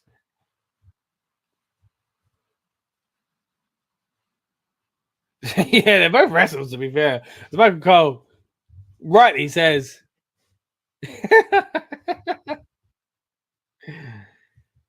Sludge says Ludwig really should have had a banger with Sheamus or Pete Dunne. I wouldn't be mad if they put it on the pre-show, but don't really do that anymore. Yeah, it's such a shame they're not doing pre-show matches. It doesn't seem like it again.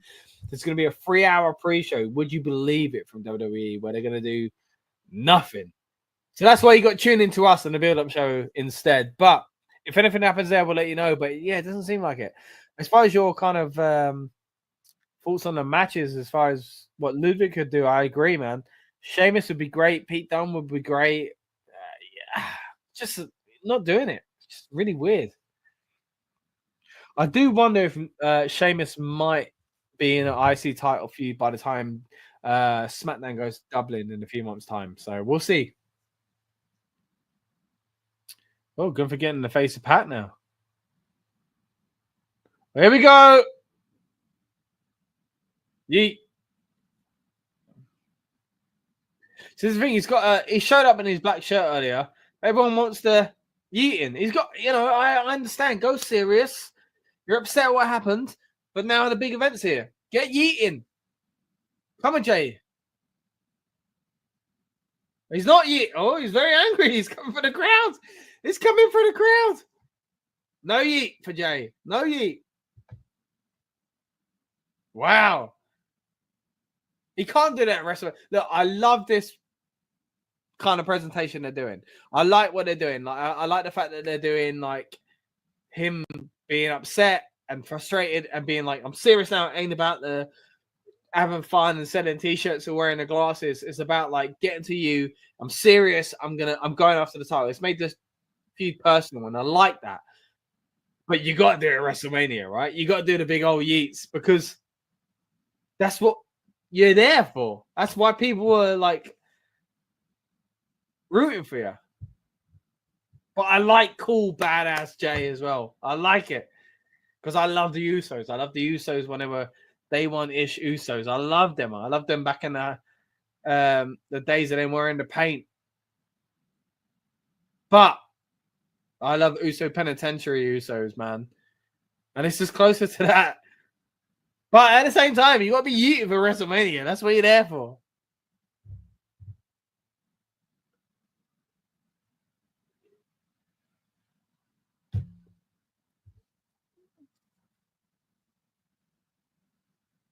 I think they got to use this already. They got to use these promos.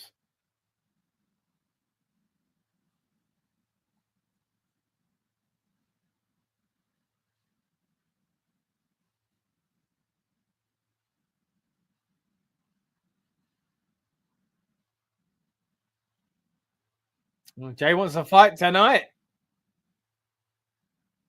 Yeet. There we go.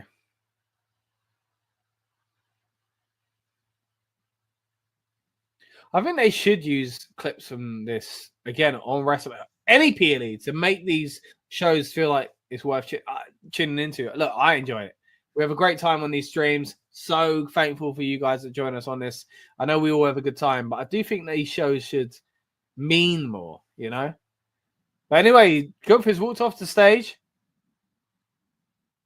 And now Jay can kind of be himself. I mean, that's good. That's a good way to do it. Because he can be a bit more relaxed now. He don't have to be serious. Gunther's gone. He can play up to the crowd.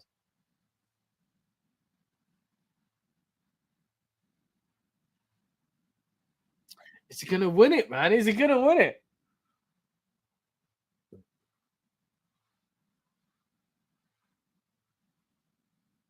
Oh man, I mean, look, I'm excited. I know some people are falling away from the Jay bandwagon. I'm still excited. There are certain things about his character that I'm like, it's not really for me. But I think he's great. I think he should win the world title.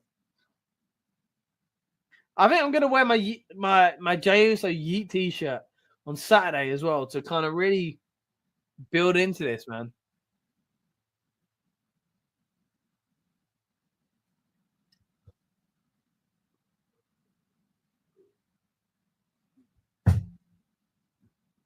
All right, so that seems to be like we're coming towards the end of the kickoff show. Jay kind of clapping the fans' hands. There we go. That's pretty much wrapping it up from the kickoff show. There we go. Day one-ish for Jey Uso. Yeah. Well, that was it. Man, a pretty fun kickoff show. As always, I always say, like, these are really enjoyable, and I don't understand why people kind of bat them away. I really do think they're quite fun. Look, I loved covering them for the Rebellious Noise Pro Wrestling channel. I love you guys joining me on the stream and dropping your comments as well. But I do wish that these shows had kind of more kind of representation on the main shows, essentially. But look, we got some great stuff. We've got Drew McIntyre doing a really good promo. On top of that, Damian Priest come out to attack him. Again, this is the kind of thing you would see in a promo video at WrestleMania or on the PLE anyway. Then we got some Steiner math, which was absolutely amazing. He's kind of made references to it in the past, but this time he just played into it and literally ran with the Fatal 4-Way theme and kind of adapted that to the Steiner math. So really cool there from Bron Breakker. One of the highlights of the show. The New Day did a great kind of heel promo. Which again felt very much part of the show, very much canon. And then next up, we saw the women's triple threat being represented as well, in a way that I think, just continue to kind of build on what they've done over the past few weeks and get us excited for their match at WrestleMania. It closed out, of course, with Gunther and Jey Uso. Jay coming through the crowd this time, looking a little different. Once Gunther went, he can let his hair down. He can enjoy himself. And I think at WrestleMania we're gonna have to get the big Yeet entrance, right, with the lights and all that kind of stuff as well. And I still think he's gonna win the title as well. Sludge Sports, just to get to your comments as well, says I'm wearing my Dirty Dom shirt on Sunday and I'm wearing my white Yeet shirt on Saturday. Mine's a white Yeet shirt. I gotta find it. It's around somewhere. I'll be wearing that on Saturday as well, Sludge. Look, again, I know some people are kind of falling off the whole Jey Uso thing and not as excited about it these days. But I genuinely think he deserves to win it. I think he's had such a good kind of few years, and he sells t-shirts, and it's not just for that. You put those two things together, and I think it's worth it. Stack says, better not be Orton versus Solo. It could be, it's surprising that Solo doesn't have a match in the first place. But Stack says, would be perfect. It was Lesnar's music hit. Definitely wishful thinking. I'd be happy if Aldis was an Orton. Aldis versus Orton. Hopefully not Solo. Yeah, Aldis versus Orton. I'd love to see Aldis get a match. At WrestleMania would be mad, isn't it? If his debut was at WrestleMania just randomly like that, it'd be crazy. Christopher says, I'm watching old NXT of Bailey right now. Yeah. Mate, NXT was so cool back in the day. And I think it's slowly starting to get there again. I think it is starting to become like a must-see show. Speaking of which, we're going to be covering it in depth this very weekend. So we're going to do a watch-along of Stand and Deliver and an instant reaction review. But you have been watching the watch-along experience for WrestleMania Kickoff show, and we also did our own weekend kickoff.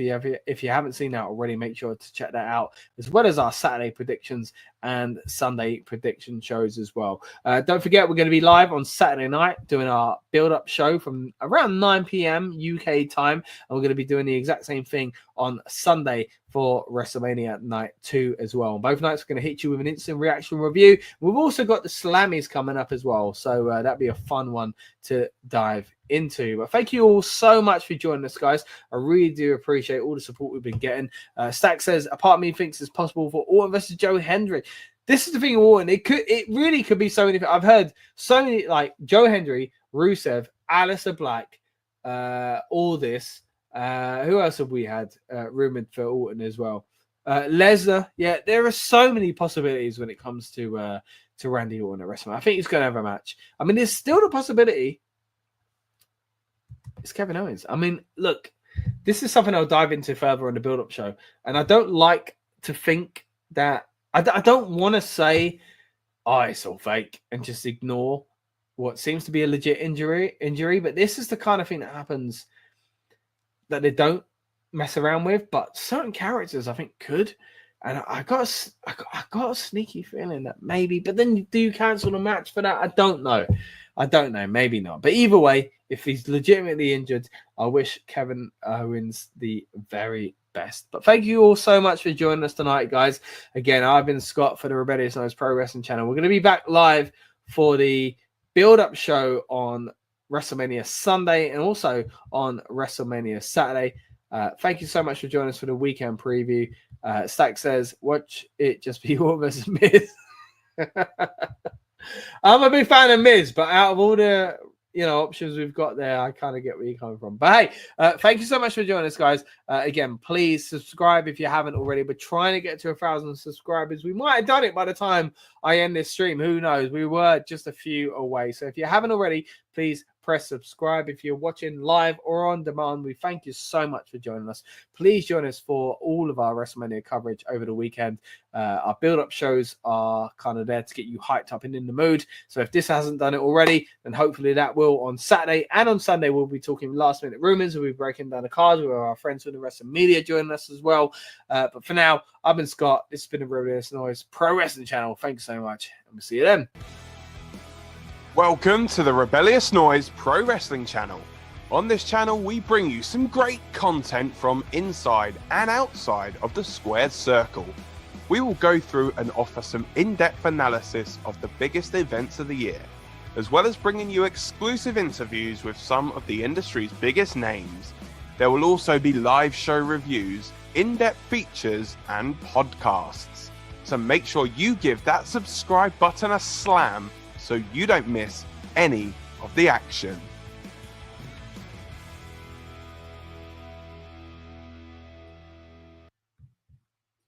All right. Well, that was our original predictions, our original previews and things like that. But we are back live, guys. It is Saturday night, and I'm excited.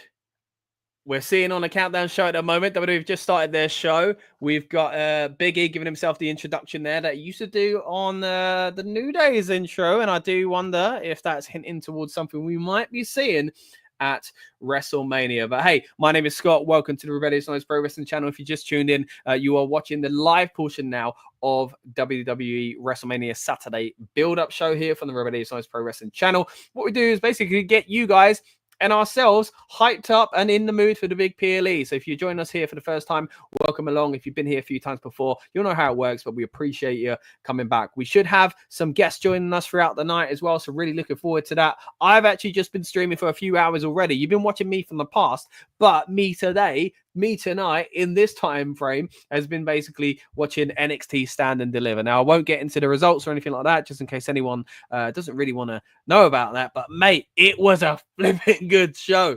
Where was you? Look, I appreciate you if you were tuned in to me from the past on this very stream. But man, we were having a blast on the NXT show as well. So much fun. Speaking of having a blast on the NXT show, Aiden was in the house. Thank you so much for jumping over and joining me, mate, on the build-up show here as well. You know the deal. You all always know the deal, buddy, because you show up each and every time, it seems, for these build-up shows. Look, you say, is Ray out of Mania? El Generico could fill in. Look, the last I heard, Ray wasn't out of Mania, but I've been covering NXT, so I might have missed something. I know a few hours ago they did promote that match normally, but that could have just been a scheduled post, essentially. But either way, I think they'll do something with El Grande Americano. But yeah, not entirely sure. Maybe it'll be Dragon Lee, or maybe it will be Ray Phoenix. Excuse me. Aiden says it was a banger, of course, referring to NXT Stand and Deliver. Honestly, guys, if you haven't seen it, if you haven't got round to it yet, make sure you do watch it. I cannot recommend it highly enough. Amazing matches throughout the night. Even the Countdown show had a match. You know, would you believe it? That's not going to happen on WrestleMania. Really good. So if you are going to watch it, hey, I'll watch along alongside it, and I'll be your companion piece. You'll see my kind of reactions to the show. It was a really enjoyable one. Right, let's talk WrestleMania, guys. There's so much to go into here.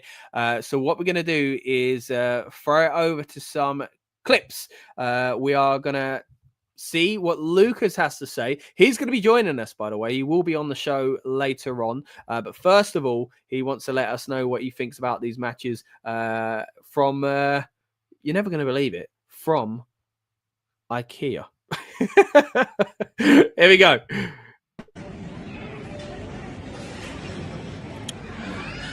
So it's Lucas here with some thoughts as we head into night one of WrestleMania.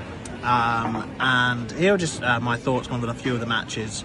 So firstly, I'll begin with the World Heavyweight Championship match, and we will see the Yeet Man himself, Jey Uso, take on Gunther. Now, my predictions with this are that apparently it's meant to be opening the show, which I'm going to say something kind of controversial here. I think it's actually low-key the best spot of the entire weekend, because it's a long weekend for wrestling, a very, very long weekend. We've already had, obviously, last night, SmackDown and the Hall of Fame. And then today we'll be having NXT Stand Deliver, followed by WrestleMania Night 1. But you've got to imagine, by the time you get to, we're 7 matches tonight, 7 matches tomorrow, you've got to imagine by the time we get, deep into night 2, people are exhausted. Especially if you're in Vegas and you're dealing with obviously having to go down the strip and go on nights out and, go to kind of... It will forever be Access to me. I know it's called something else now, WWE World or something, but I will forever call it Access, the fan events and stuff, and the signings, the independent shows, and all the After Dark and the roast and all that stuff. There's so much to it now. But yeah, Jey Uso against Gunther. Now, despite my T-shirt, I actually think that Gunther's going to win. Have it two ways. I think this match needs to be short. I think they need to learn from the model they used last year, with the World Heavyweight title, where they had a short match opened up, and they had a title change last time. But I think the way to go... You know what? No, I've changed my mind. While recording, I think actually Jey Uso will win. It's probably going to open up Mania. Nice big moment, everyone eating, and then they can get on with the kind of quote-unquote real kind of stuff. There's lots I'm going to say on the stream about Jey Uso, but that's all I have to say for now.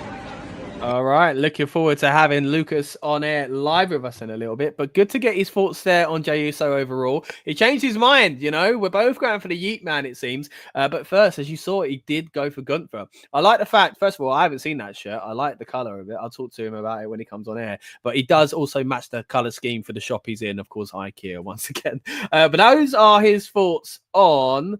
Again, what is one of the biggest matches on this WrestleMania card? Of course, it's the World Heavyweight Championship being on the line. So let's throw over to his thoughts on the tag team match. So here are my thoughts on another match. So we've got War Raiders against the New Day for the tag team championships. Obviously, War Raiders have held these belts for a little while now, since defeating the Judgment Day on Raw, I believe. They've not really had many teams to feud with. This feud's kind of come out of nowhere, but New Day have kind of built up the fact they wanted the tag belts back. It has been a long time since they have the main roster tag belts. But sadly, I think because of a certain Mr. Big E, it may be a long while longer. Although I actually kind of do want New Day to win. It's one of those where I want New Day to win, but I think because we are going to see an appearance by Big E, and he will probably cost them the tag team championship match, I believe that we're going to see a retention here for the War Raiders. But I don't really know where that makes them, how they're going to redo it.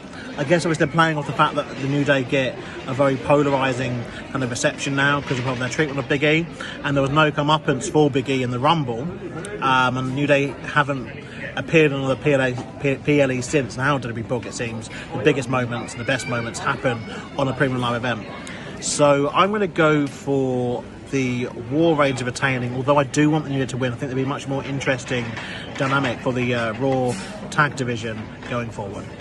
All right, so that was Lucas's opinion essentially on the tag team title match, of course, between the War Raiders and the New Day. You mentioned there Big E, of course, who is on the panel as we speak on the countdown. So we'll let you know if anything interesting happens on the countdown. I don't predict there being a match on it, but if there is, for some strange reason, in the next 3 hours before the PLE starts, we'll let you know. They are talking about the Gunther Jey Uso match, and we just saw Jey Uso with a load of cheerleaders doing a nice little yeet. So it seems like he's getting back to his normal self, wearing bright colors again and things like that. Let's throw it over to Lucas again and hear his thoughts on another match now. But again, interesting to see that he's another person that's kind of jumping on this whole potential Big E return as well, and how that might relate to the New Day potentially winning or being costed by him. I think he's actually going to help the New Day win. You know, we'll touch on that a little bit further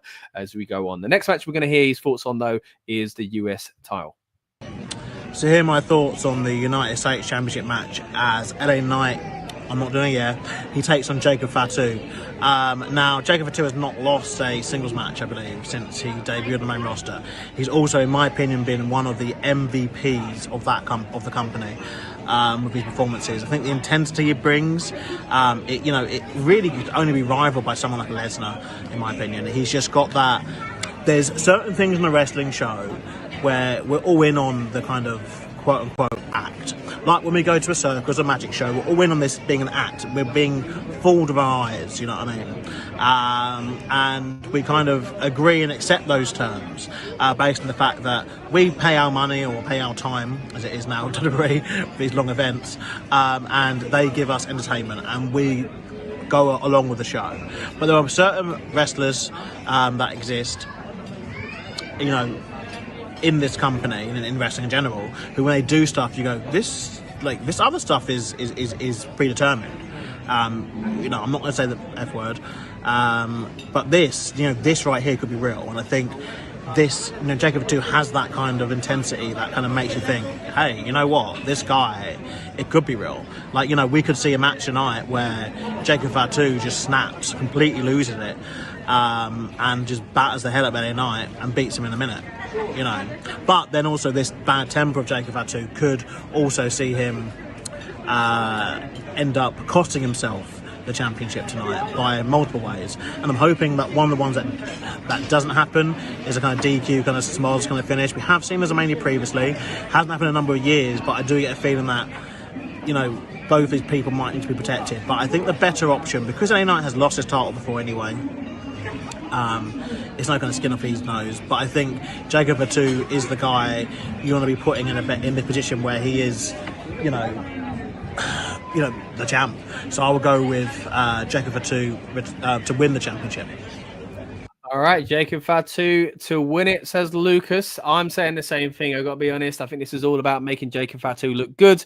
As much as I like LA Knight, I mean, he's only just won it back, to be fair, but it feels like this is all about, again, Jacob Fatu more than it's about LA Knight. Let's move into his next thoughts. And this is around the quite controversial women's title match. So next I'm going to touch upon the other Rumble winner, Charlotte Flair, as she'll be taking on Tiffany Stratton. Now this is a feud which I just think hasn't really hit it for me in the build to WrestleMania. It sucks to kind of say that because, I think there's talent involved, with both women here. But I do think actually they maybe pulled the trigger on Tiffany Stratton too early. And it's kind of, the wheels are beginning to kind of fall off a little bit because she's being exposed massively in this rivalry. And they kind of tried different things. They tried the face-to-face, they tried the whole separate room, split screen interview stuff, and sit down interviews, in-ring segments, and it just hasn't really worked, hasn't really cultivated anything. And Charlotte Flair is, in my opinion, deluded when she said in a recent interview that now it's got the fans talking. It really hasn't. Nothing you've done, honey, has got anyone talking about this match. Not anything good anyway, other than the fact that there's now a heavily edited segment that happened a couple of weeks ago where both of you kind of low-blowed each other, or as much as women can do, I guess, and started mentioning about your relationships. It's just, no one cares. And I think it's going to be even more no one cares when Charlotte Flair does win this match, because I think as much as a lot of the old WWE has gone, I do think it still kind of exists somewhat. I think at the end of the day, Tiffany has been exposed. She has spoken up against a more experienced, against a veteran essentially. And I think her quote unquote punishment will be this loss of Charlotte. It's probably the right thing anyway.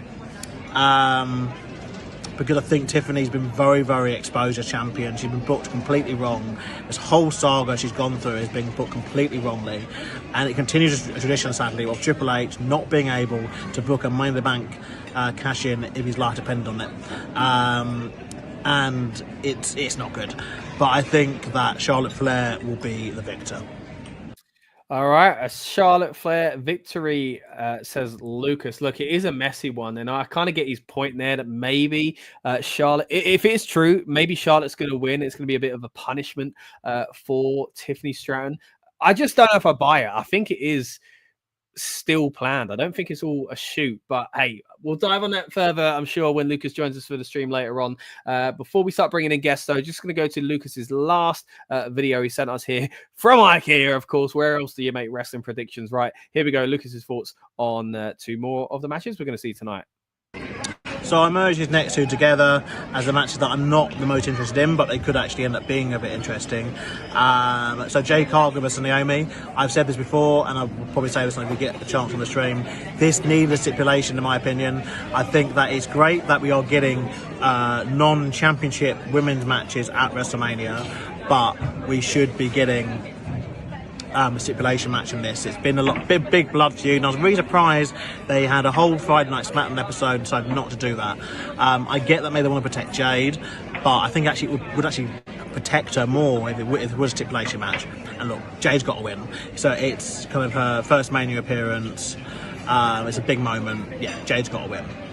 And then I don't think she'll be done with this feud, though. I think this will go on to probably WrestleMania Backlash next month. Anyway, another match then is the Rey Mysterio versus El Grande Americano match, which at the moment is going to take place, but we may see an update later in the day. So look, what I'm going to say with this one is that I think the Luchador needs to win, and that El Grande Americano needs to be unmasked. I think that's the reason why they put this on the Mania card.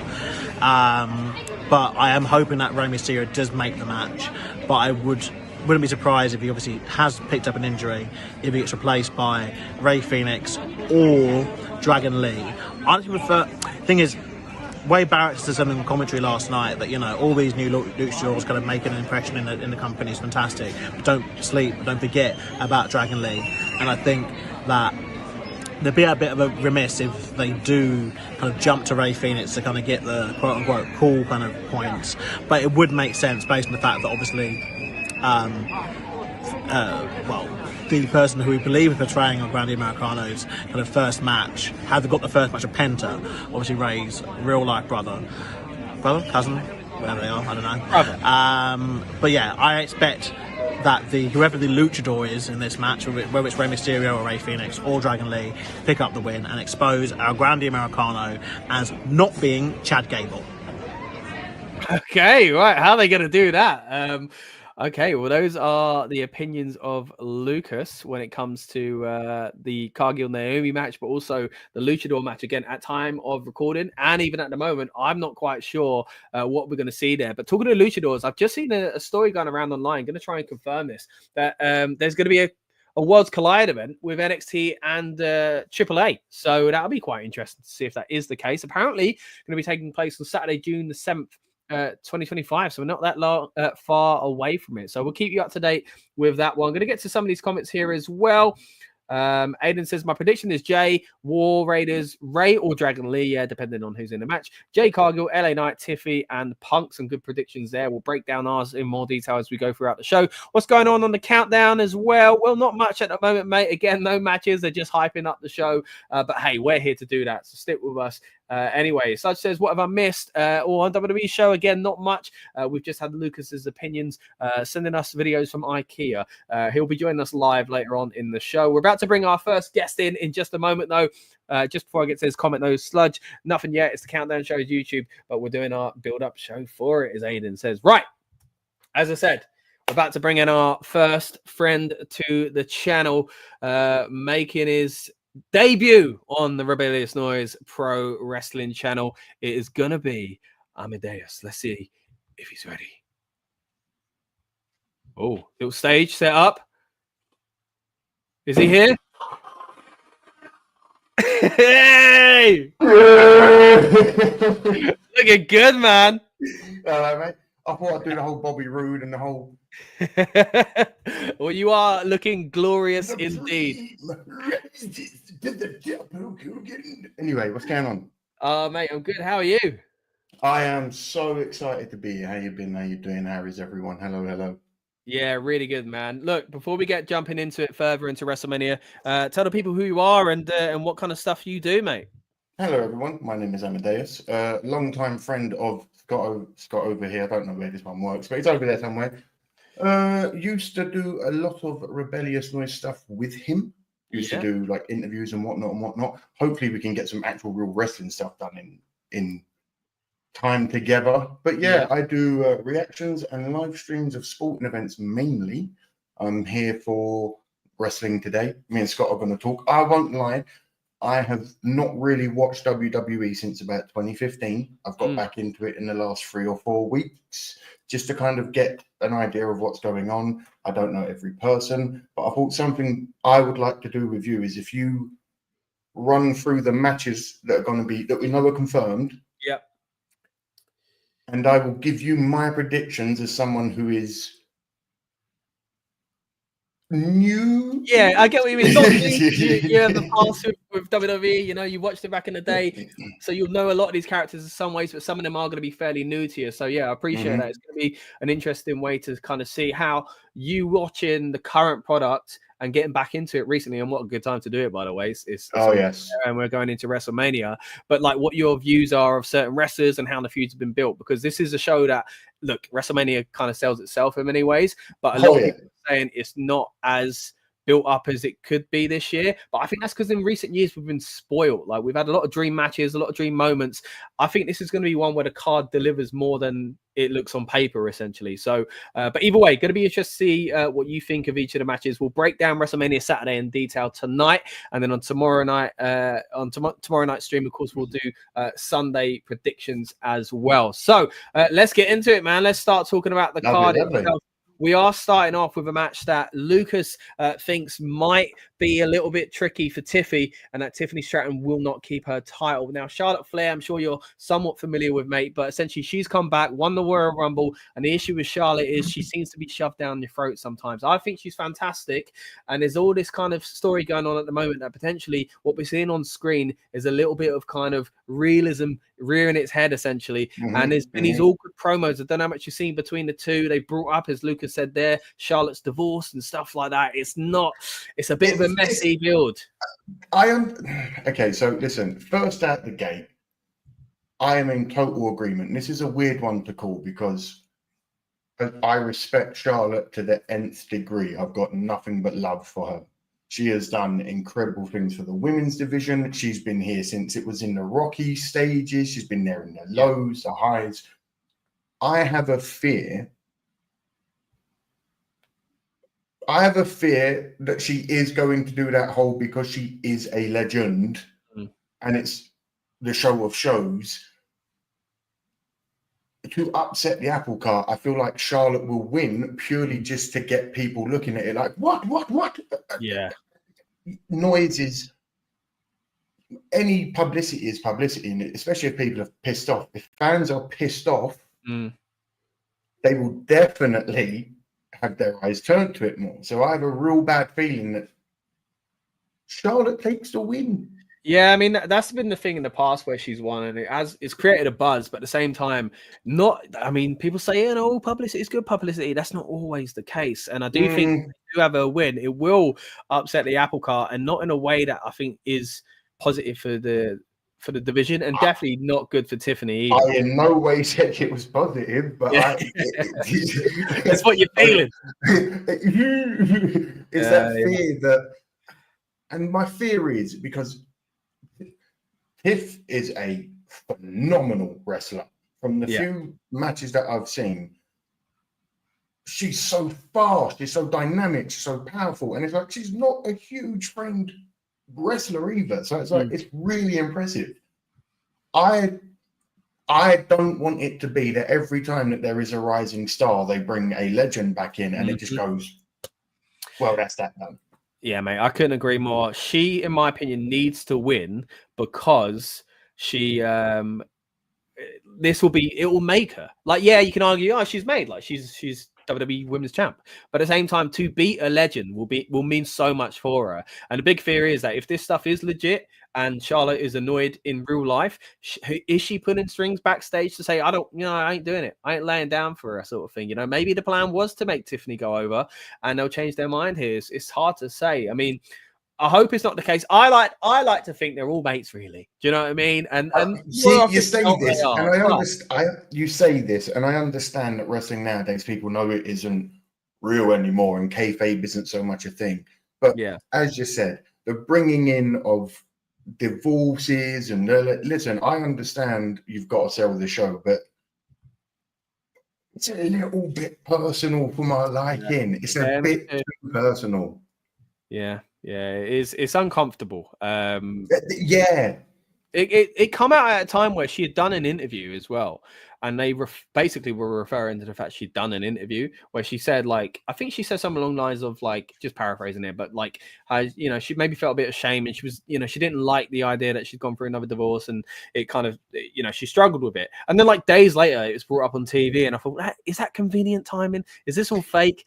Not that the divorce is fake or anything like that, but have they said backstage, use it, don't worry about it, we'll pretend I'm angry? It's a hard one. It's a hard one. That's a very difficult one to. If it is all within the writing, I appreciate that she's willing to go that far and she's willing to allow the writers to use that kind. But again, this is your life. Yeah. It's tough, isn't it? I mean, they've done things like it in the past, and we'll see. I mean, there's a chance this match goes all over the place because it is legit, and they don't get on, and somebody goes into business for themselves. There is a chance, but that's what creates this intrigue, which again, what makes me think, oh, maybe it's not real. Let's get to some of these comments here. Sludge Sport says, I feel like I've missed some predictions, so I'm going to give mine. The show will kick off with Jay and Gunther. That is what people are saying at the moment, and Jay is a special entrance and wins the match. We'll get to my opinions on that match excuse me, very soon. But hey, I'm representing. I do think Jey Uso is probably going to win it as well, and I do think he'll have a fun entrance. Jack, you're already in it. You're already in it. Look, listen. I the few weeks I've been watching recently, I'm like, listen, I understand the storyline. I don't want Gunther. Everyone says his name differently. Gunther. Yeah, Gunther. I don't want Gunther. I want Jey, and that's. Yeah. This is weird for me to say because I've not always been the biggest fan of the Usos. Okay. I've always had their energy, but I feel like sometimes they've brought the attitude that is unnecessary. And I get it. And it's worked for them now, and it's worked in their favor, and that is who they are, and and I get it. They've stayed true to themselves, and it's worked for them. I just don't like Gunther. I don't like his character. I don't like his wrestling style. It's just like angry German. Yeah, I know. I get. Could we not done anything else? No, I get. But I like him. I like him, and I like his title reign, but I do think it will be a great feel-good moment. Again, we'll touch on Jey and Gunther a little bit more later on. Yeah. Aiden says, I've got 6 possible options to replace Ray tonight. Could be Randy Orton. Yeah, because Randy's looking for a match anyway, but that's probably going to be on night 2. Dragon Lee, Pete Dunne, Otis, Axiom, or Ray Phoenix. You've got quite the list there. That is a very good Randy list. will announce a match for night 2 tonight. Yeah, potentially. Maybe that will be announced tonight to sell tomorrow. And apparently, it looks like Ray could be injured. Actually, what we'll do now is we'll throw over to my original prediction for the match we just spoke about, Tiffany Stratton. We're also going to see Dan's original prediction as well, and we'll see if our kind of predictions from the other day do hold up. So first of all, let's go with Dan's one. The Rebellious Noise Pro Wrestling channel. I am here to give you my predictions for WrestleMania 41. Dun, dun, dun, dun, dun, dun, dun, dun. All right, so WrestleMania Saturday, one of the hottest built feuds currently on this WrestleMania card, that being Tiffany Stratton defending the WWE Women's Championship against Charlotte Flair.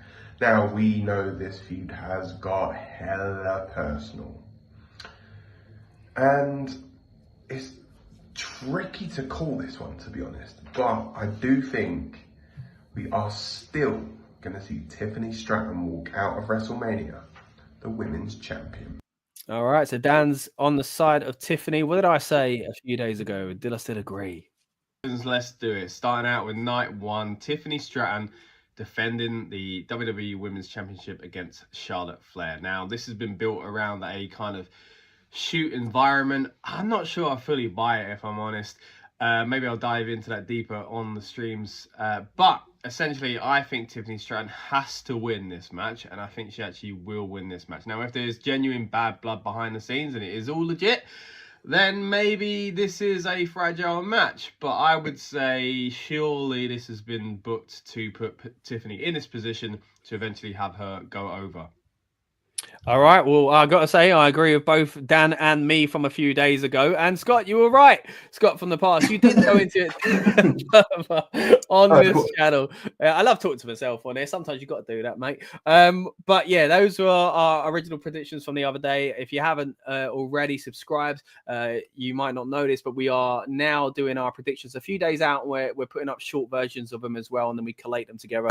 And then we have these build-up shows. And if you're new here, welcome. What we do on the build-up show is get hyped up and in the mood for the PLE, and that's what we're doing here with our friend Amadeus from the Exploring the Smoke channel, and hopefully we'll have some more friends joining us later on as well. Let's move away from Tiffany and Charlotte for now, and let's move on to a match that is kind of hard to talk about now because, again, we're not entirely sure it's actually going to take place, because last night on SmackDown, Rey Mysterio basically, I want to say, hobbled out the ring. He couldn't even put his feet down. He was being carried to the back. So we're not sure if he's actually going to be on the show tonight. Let me have a look and see if anything's been announced. I just want to double check because this is what these shows are all about. They're kind of chaotic. It's about getting hyped up and in the mood, but we talk last minute rumors and we talk kind of changes and all that. Yeah, I'm not seeing much.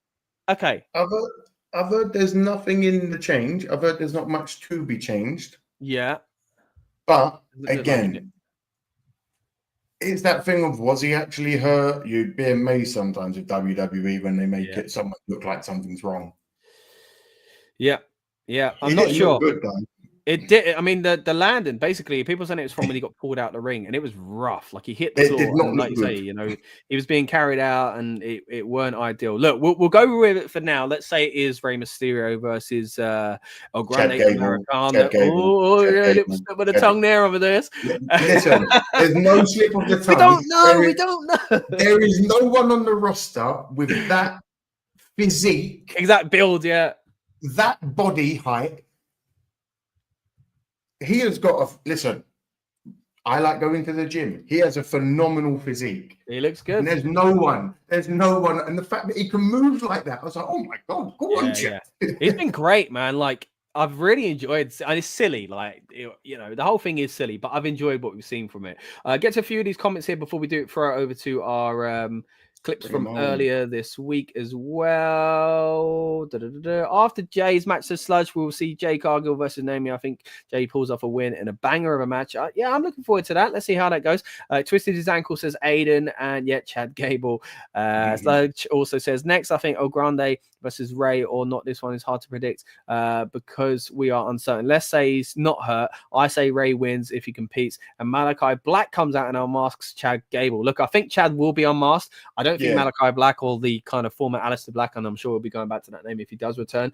I imagine he's the one behind those vignettes that have been airing, and therefore is going to show up on SmackDown after Mania to make that show special as well. But yeah, Chad versus Ray. What do you mean, Chad? Don't you mean El Grande Americano? Anyway, let's throw it over to Dan's predictions from earlier this week. Match, we have Rey Mysterio versus El Grande Americano.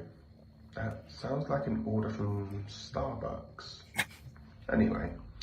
El Grande Americano versus Rey Mysterio.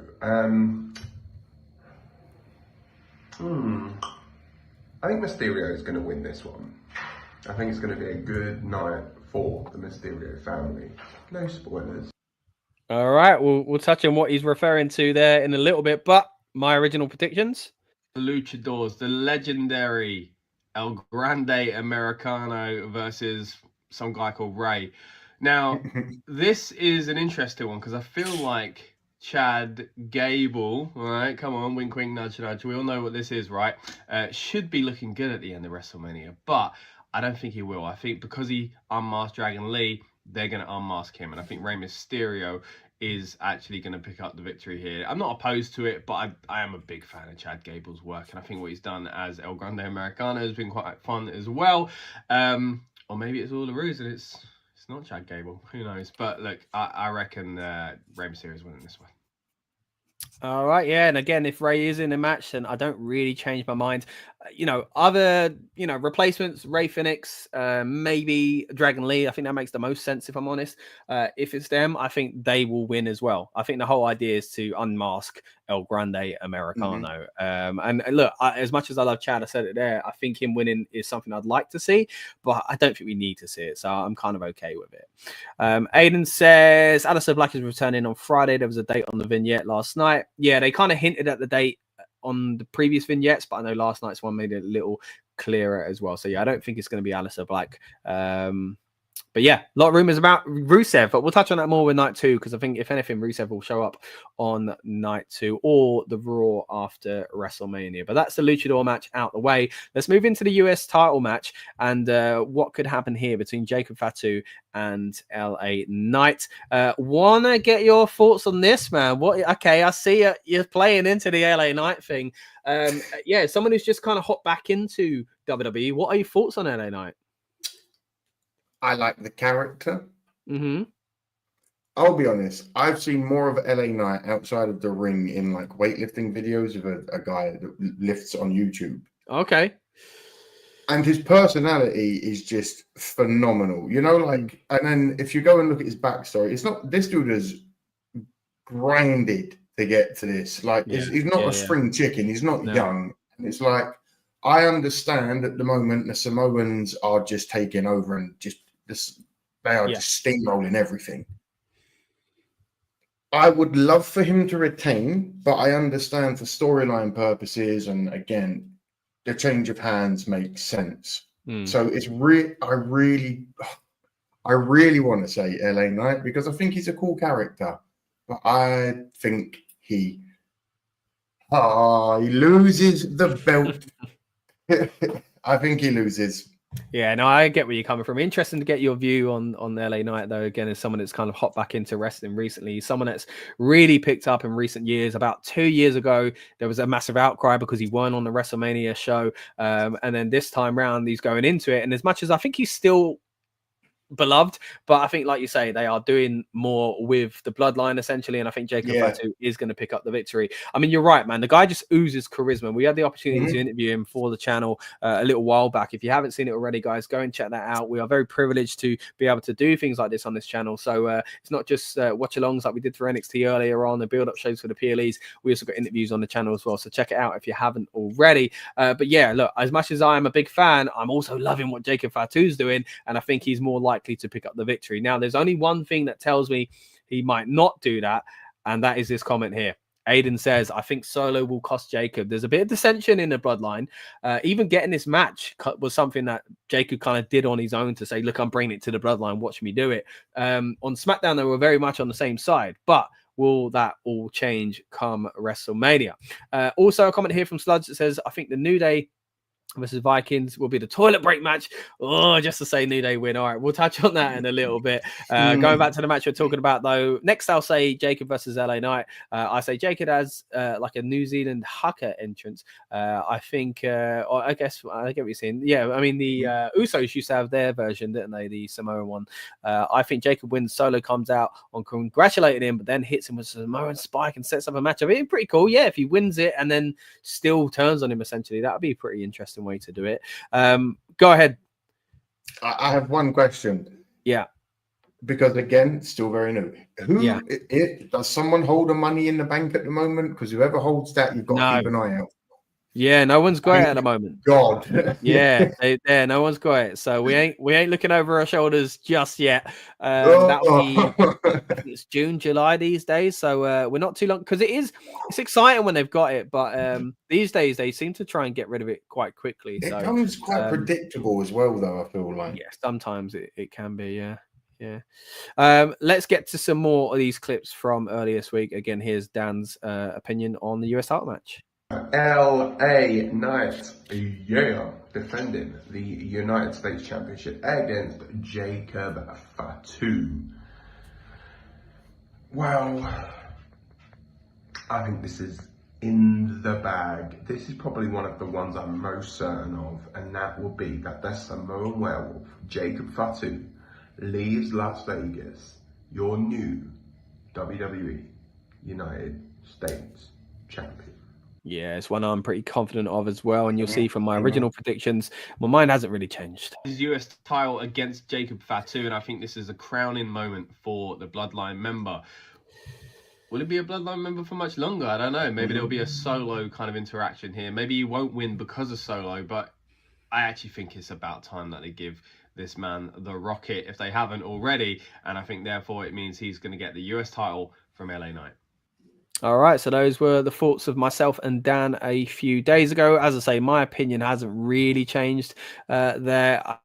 It's possible that LA Knight goes over, but yeah, to me, it kind of seems more likely, essentially, that is not the case. He's had his run. He had his run. Yeah, and the thing is, it's weird because he lost it to Shinsuke Nakamura. He won it back, and like Shinsuke's just dropped off the face of the earth. So I don't really understand why they did that. I mean, Shinsuke lost someone close to him, so there was rumors that he was going to take some time away. But then he was pretty much back on the show anyway. So I don't really know what. Weirdly, I feel like they underutilized Shinsuke his whole career. Oh, 100%, 100%. Even for someone who's a casual, listen, I watched it many. Him. Weirdly, Finn's still kind of up there, but Finn Balor, I feel like him and Finn, they had ceiling so high. And when Finn done his arm, that ruined him. And for some reason, Shinsuke he had it, and then they just let it go. Yeah. Where did it go? And the thing is, when he was going after this title, I was angry. I was like, don't have him win. Not because I don't like him, but because you're putting a ceiling on him. Like, you did nothing with him last time he had it. And then when he won, he changed up his character. I was like, oh, maybe I'm wrong. Maybe it's a new era. They're going to do something with him. And what do you know? He's not being used again. Hey, let's try not to be negative with it. Let's move on to some more of these comments. Sludge says, I'm wearing the same Yeet shirt. Oh, nice, mate. A man of class. I love the one Lucas was wearing earlier, like I say in those clips. I'm going to have to ask him where he got that one. Lynette says, my picks are Jay Cargill to win and Bayley and Lyra Valkyria, and then also Roman Reigns. We'll get to those matches later on. But yeah, great to have you in the house. Thank you so much. Let's throw it over to our comments from earlier this week talking about the next match. This is a tag team title match between the War Raiders defending their gold against the New Day. Here's Dan's thoughts. Tag team championships. Only the Raw tag titles though on WrestleMania. Surprising really, considering the build for the SmackDown ones. But for the Raw tag team titles, the War Raiders take on the New Day. Now, I think the War Raiders are going to come out of this victorious. And I think we are going to see an appearance from one Big E. And I think Big E is going to help the War Raiders retain the championships at WrestleMania. Right now, Big E is currently on the Countdown show. We'll keep you up to date, guys, with whatever's going on there. Again, there's not going to be any matches, but if anything exciting happens, we will fill you in. Yeah, continue to get you hyped up for the show. They're showing us aerial shots of the stadium. Looks incredible. Yeah, looking forward to this one. But we do have a big tag team title match to talk about here. Dan thinks that Big E is going to get involved and that he is going to help the War Raiders. And let me tell you, I have a different opinion. It's the New Day trying to get the titles off of the War Raiders, and this one's kind of hard to predict, if I'm honest, because I don't know if it matters. Because surely there is a reason behind this match being on WrestleMania over the other one, which I think has been a way better built story as far as all these kind of teams on SmackDown. On Raw, it's not really been the case. So I think this is all about getting a New Day on WrestleMania for a reason. Now, a lot of people will think it's because Big E might return and cost the New Day. I actually think if he's coming back, he might help the New Day. I think it might turn out to all be a kind of big old grand plan that they laid the seeds for a few months back when they, were mean to our old Big E. And it's going to be a huge revelation essentially when it turns out he was in on it, or he's been convinced since then and he kind of is just turned into a naughty man himself. I do wonder if that ruins the return pop of Big E doing something. Look, we don't even know if he's medically cleared or if that's ever going to be the case, and hopefully it is. But even if he's not going to get physical as far as having a match goes, I do think he'll come back into storyline at some point. So I think he might return and everybody gets really hyped. So you do get that babyface, oh my goodness, he's finally back. And then he turns out to be a naughty man. And he helps the New Day win the tag titles. And they are heels. Cut myself off there. All right, Scott, keep going. The New Day going up against tag team champions, the War Raiders. As I say, look, I'm not sure if Big E does get involved. I think it might all turn out to be that he's a bad man himself, because they've always said they'll never split up. And they didn't actually kick him out. They didn't attack him or anything like that. So I've got a feeling that might happen. Look, again, as I said in my predictions the other day, there's a chance that he'll never get back involved in the storyline, really. We don't know where he's at. I mean, he's still on the panel tonight, but on the kickoff show last night, they referred to that and they kind of made fun of him and stuff like that. So it feels like they're reminding us of him for a reason. Whether it's the reason Dan thinks or whether it's the reason I think, I'm still not entirely sure. But Jack, what are your thoughts on the New Day and the War Raiders? 100% weirdly concur with you. Okay. Again, it's that thing of, I know they made fun of Big E, but I'm the same. They drew attention to it and they made him da-da-da-da-da. Again, the guy may barely even be able to lift his leg, but I see the New Day winning. Yeah, I just see I think it's on the WrestleMania card for a reason, again, because myself and Dan both mentioned, I should say, the SmackDown tag division and how much better that's been booked. Since we recorded that, they've announced there's a TLC match on SmackDown, which I don't understand. Like, that could have just been on WrestleMania. And like half the teams that were in that feud are not involved. There's like 3 teams in it, I think, but there's been like 6 teams you could have put in a big match. And they've decided not to do it. They've decided to do it on SmackDown. We've got some comments here actually relating to this match. So let's see what they say as well. Sludge Sports says, I'm sad they didn't do a ladder match with the Viking Raiders. They're the War Raiders again, but they were the Vikings before. New Day, New Catch Republic, yeah, they just got back together, and the Creeds would have been fire. Yeah, I agree. Who else? Lynette says, I've got the War Raiders, and we've what else do we have here? Aiden's hopping out for a bit. Gonna have a little bit of a relaxed time. Don't you worry, buddy. Hope to see you again on the stream. Lynette says, this match is tough for me, so I'm going to skip this one as well. And then a few more comments here. We'll get to those in just a moment as well. But yeah, generally speaking, I think this is on the card for a reason, because I was saying the other week when it felt like this wouldn't be on the card that it was surprising that it weren't on the card, because it's the New Day and they've turned heel. Like, it's such a big deal that they've done that in the first place, and they've not really been utilized.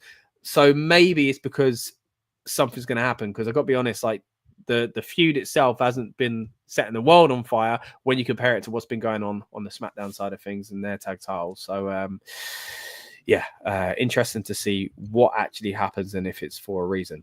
Now let's get to a big match. We touched on it a little bit already there. Gunther versus Jey Uso again. Let's throw it over to Dan for his predictions on this one. Versus Jey Uso for the WWE World Heavyweight Championship. Again, very, very good build, this one. And I think, again, we are going to see a brand new champion crowned in the form of main event Jey Uso. I don't envision it being a long title reign, but I think for the feel-good moment, he is going to be the one coming out of this WrestleMania as World Heavyweight Champion. Amadeus agrees, yeeting all the way through the night. Let's see what I had to say the other day. This is Jey Uso. Now, it might not actually be the main event, but I do think this is night 4 main event Jey Uso. I think he's winning the title. If he doesn't, then I don't know why they've gone with this feud. I don't know why they let him win the Royal Rumble, just to kind of throw it all away. Now, it happens. Don't get me wrong. Rumble winners don't always win the title. It's frustrating when that happens sometimes. I think it'd be even more frustrating this time, because there were other stories you could have told, especially as he had just faced Gunther. They'd already had that storyline. I do think that they've ramped this storyline up in a positive way. They've made it more personal. I think the presentation of Jey, of course, is tweaked to reflect that, and I've enjoyed it. So they've made the match mean something different to what it meant back at Saturday night's main event, but it could still all be for nothing if he doesn't win the title. And I think we are going to get him win the title. I think it's going to be a huge moment. It's going to be a feel-good moment that they're going to replay for years to come. So main event, Jey Uso, not in the main event, but should be. All right, now what is the main event is a debate in itself later on. But before we get to that, Jack, thoughts on myself and Dan and our kind of original predictions there? As I said, I'll be real with you. Jey Uso, and I will further on Dan's point, even if it's not a long title, 2 weeks, a month, 2 months, who gives it? I don't care. Yeah. Listen, let him have the moment. Let him have that WrestleMania moment. He deserves it. Let's be honest. Gunther, good wrestler. You fought, you earned it, you've made your way there, you've been a great Let Jey have that WrestleMania pop. Everything goes off, fireworks. Like, let him have his moment. I mean, at the moment, they're saying that's opening the show as well. So it'd be a great way to start the show. I mean, that kind of does make me think it might not happen in winning it, because I think, the way, the entrance is what gets everyone kind of hyped. But, and look, there are people that out there that are saying that's all he is an entrance, and he does too many super kicks and whatever else. I'm a fan of him, and I think he deserves to be in this position because he's had an incredible rise the past few years. The fact that him and Jimmy have done their own thing lately as well, I think it's been great. Jey has kind of shone more than Jimmy. I think Jimmy's done well to reinvent himself. I don't know if you saw it, but there was a moment a few weeks back where Gunther destroyed Jimmy, got him all bloody in the ring. Jey was tied to the ropes, and I thought it was such a powerful segment, and it really did turn this into kind of, yes, I do sell t-shirts and come out and say yeet, but I'm in business now. And I think it was a good way to turn this kind of feud on its head and make it mean something, make it more personal. Because as I said earlier, they did have this match already. So in my opinion, they needed to do something different with this build, and they need to have Jey win. And I agree, man, with you both. It shouldn't be a long title reign, but it's about the feel-good moment and rewarding someone for the kind of past few years this guy's kind of put in. It's been amazing. And I saw a quote earlier on where apparently he was talking about like retiring, so he's getting up there in age. He ain't gonna have many WrestleManias left in the tank, so to not pull the trigger here, I think would be a mistake. Look, you can argue that his position on the card has damaged it. It's a title that kind of feels like a mid-card title. I mean, the world title and the WWE title have always been, one is the real world title, and sometimes they flip-flop as to which one's the most important, but I don't think it's been clearer than it has been at this point, that this title is nowhere near to the level of the WWE one, which is a real shame. But at the same time, look, Jey Uso could be walking away calling himself a world heavyweight champion, and what more do you want than something like that? Let's go over some of these comments as well. Me too, man. I agree with you. I know, again, some people aren't a fan of it. They think, he's annoying and whatever. Like, it's not. It might not be. Look, I might be wearing a Yeet shirt, but at the same time, it's silly. I know that. Like, but it's fun. Like, I know. At least he had emotion a couple of weeks ago, which is something you haven't seen in many wrestlers in a while. And it seemed like some of the stuff he was saying in that promo segment of his brother saying to him, "Are you going to let him do you?"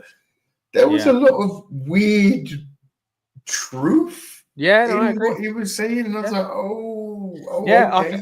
I think you're right. I think they've done that recently to show they probably are aware that there are certain people going, like, get a bit stale. You know what I mean? Like it is, because I think the Usos, like you said earlier on with their character, they both had a kind of a clear kind of view when they turned away from doing the kind of Samoan dance on the ramp, which I liked that version of the Usos as well. But when they turned into kind of their day one-ish and Uso penitentiary badasses, I really enjoyed them. But I think what they've both done is took aspects of that character and gone in different directions of them. Jimmy's gone the more kind of adult version of that, and Jay's gone on the whole kind of I'm saying yeet and selling t-shirts. But they're both still true to themselves, and I think it's been an interesting kind of contrast between the two of them.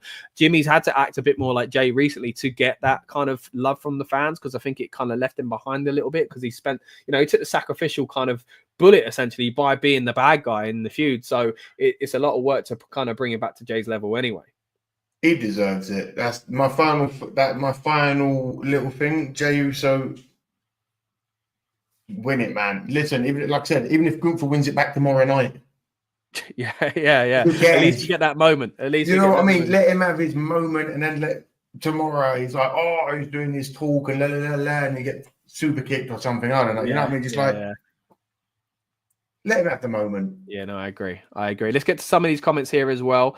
Sludge says, next, I think Tiffy versus Charlotte. Tiffy comes out in a pink car entrance. Oh, predicted entrances now. I love it. Yes, I'd love to see Tiffy come out in a pink car. I think Tiffy needs to retain. I'm excited to see this match because of the real life feud between them. But I think it's just a match for Tiffy to have her dream match. Yeah, I hope Tiffy wins. I think she deserves to, and I think it will really solidify her as kind of a big star going forward. Also says they could have had another ladder match for the SmackDown titles. The Street Profits, Pretty Deadly, DIY, and the Motor City Machine Guns. Again, some of those teams have been announced as part of a similar match, really, a TLC on SmackDown. But as Sludge says, it would have been good to have them on WrestleMania. Lynette says Jey Uso all the way. I don't think Gunther has the guts to beat Jey, so I'm going with Jey Uso. Sludge also says Jey Uso hate is so forced. Yeah, I think some people just are bored of it, but yeah, I'm seeing too much hate. I don't agree. I think I agree with Sludge. I think it's come on, just enjoy life. Let people have fun, all right? Let's all just say yeet and have fun with the entrance, all right? Let's bloody enjoy it. But hopefully we're going to enjoy a victory for main event Jey Uso. Now, let's move into the next one. We got Naomi versus Jade Cargill. And this is something that I'm excited for because I saw the promo video on NXT for this match, and I think it was really, really well put together. I'm looking forward to this match, and I've enjoyed this feud, actually.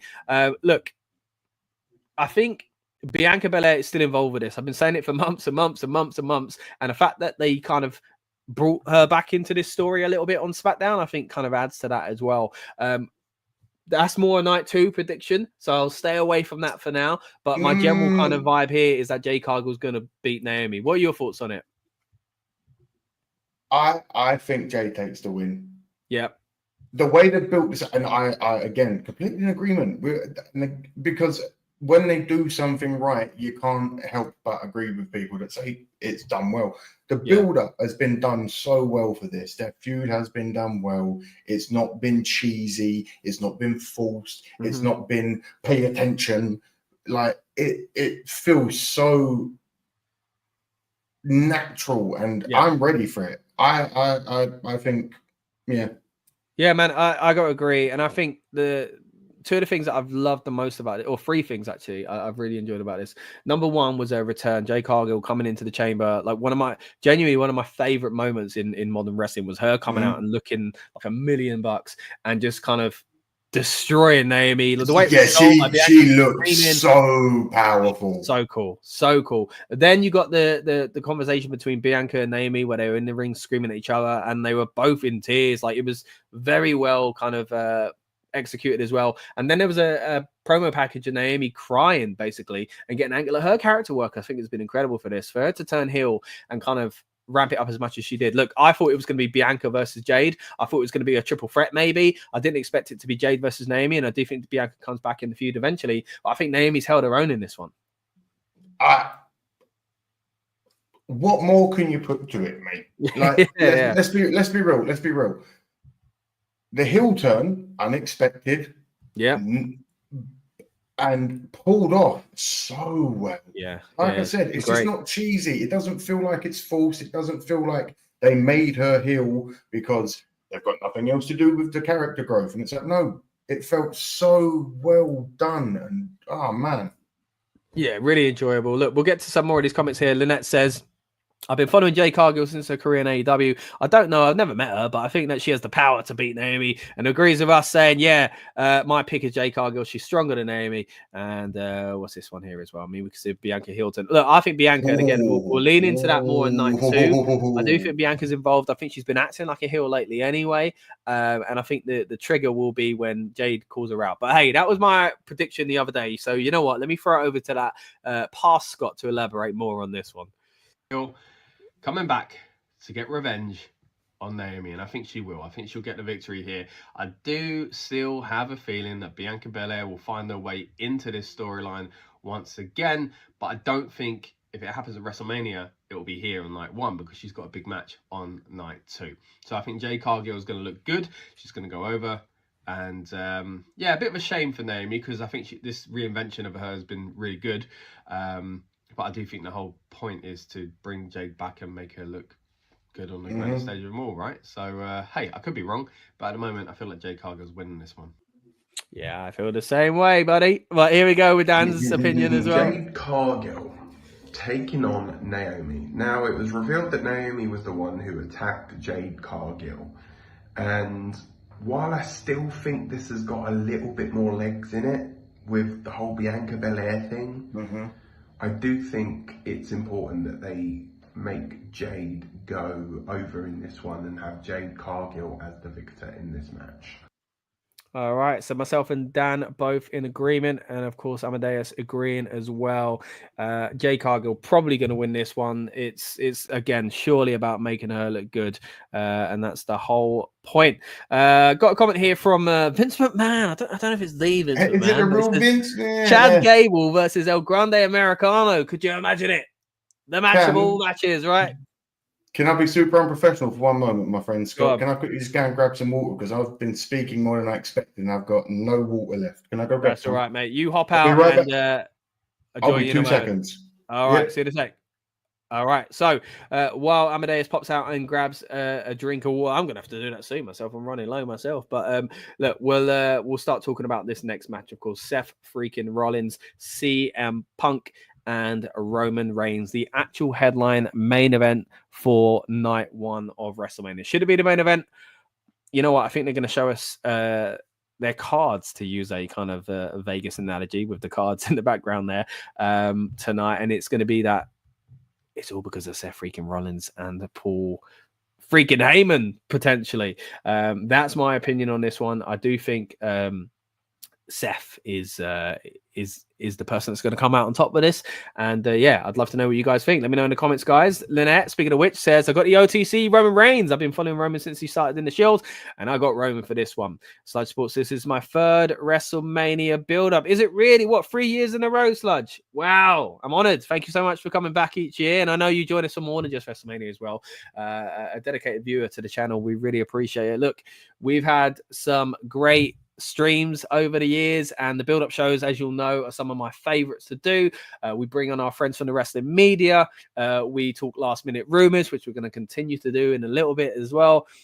We talk about, you know, all the random things. You remember years ago, where we always mention it, but years ago when WrestleMania nearly got cancelled or delayed at least for a few hours because of the storm and stuff like that. You know, these shows I love doing because they're so kind of off the wall. We kind of do just get a little bit wild with them, and yeah, they are so fun to do. So thank you so much for joining us. And again, you say you've been with us for a few years now. I appreciate it. Everyone that's been with us and come back, we love you. And everyone that's joined us recently, we have a lot of love for you as well, because we've just gone over 1,000 subscribers this week. That was our big goal for this weekend. I put it out there a few days ago. I said, look, if you can help us get there, we'd love it. And we hit 1,000 before WrestleMania Saturday even got here. So yeah, very, very appreciative of that, and very appreciative of Amadeus, who is back in the house. Just had to get some water.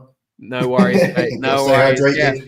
So yeah, really, really appreciate it. Again, I've just saying about this, we've hit 1,000 subscribers on the channel in the past few days. So yeah, real pleased get that to monetization, baby. That's it. But look, why don't we let's throw it over to what is again going to be the main event on night one. It's a triple threat match for nothing other than what seemingly could be custody of the wise man, Paul Heyman. Let's get to my thoughts on this earlier this week. What is the main event on night one? It's a triple threat between the members of the Shield. Oh no, wait, Dean Ambrose isn't there. It's CM Punk. But sort of, right? There's all these kind of interwoven feuds coming together here. Of course, CM Punk was part of that original Shield storyline, so they've even kind of managed to squeeze that out of it. But at the moment, it's all about Paul Heyman. Again, there are so many layers to this, but the Paul Heyman one is the one they're really pushing at the moment. He's officially in the corner of CM Punk. He's also the wise man and counsel for the OTC, Roman Reigns, but I think this is all pointing towards him turning on both of them to help Seth Rollins win. So therefore, my prediction is that Seth Rollins will win the triple threat, and it will make him a super heel, and Paul Heyman's demeanor and everything about him is going to change very quickly when he becomes the bad, cocky Heyman once again. So those are my predictions for WrestleMania Saturday. All right, let's get over to Dan's prediction. Hotly anticipated main event of night one, which features Roman Reigns versus CM Punk versus Seth Rollins. At time of recording, Paul Heyman is meant to be in the corner of CM Punk, but it could all change come Saturday. Whose corner is Paul Heyman going to be in? What shenanigans is going to happen? Remember, a triple threat match, there are no disqualifications. So I reckon there's going to be a fair few people involved in this match somehow. But I think ultimately, when all is said and done, the man with his hand being raised at the end of the match will be none other than CM Punk. All right, so I see your reaction there. Two very, very different predictions from myself and Dan. And I've got to say, I'm sticking with mine. I still think Seth Rollins is coming out on top here, and I still think it's about basically turning on both Punk and Roman Reigns and going in a new direction. Dan doesn't see it that way. He thinks there will be shenanigans, but in the form of maybe some interferences. I just don't see any other kind of need for that. So for me, the kind of shenanigan end that we're going to get, and the reason why this is going on last, is because there's going to be a big twist involving Paul Heyman. Now, the issue is the past few weeks, they've kind of lent into that. They've made us a bit more aware of it, made it a bit obvious. So I'm not sure if that means they're not going to do it now. But that's what I've been thinking for the past few weeks. What are your thoughts on this one? Firstly, Dan, mate, we go back a long way, but CM Punk. Yeah, he thinks Punk is winning it. Listen, Scott, I don't know if you've known this. I think you do know this. I've never been a fan of CM Punk. Yeah. Not a bit. I've liked his last couple of runs in everything he's done. I appreciate the man he's grown into. Again, I appreciate him being real back in the day with the pipe bomb and all that sort of stuff. I don't see him winning tonight purely because, let's be honest, it's great that he's back, but he's like, there are interwoven stories and all of that, but I feel like he's just there because it's like, it's CM Punk. Yeah. I saw a little bit of conversation between them over a commentator's table, and I was like, oh, this is just a bit awkward. It's just a bit. I'm with you. I'll be real. I don't see Reigns winning. I genuinely see Seth winning. Yeah, it feels like it. I mean, he's the least. Look, I love Seth, but realistically, he gets lost in the shuffle quite a lot because I think he comes out, right, and people sing his song, and then Punk's music hits, and people go wild, and Seth feels a little bit in the background. Yeah, and then Roman comes out, and he's a big star as well. Like, and I think that's a story in itself, you know. Like, the whole thing is like Seth's been a bit of a bad guy himself because he's frustrated with Punk, and there's real life heat backstage, it seems, as well. So, yeah, we'll see, but I think it's leaning towards Seth winning.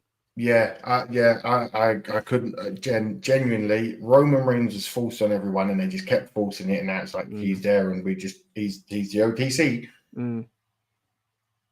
CM Punk is too old, in my opinion, to really be making a comeback now, to be holding the title, to make good storylines with. And Seth, like you said, he's been and I'm not a fan of him in the biggest way, but he has been lost in the background. He deserves so much more. He has put the matches he's put on. You can count on your hand, genuinely, 5 Seth Rollins matches where you're like, that was, and then it's gone the next day. He puts on absolute barnstormers. Yeah. And then it's just forgotten about because, like you said, he gets put in the weird match. He's almost too good. No, but it's like he also gets put in that weird part of the show where it's like everyone's sort of switched off because they put a really shit match. Excuse my language. They put a really bad match, and then they put him in. He goes incredible, and then just after them, they end up putting like the main event. So it's like he gets forgotten about instantly. Yeah. And it does my nut in because he is a good wrestler. Yeah, no, he is, and I do think this is going to be his time to shine again. I mean, it's 10 years ago this year, WrestleMania 31, where arguably his biggest moment of his career, where he did cash in the Money in the Bank, and he saved what many felt was a kind of bad booked into the corner situation between Roman Reigns and Brock. We didn't want either of them to win. I think Roman's been incredible the past few years, but as you say, back then they were forcing him down a throat and it weren't enjoyable. And then Seth Rollins saved the day, and it's been, you know, it's called the heist of the century, and they refer to it quite often. And that's 10 years ago, and I think it'd be interesting if 10 years later he has another big moment where I'd love it. him again. Would love it. It would be good. So Vince McMahon's still in the house. Apparently, Damien Sandow coming back against Randy Orton. I don't see that send happening. us some money, Vince. Vince, send us some money. Paul Heyman's corner. Paul Heyman's in his corner. Lynette agrees and says Punk turns heel. And fully joins Paul Heyman, and they kind of do it together. Lynette says, I've been to 2 Rumbles, been to 2017 and 2023. I went to Saturday Night Slam in San Antonio. I'd love to go to a Royal Rumble. I really would. Been to a few WrestleManias, but a Royal Rumble would be pretty cool to go to as well. You know what? That is perfectly giving me the segue of kind of leading into our next kind of topic. We're going to talk about the WrestleMania experience. Again, I'm fortunate enough to have gone a few times, but I said it on the NXT stream earlier on. I'm gutted I can't be out there this year. Not only just because WrestleMania is fun to go to, but it's in Vegas. Like, how cool would it be to go to Vegas and enjoy WrestleMania? So what we're going to do actually is we're going to start bringing in some content from a friend of the channel.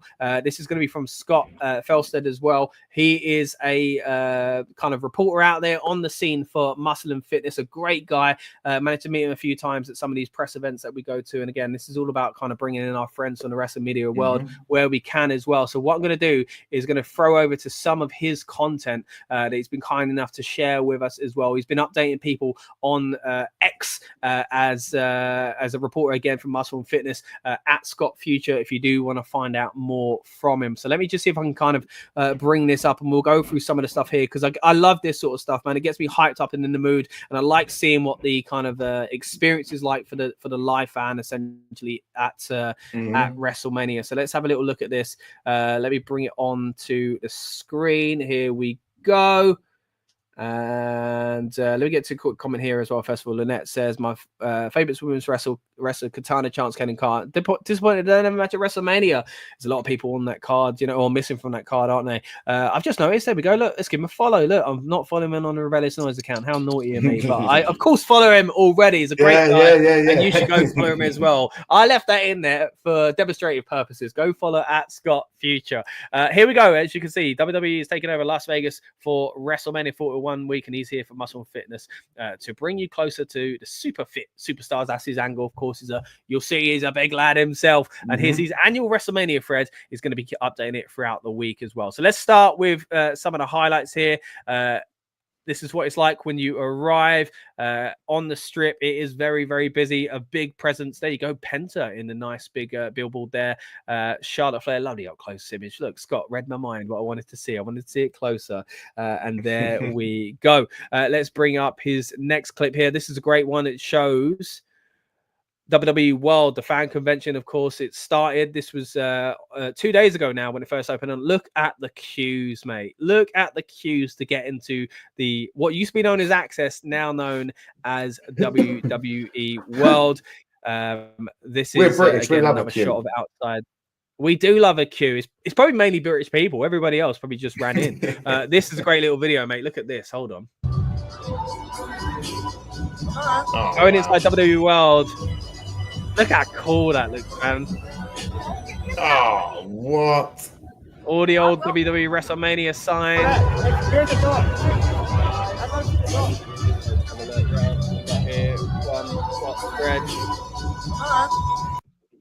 That's awesome. Here's Scott having a go and beating up Logan Paul. Get up! Let's hear it! Oh, can I have a go? How cool is that? I've seen they do one for Dominic Mysterio as well, but I think it's clever that they've done it. Logan Paul, nice little hit there. I could have a go at that. Get up! I could have a go here he at is that, having mate. fun. Yeah, it would be fun, wouldn't it? It would be fun. MGM Grand there, and yeah, let's see if we've got some more updates to show you. Little comment here from Gunther. Looking at what you're doing in the gym. Oh, here we go. Would you say you're in the best shape you've ever been? Right now, there's always like in wrestling, like what's best shape. It's like I was very lean the last 2 WrestleManias, but my stamina really suffered, and the energy overall, I'm a bit heavier now, and I have way more energy. So, what's the what does that mean? The best condition. I feel great how I am right now, and so would say yes.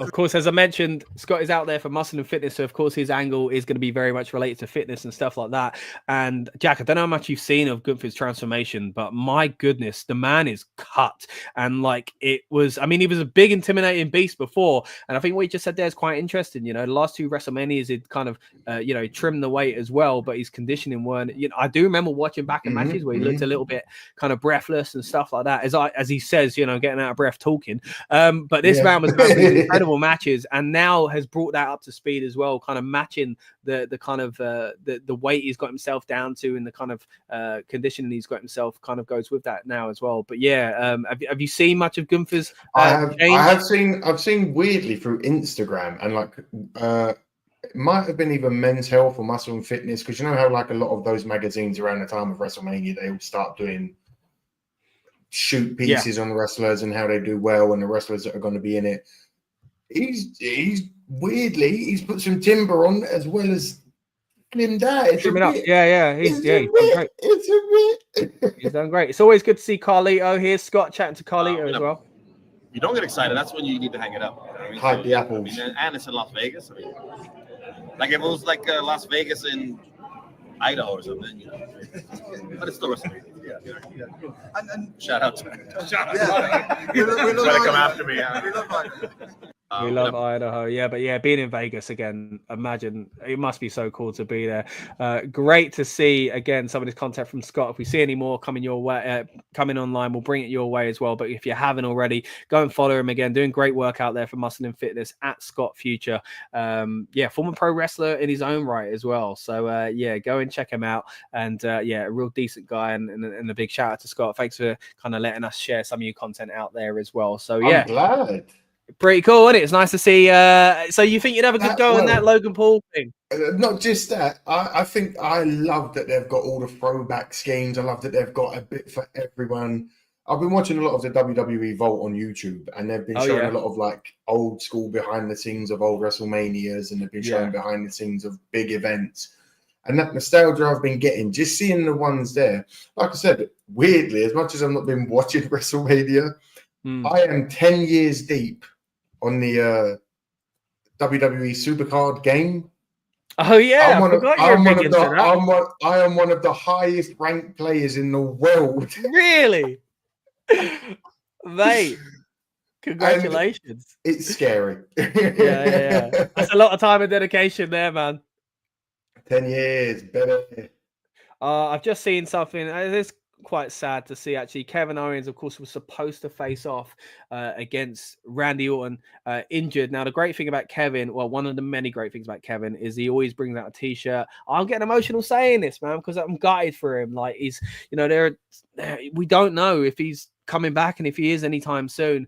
He was in a real kind of heated rivalry with Randy Orton, and he again every year releases these KO Mania shirts. This would have been KO Mania 8, judging by the t-shirt.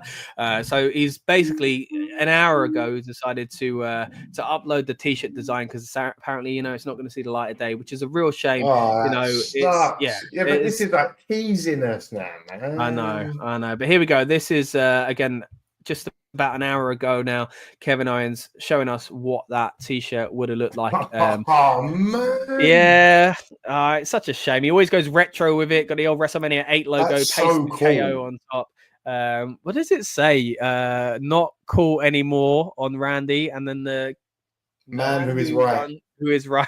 Yeah, a real shame. And they were really building into a fun feud with this one as well. And it did look like we were going to get the punt. Randy Orton was going to kick his head off, and it was going to be all fun in the end. But yeah, sadly, Kevin Owens injured, and we wish him well, of course, and hopefully he can get back to doing what he loves and what we love watching. Because he's such an entertaining talent. Every time he seems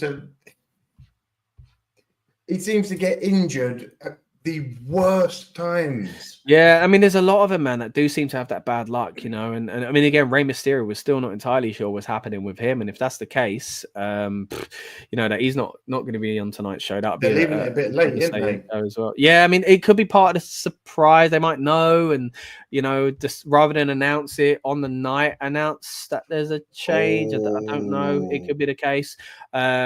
But yeah, hopefully we get a good replacement instead. Right. Amadeus, again, thank you so much for joining us. So I want to throw it over to you. Let me know what you're doing, where people can find you, and what you're all about. All right, as I said earlier, my name is Amadeus. Exploring the Smoke is the channel. Used to do all of this lovely stuff with Scott. Definitely going to be doing more with Scott again, I feel like. I live stream. I do reaction videos. I do vlogs. I do all the good stuff and whatnot. Going to try and get to some more sporting events. Again, would love to do some stuff with you, my man. That'd be incredible. For sure. Other than that, I am just myself. We get down, we have fun, and we have a laugh. It's been incredible being here, my man. Hopefully I can jump in tomorrow and we'll have some more conversation. Yeah, man. Look, we really encourage you to go check out Exploring the Smoke. Again, it's a wide range of things that is covered on that channel, and I know he wants to dive into wrestling a little bit more now as well. So this is us kind of dipping our toes in, working together again, as you mentioned. Yeah, we used to do a lot of work baby. together back in the day, mainly around music, but now, yeah, we're trying to see if Amadeus can kind of dive head first, essentially, into the pool that is WrestleMania and wrestling once again. There we go. All right. Hey, that's the conversation for night 2, so you better be coming back for it. Now, talking about someone who covers music and wrestling, I'm going to bring in our friend, Mr. Andy Spores, to the stream. How you doing, mate? I'm good, guys. How are you doing? Yeah, Very good, well, thank man. you. Good. Andy, meet Amadeus. Amadeus, meet Andy. Hello, Andy. Again, Andy, great reporter, not just for music. He was like me, weren't you? You started out like me covering music and then desperately, wherever you can, sneaking in a bit of wrestling here and there until you decided, you know what, let's just do some wrestling, straight up wrestling content. And it's always great to have you on board. But how you feeling, mate, about WrestleMania? And I'm sure nights like these make you very happy with the decision to dive deeper into wrestling content, right? yeah, I definitely tried to pull back the years and go for that rock and wrestling connection back in the 80s, and then anything that you can try and squeeze in between. But yeah, these days just wrestling predominantly. But yeah, it's good. It's I just finished watching NXT. Such a good show. Yeah, probably didn't live up to some of the past Mania, NXT takeovers, stand and deliver, etc. But it's just really cool to see, especially the women's championship match. I think maybe we'll probably stay away from, because I don't know if there's people watching this that didn't get a chance to watch it, so we won't talk winners, I guess. And please, people in the comments, try to help us with this as well, because I appreciate there might be people watching now that didn't get a chance to watch NXT, and that's a big issue that we've talked about for years now, that it's sandwiched in between a lot. But yeah, the match, what were your favorite matches, essentially, without kind of giving too much away? For me, the tag match was wow. Yeah, the tag match, Fraxium doing great things as always in terms of their performance. I think that's going to be sooner rather than later. Those guys go up to the main roster. They're just a great tag team, which is kind of cool, because two guys thrown together doesn't always work, but these guys really do. So that was cool. The women's championship match, I thought stole the night. The main event, the guys match, was pretty great as well. 3 really cool, different kind of talents, and they wrestle in a very different way to what they usually do. But yeah, that was a nice little starter ready for the main event that's coming up in less than 2 hours now. 100%. So just to give you a bit of context, mate, Amadeus is just getting back into wrestling, basically. You know, what a time to do it. Building into WrestleMania. Does his own stuff over and Exploring the Spoke, and is going to try and cover wrestling in a bit more detail as well. So he's hopped on to give us a little bit of a fresh kind of approach, right? Because he's got this view on a lot of these wrestlers that he hasn't seen for a long time, but remembers what they used to do. And now seeing a new kind of crop of talent as well. Someone that he's really enjoyed seeing, which, you know, I'm glad he's kind of got the same opinion as many of us, is LA Knight. LA Knight, I don't think his stock is where it was when, 2 years ago we were clamoring for him to join the WrestleMania card, but still happy he's in a position like that. To say, look, he's going in with a title on his shoulder is a good thing, but tonight is surely about Jacob Fatu. What are your thoughts on that? Me or Andy, Amadeus? Sorry, yeah. No, I was talking about this last night on our stream, and I do feel like the way that they've kind of hot-potatoed the title around off Shinsuke back onto LA Knight suggests that it's set up nicely for Jacob Fatu to have his big moment tonight. He's come in. I think the crowd's really taken to him.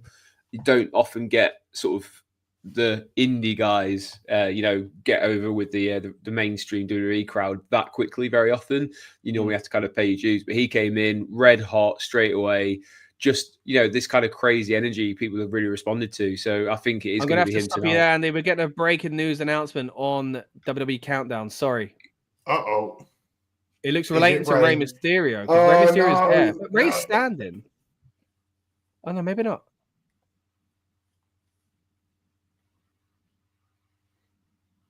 Don't do this to me, Ray. Oh, no, I don't think it is. Rey looks all right. I think this might be the Triple A thing. There was a rumor going around. You interrupt us. Yes, it is Triple A. So Triple H, apparently Triple H and Triple A being represented here. It looks like Triple A is going to be doing a Worlds Collide event, it seems, with NXT. It looks like we're getting the official announcement. Yeah, in June. They announced it on NXT. Okay, cool. So they are, all right. Apologies. Back where we were with you, Andy. I thought we were getting something to do with Rey Mysterio, mate. I really thought they were kicking Rey out of the show. He looks all right. He stood, so maybe not. Anyway, I told you he was fine. Go on, Andy. No. I mean, that's with the excitement of WrestleMania weekend. It feels like anything can happen. So it's cool when there's breaking news and things like that. So I just think Jacob Fatu's momentum is going to carry him through on this one. It just feels like his time.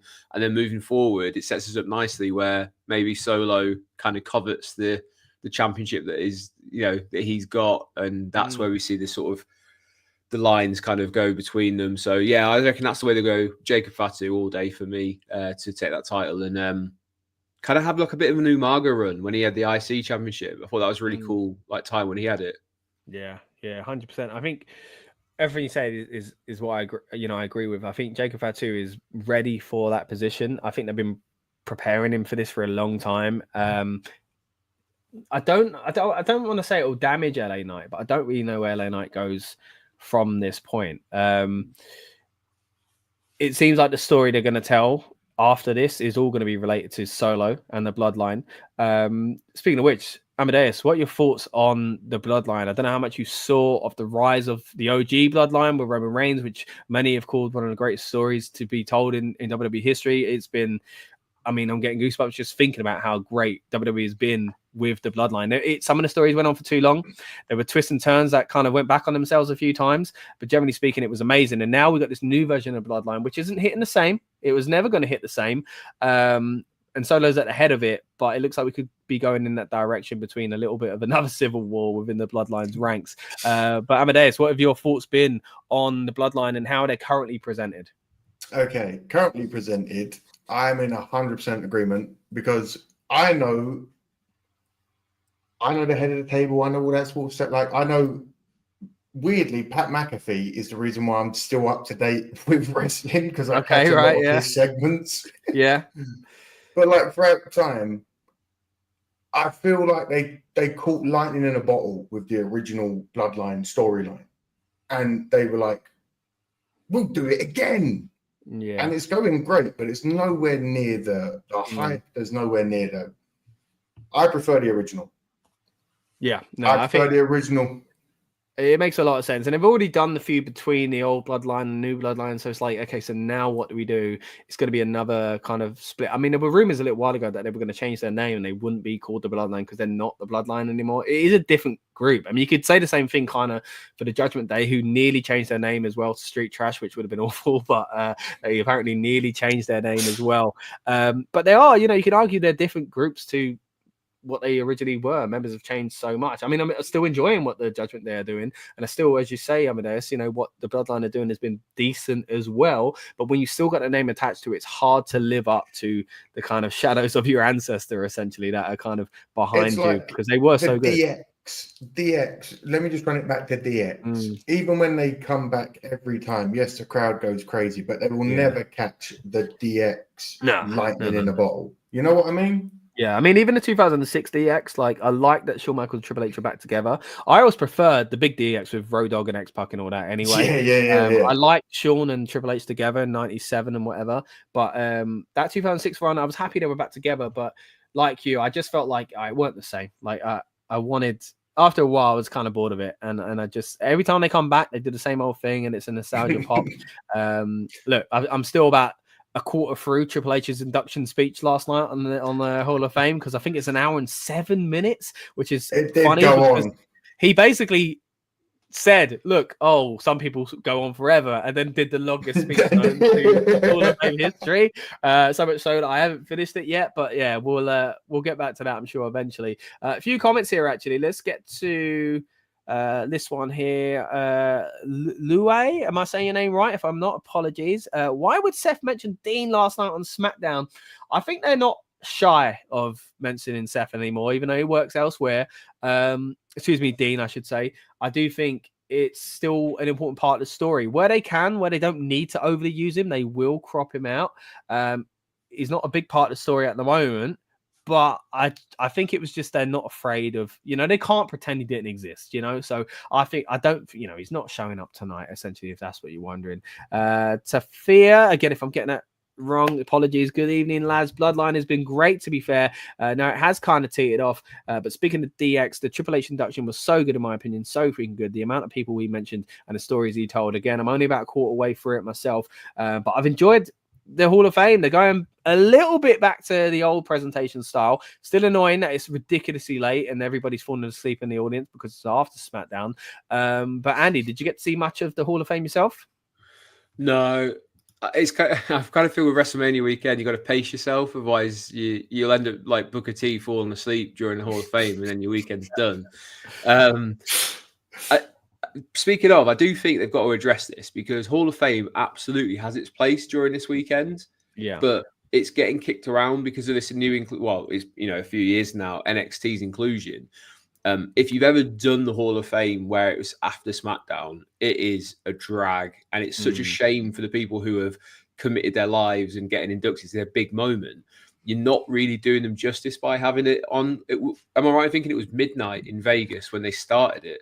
Yeah, it was like 6 a.m. for us, so there was no chance for me. I wasn't watching it live, but it was something like that. And again, it was just, you could see, like you say, Booker T is the one that's getting memed the most. But he was falling asleep behind his sunglasses. It's embarrassing. Like, and it's not fair on the talent. Like, the talent get up stupid early for media duty. They do SmackDown, and then they got the biggest. Imagine if like any of us had got the biggest night of the year. Yeah, exactly, the biggest night of potentially of your whole career, and you were up.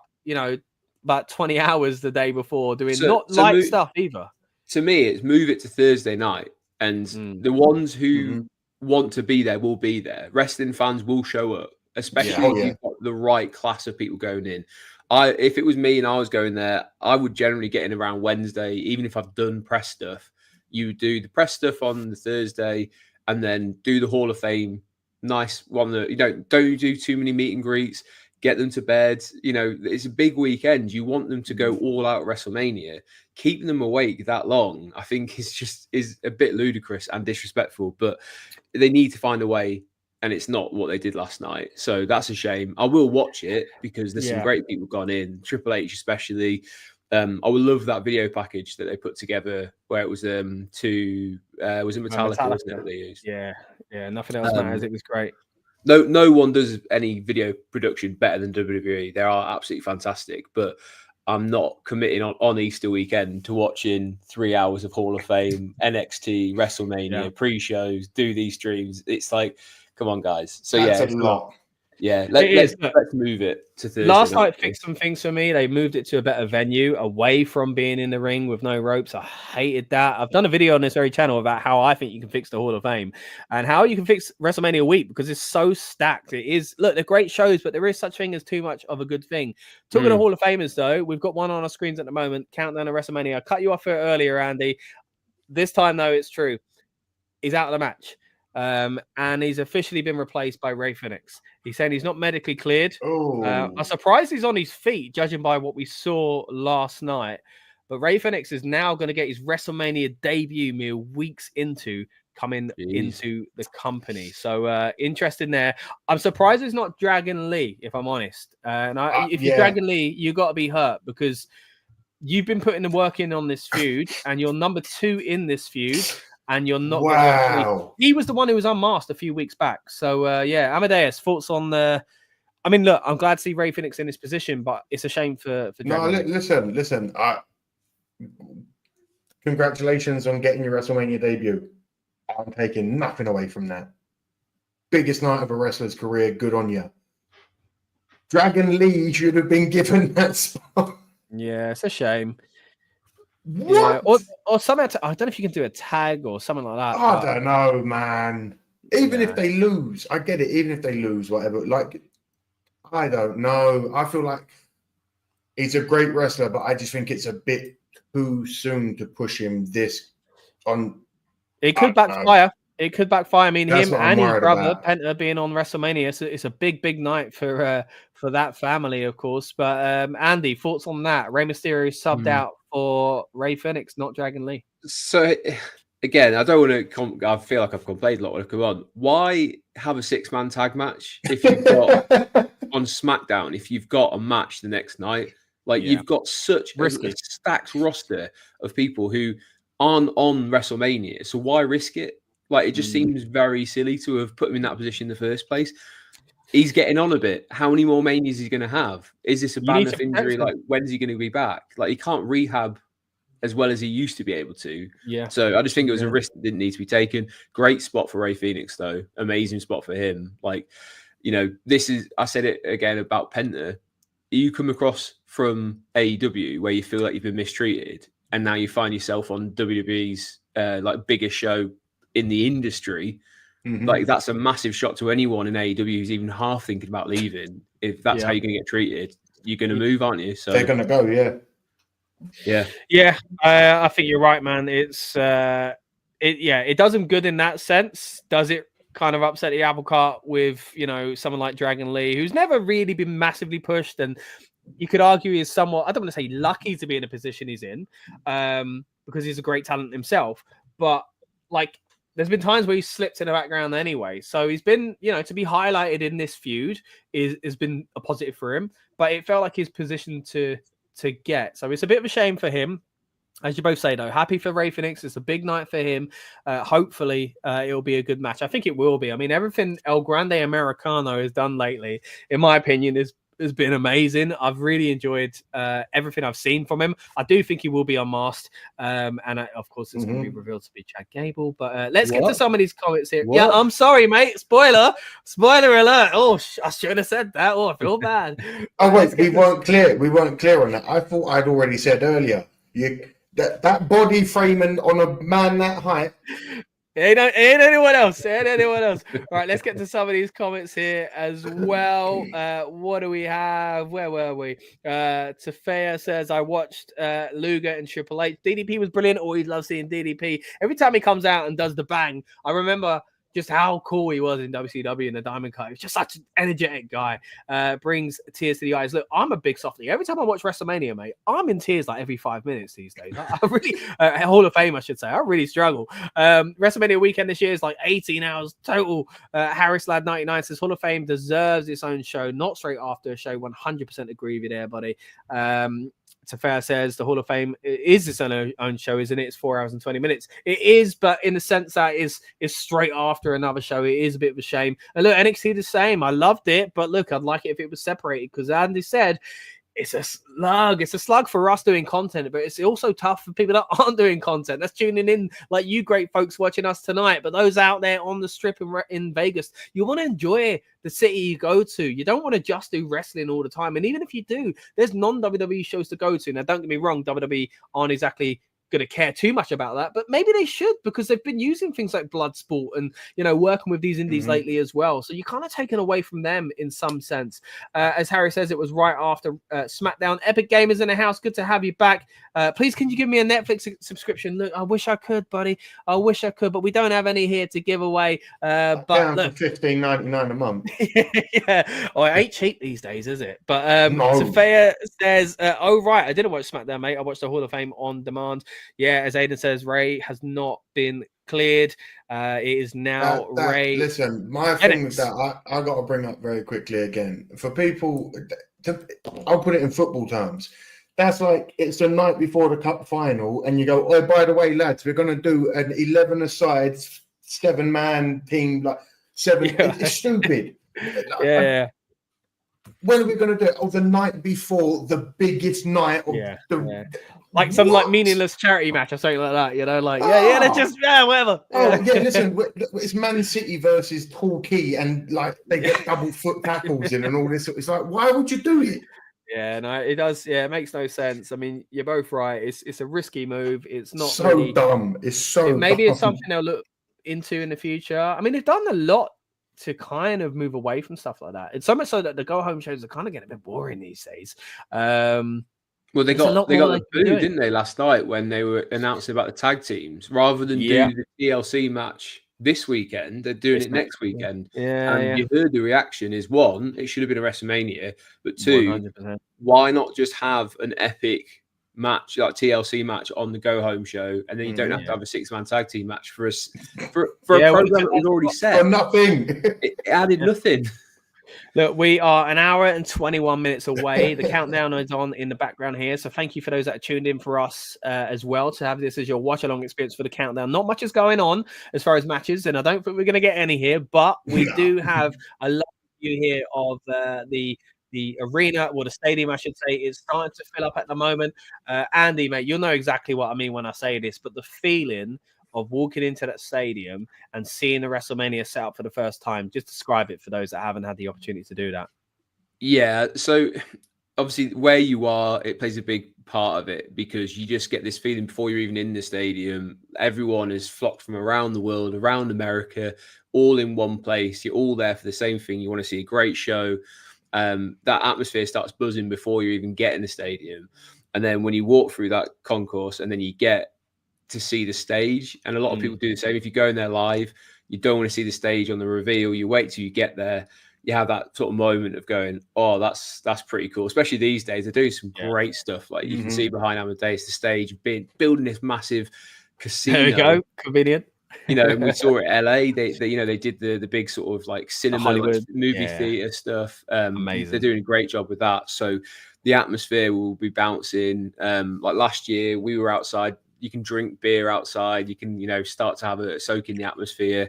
Oh, that's big for America. Yeah, they absolutely love it. You have tailgate parties going on, and it's just a really cool atmosphere to soak in. So the closer you get, and then you have that moment where everyone's ready to go. The countdown started, 10, 9, 8, 7, 6, all the way down. And then you get the following is being recorded, and you just hear this weird like noise just goes round the stadium, and it just kind of like goosebumps. That's the moment you're like, right, Mania's here, it's time to go. And then we'll get those, the pyro, the national anthems, the big video package that I said earlier. They don't do any better. So that stuff is cool. But this is the bit where you just like enjoy it, just relax, like outside the stadium.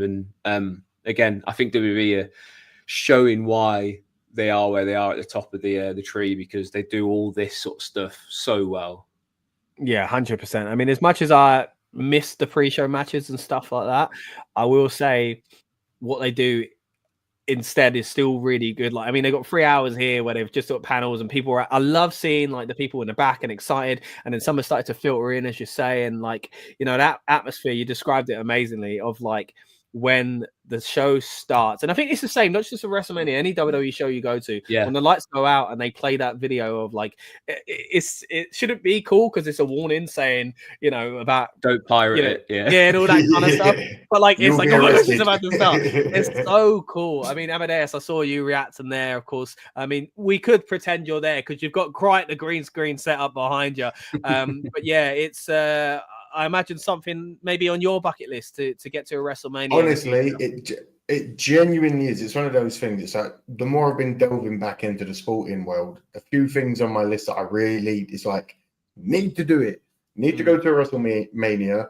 Need to go to a NASCAR race. Need to go to a drag race, purely because like they're all crazy feelings. But like WrestleMania, again, I haven't really watched it in a few years because it's like I fell very in and out of love with wrestling because it got very cheesy, it got very crowded, and then the storylines got very put in. It's like, okay, I'm done for a bit. I seem to have come back when the stories are all incredible, the wrestlers are all incredible, the talent is just, like I said, I've been watching for about 2 months every week that I can back to it.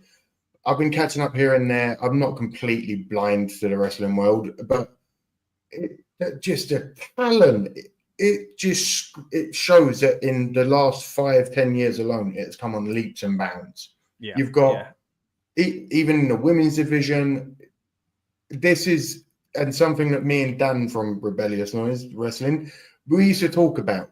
We used to time the women's matches. And I said, if any of them go over 5 minutes, there's a reason for it. And I think out of 40 matches we watched together, none of them went over 5 minutes. And it was like, this is a disgrace. These women, they are so good, and you're giving them... Anyway, that's just my view on certain things there. Yeah, no, 100%. I mean, like you say, since you've kind of dipped out of it and come back, the wrestling world has changed. You know, the landscape has changed behind the scenes. Triple H very much in charge these days as well. And there are some things that, you know, the old man did better, and there are some things that he was kind of not great at either. And Triple H has got his problems as well. But generally speaking, we're in a boom period, man. Like, this is a great time to be there. And as you say, like, talent is amazing, but it's not just the in-ring talent. Like, they've got great commentators, great announcers, the behind the scenes stuff, as Andy mentioned earlier on, the stage, the people that work on that production team. Oh my God, the people that make the promo videos, the one that Andy mentioned earlier on from the Hall of Fame. If you haven't seen it for Triple H, it's amazing. It really is. And I've seen some of these WrestleMania ones. They're showing one at the moment, by the way, Gunther and Jay, and I can't wait to kind of pay more attention to this when I'm watching Mania. But I've seen some of them already sprinkled around on the Kickoff show and also on NXT, and they're so good. They're so good. They tell the story perfectly. And even on a show that some people have felt the build hasn't been as good as they expected, when you watch the videos like this, you're like, it's been amazing. Like, they do such a good job at presenting the product in this sort of way. Going to throw over to some more comments here as well. Harris Lad 99 says, business side of things, Ray Phoenix being put in that position is good. Could shape people the wrong way though. Casper's back in the house. Just finished watching NXT Stand and Deliver. Great turn on the show tonight. Yeah, great show. Thanks so much, mate. Casper, I know you've just come back. We're going to stay away from NXT spoilers if you can help with that, mate. Just because we're aware there might be some people that haven't managed to watch it. Of course, I know you didn't get to watch it live either. So yeah, thanks for joining us again, mate. Let's stick to WrestleMania conversation here. But I'm glad you enjoyed Stand and Deliver. It was fantastic. Aiden, telling us what snacks we got. Toast, Coca-Cola Zero Sugar. Aiden, you've had about 15 snacks tonight. You joined me for NXT. You had Kit Kat earlier on. You had a vodka and what was it? Something earlier as well. You've had a That's a British snack, by the way. 10:40 at night, and he's having. You know what I had earlier? I had beans on toast, a little bit of cheese on top, a little bit of sausage and beans as well. That's because I've got to have a lightish dinner, because tonight I'm going mad with the pizza and the chicken, as I always do for WrestleMania as well. Casper says, and let us know in the comments, guys, what are your feasts for WrestleMania? Heard the possibility of some changes to WrestleMania match. Is it true? Yes, Casper, you've joined us not long after they've announced that Rey Mysterio is out of the match and a different Rey is involved, and said Rey Fenix is going to face off against El Grande Americano. Harry says, every time I've been to a PLE, something huge has always happened. It must be a good luck charm, buddy. Aiden also went to, was it SmackDown or was it Raw, Aiden? I can't remember, but you felt the buzz in London. You traveled from Scotland, ironically. You didn't go to the Glasgow show. You came to London to see what it was all about. And yeah, we appreciate you kind of keeping us up to date on the night as far as your experience was there as well. Yeah, good time. Get to some more of these comments as well. Casper says, I'm going to feel burnt out after Mania. Triple H's Hall of Fame speech was so tiring. Speaking of rages, watching so much wrestling this weekend, it's ridiculous, but it is good. Vodka and Fanta is what Aiden was having earlier on. There we go. Casper, you got your snacks in. What you got, mate? Tell us. And it was Raw that Aiden went to. Bringing it back to WrestleMania and that kind of buzz and that excitement again. Andy, again, explained it perfectly. I think the first one I went to was WrestleMania 25. And honestly, seeing the stage was like a dream come true for me. Like, coming out and being like, oh my gosh, I'm at WrestleMania. It's I'm under no illusions that the world are going through a tough time at the moment. A lot of people having struggles, and to get to WrestleMania is a big privilege when you're from this part of the world. It's not cheap to get over there, and I'm hopeful I can do it again. But that first experience that I had going to WrestleMania will live with me forever. It was such a fun time. And again, I've had the privilege of going a few times as well. Speaking of the in-person experience, Andy, what's been your favorite live WrestleMania? I know you've been to a few yourself. Yeah. Really fortunate. And as you say, like, I know times are tough and it feels, I don't want to sort of brag about it, but being at a live WrestleMania, I've been lucky enough. I went to the Newcastle final, the cup game, like, a few weeks ago. It's a very different experience because that's so tribal in terms of like, you're there. It's all like sort of hinges on your team performing well or not. Yeah, that one thing. WrestleMania is all about the experience of like, it doesn't really matter to a certain extent. You might have your favorites, but you're still going to enjoy it no matter what happens.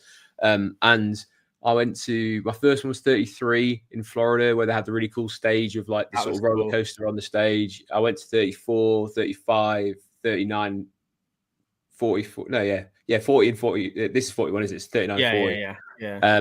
And the Philly one was incredible. And the weather was shocking. It was freezing, as they kept saying. It was really bad, but like the atmosphere was great. But the New Orleans one, man, WrestleMania 34, like I went. It just makes me really excited for next year. It's part of the reason why I didn't go this year, because I'm desperate to go next year. Good point. Down on Bourbon Street, it was just wrestling fans drinking, having a great time. You'd have like the bars were sort of playing wrestling music, and people were singing on to like Nakamura's theme tune, and then, because of how they did their Superdome is next to their arena, so you'd have Raw and SmackDown and Hall of Fame were all right next to the stadium as well. Right. And the way it works for in New Orleans, the Superdome, you go in at street level and you actually have to kind of go down to get to the pitch. So like it's, it feels special when you're in there. The atmosphere is all kind of contained. The stage was that big sort of masquerade ball, Mardi Gras sort of theme. That was the best one in terms of like the atmosphere. In terms of the best wrestling, you were there as well. The 35 went on forever, but there was some great matches at 35.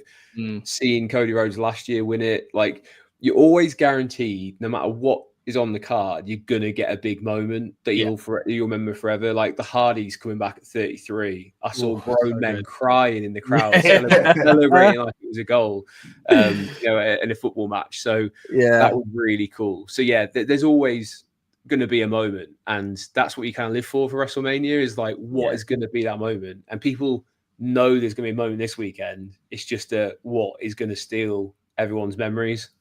That's it. Yeah. I mean, look, there's a few potential big pops, big twists and turns. Excited to talk more about Sunday tomorrow. We'll refrain as much as we can from talking about it tonight, because we've got a whole build-up show tomorrow as well. But yeah, I agree. There's going to be a big moment, I think, on both nights. Like I say, no matter if you're going in live or if you're watching kind of like we are at the moment from the comfort of our homes, WrestleMania is just fun either way. And if you ever get the chance to go, take it if you can afford to do so, and if you're in a position to do so in life and whatever else, do so. It is really fun. Talking of fun, man, love doing these build-up shows. I love the fact that we get into snack conversations. What we having, right? Casper says French fries, crisps, angel cake, flipping egg, battery cakes, cold water, some tortilla chips, had dips earlier, fish finger chips. My goodness, you got a lot going on, Casper. I appreciate it. Aiden also says hopefully they do a UK WrestleMania. Aiden actually came from Aberdeen down to London again for it was Monday Night Raw, wasn't it? That's it. Lucas is in the comments in chatting from the DKW account as well. Says, one, I'm sad for Rey Mysterio. I'm glad to see a change to the Mania card, as it's been boring few weeks of TV because that lack of jeopardy. Yeah, it's strange though, isn't it? We've had two matches basically be cancelled here, so that is a shame. The Kevin Owens situation, and now this with Rey Mysterio. Aiden says, was the Philly one when someone slipped on the ramp? Who slipped on the ramp? Was it a woman? Was it? Oh yes, it was. Yeah, someone like fell straight on their ass. It was a tag team match, wasn't it? Yeah, it was one. It reminded me though. It was definitely one. Then it was years back. Was it? What was his name? Dragon? No, not Dragon Lee. Dragon. WrestleMania 19. He came out. He tripped on his cape. Amazing luchador. What was he flipping? Sin Cara? No, it's not Sin Cara. No, way back. I'm just following the people falling over. Oh, he was in WCW as well. My brain was just sorry. I was watching the. Sin Cara had a few. Sin Cara had a few issues as well. Let me have a look. WrestleMania 19. What was his name? I'm going to be so annoyed when I read it. It was a wicked luchador. You sure it's WrestleMania 19? Sure Maybe it's not 19. Maybe it's 20. Maybe it's 21. My goodness. What year was it? Come on. What was You're not talking about thingy that just not long retired. He had his year-long retirement tour. No. It was. Oh, this is so annoying. This is so annoying. This is so annoying. Ultimo Dragon. I said Dragon. Ultimo Dragon. He slipped on his cape. I think it was WrestleMania 20. Yeah, that was his WrestleMania moment, sadly, but there we go. Harris Lad 99 says, I'll put mine into perspective. Cena heel turn, Punk return, Brock return. I don't think that's happening, but I see where you come from storyline wise. Brian winning the title. Oh, so you're talking about big moments. Excuse me. I thought you were saying all these things were going to happen. All right, Cena heel turn, Punk return, Brock's return, Brian winning the title at WrestleMania 30, and his personal favorite, Hardy Boys Mania return. As Andy said, there were grown men crying, not just in the stadium, mate. I jumped on Tom. We were watching it together. Of course, my co-host on the Talk of Beats podcast. We just dove into each other's arms. It was so exciting. Kofi Mania, says Aiden. Was that It was Mandy Rose, by the way. WrestleMania 37. Mandy Rose. I was thinking it might have been Mandy Rose. Mania as well. Casper says it's good to see Ray Phoenix against El Gran Americano tonight. Yeet Mania could be what we see tonight. Ada says, if I ever get to go, I will cry. And Liv or Mandy Rose. Yeah, Mandy Rose, as Andy said there. It's a wonder what will go down. I wonder, I ain't burnt out already, but it's the superstars. Got to be so hot right now. Yeah, it looks like it's not cool out there, is it? It looks like a very heated place to be at the Vegas, moment. So, I know they ain't. They're in a. I know. I'm just filling the people in. I'm just excited. Biggie, it don't fit you right, mate. But your suit jacket, very nice. Hey, look, when you're that big, you don't wear. No, you're showing off. Listen. I don't care. If you have a suit that fits properly, you look even bigger. You do. This whole You look fitted. It doesn't look great. It's a beautiful color, but Big E, lad. Yeah, it is tight. It is tight. Ada says, I cried when the Hardy Boys returned and sane when Cody won last year. I mean, we talk about WrestleMania moments. How about Cody's return a few years back? That was amazing as well. So, look, I think we're going to get something quite special over this weekend. I'm not 100% sure where it's going to come, but let's stick with night one for now and break down this card a little bit further. Quick comment here from one Greg 7. TKO is going to buy every wrestling company and then set it off to Saudi Arabia. Let's hope that doesn't happen. But thanks for joining us and sending in your thoughts either way, mate. Let's be real. Anyway, we'll see where we go with that. Casper says, I heard a rumor that Ryback coming back. Do you think he would look, Casper, you know, I like Ryback. Some people crap on him these days. I liked Ryback, and I would love to see him back. But talking of crapping, he's crapped on a WWE a lot. You never say never in the world of pro wrestling. That might be a never, though. Aiden, I love how Wade took the out of Big E for a joke. Yeah, a nice little bit of banter from the Englishman there, of course.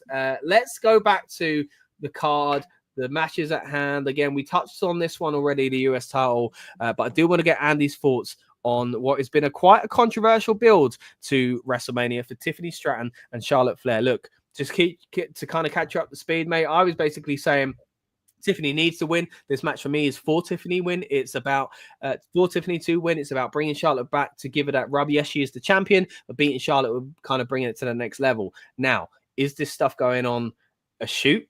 And if so, could that play into this? Or is it just a build intrigue? And that's what I'm kind of thinking myself. I think this is all fake and they've played into what people assume of Charlotte Flair. I don't buy it. Do you buy it, Andy? And do you think it's going to impact tonight's match? Yeah, I think you've asked me about this because, you know, like I said last night, I'll keep it quite clear. I really don't care about this match because I feel it's really contrived. The timing of Charlotte's divorce being leaked to the mainstream media was so suspect to then be brought up in that promo a couple of weeks ago that it just, to me, smacks of, can we blur the line a little bit? And the dirt sheets, as they get called, got pulled in hook, line, and sinker. They just wanted the headlines for it, and they got it. And I don't think it was done right. I think there was a better way they could have gone about this. It should have been about Charlotte Flair coming back to prove to everyone why the old school she's the best in the world. Like she's the measuring stick. Tiffany's the bright, shiny new thing that she gets compared to her. She's going to come back and prove how nothing new is ever going to be as good as she is. They could have just left it as that.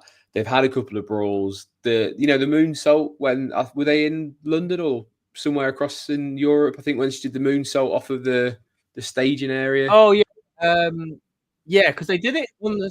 I wasn't sure if they botched the first one and thought let's do it again because the first one was all right, but it weren't great by the ring. And then they went backstage and then I felt like they went in guerrilla. Hey, get a bigger shot. The Miz was out, right?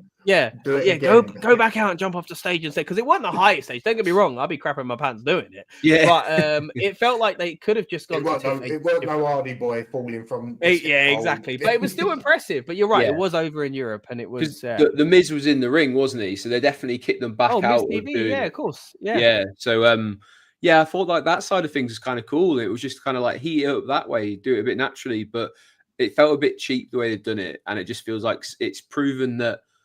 It's kind of backed Charlotte into a corner where I don't think she looks great because she's supposed to be the professional. She's taking on this role of like, can you push their buttons a little bit? But then she's gone a bit too far with it. And she makes herself look really unprofessional the way that she's carried on. And I think Tiffany comes out of it okay, but that's because more so it's not great on Charlotte. So I think Tiffany will win this one. And if she doesn't, I don't know what the hell they're doing because Charlotte Flair in 2025 ain't it. No, 100%. Aiden says it was on SmackDown in Barcelona, but I agree, man. I don't think it's not what we want to see, is it? I mean, Amadeus, we were chatting about it earlier on. Both of us huge respect for what Charlotte's done, but this ain't her time, is it? I said earlier, I appreciate. I don't want it. I said I'm going to go with Charlotte because it's a typical WWE thing to bring back the legend, and she is brilliant. She's done great for the company, like I said earlier. But this isn't her time. Great, wicked. You've done brilliant things for the company, and you've been great, and you are the champion, and you are brilliant, and you are. But if we keep doing this every time a new star starts to get traction, we bring in a legend and we squash them. It's like you ruin the future. You ruin what's going to happen because then it's like, okay, cool. So now we now have to see who's going to beat Charlotte. Oh. Yeah. No, it's the same old thing, and it's such a risky move. It's fans are sensitive to this, and if it comes out of a genuine backstage issue where Charlotte, as a performer, as a person, has said, "I ain't losing to her," then that is very dangerous. Now, I don't want to start putting things on her because we haven't got to that stage yet. We don't even know if this is legit behind the scenes heat or not. But if that is the case, and that's where we do go with it, I think it's a very bad decision. If they've done it just to kind of work us and kind of do a little bit of a work shoot, then fair play. As Andy said, it didn't really need it, but it's got people talking, so it's successful in that sense. But I think this match is only really successful if Tiffany comes out on top because she is the champ. You can argue that she's made it already, as Amadeus says, you need to continue to build these stars. They need to beat these legends in the game essentially to kind of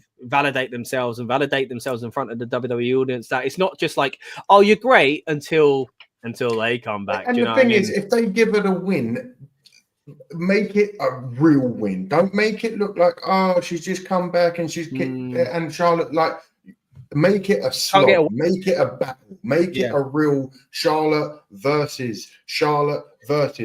And because everyone's going to be, obviously, expecting Charlotte to be incredible because she's incredible. So it's like, give it a really good match. Give Tiff when she does get that pin, everyone at home, instead of being bored of the match, everyone's on the edge of their seat going, 1, 2, they did it. And that satisfaction that, she got what she deserved, essentially. She deserves it, man. It's a controversial question, that kind of two-part question. We all hold Charlotte Flair in high esteem for her accolades of what she's done in the past. But outside of WrestleMania, could you name me an outstanding Charlotte Flair match? And also, would you have any of her matches inside your top 25 matches of all time? Short answer to the second one, no. I think she's a consistent performer, but I wouldn't go that far. Yeah, and I would find it hard to pick off the top of my head. You know, I think if you said to me, "Oh, what about this match?" I might go, "Oh yeah, I remember that one. It was great." But there's none that they're not jumping out at me. So I think that's the kind of a good point to raise. Whereas, really. like, I mean, if you look at just even on tonight, like, I'm not going to give away a spoiler. Stephanie Vaquer looks and acts like one of the greatest of all time already, and I can see her putting on matches at WrestleMania where people go, "That is one of the all-timers." Like, people might go, Charlotte Flair versus Rhea Ripley was a great match at WrestleMania. Outside of WrestleMania, Charlotte Flair does not show up very often. She saves it for WrestleMania. Great for WrestleMania. Not great for the rest of the roster when she can't be asked to do it the rest of the year. That's a take. The only match that genuinely popped in my head, like as you were talking, I'm like, no, I will think of a match. The only match I could really think of, I was like, well, yeah, versus her in the triple threat. No, none of them are outside. None of them are outside of WrestleMania. Yeah. Like, and you know, Andy says the one against Rhea was great, but yeah, it's an interesting point. I mean, why not turn it on for WrestleMania? But you kind of do need to show up for the rest of the year as well. And I'm not saying she's skived, but that is an interesting point. Let's get to some more comments here as well. Casper says, I would like Tiffany to retain the title, but I'm with you in saying that Charlotte doesn't look great at the moment. Mohammed says, I just wonder with AAA being acquired by them, are they acquired by WWE? What could this mean for Triple Mania, and also about Fantastica Mania? I know they have been acquired. Have they? Yeah. Well, that's what all the headlines are saying. It's been announced tonight that they were acquired. Wow. I didn't know that. Big news. Yeah. Wow.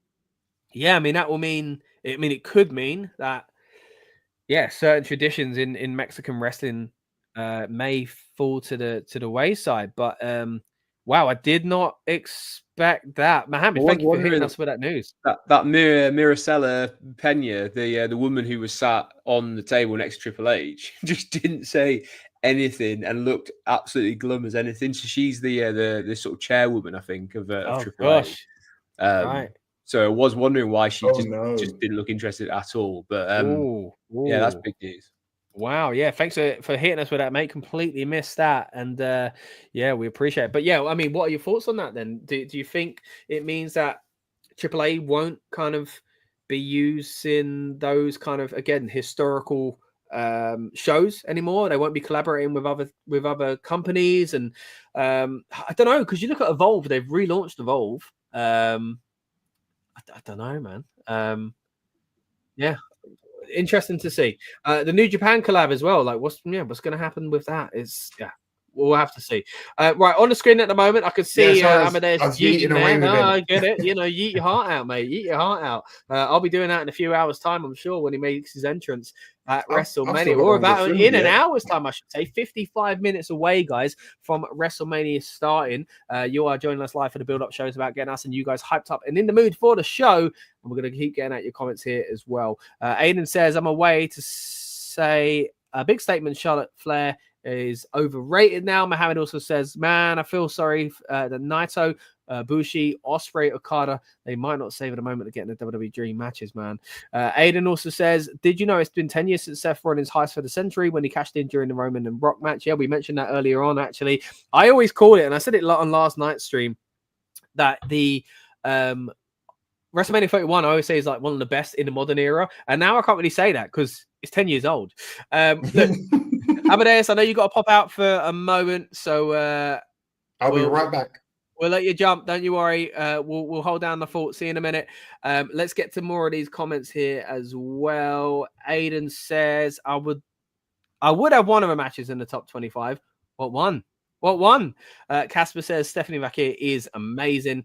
WWE have TNA and AAA. Yeah, well, there's still a lot of rumors about whether or not they maybe own TNA or will own TNA, but we'll see. But yeah, they are. I mean, they're doing things they haven't done in a while. Like, I say a while, you know, because there were times back in the day where they did collaborate with New Japan. They did work with Mexican organizations as well. We're seeing an incredible shot now, by the way, on the Countdown show of that stadium filling up. But yeah, what are your kind of general thoughts on WWE's new approach to work with other companies? I think it makes sense, especially if they're steeped in history and they've already got, like a big following. AAA is one of, if not the biggest in Mexico, I believe. Yeah.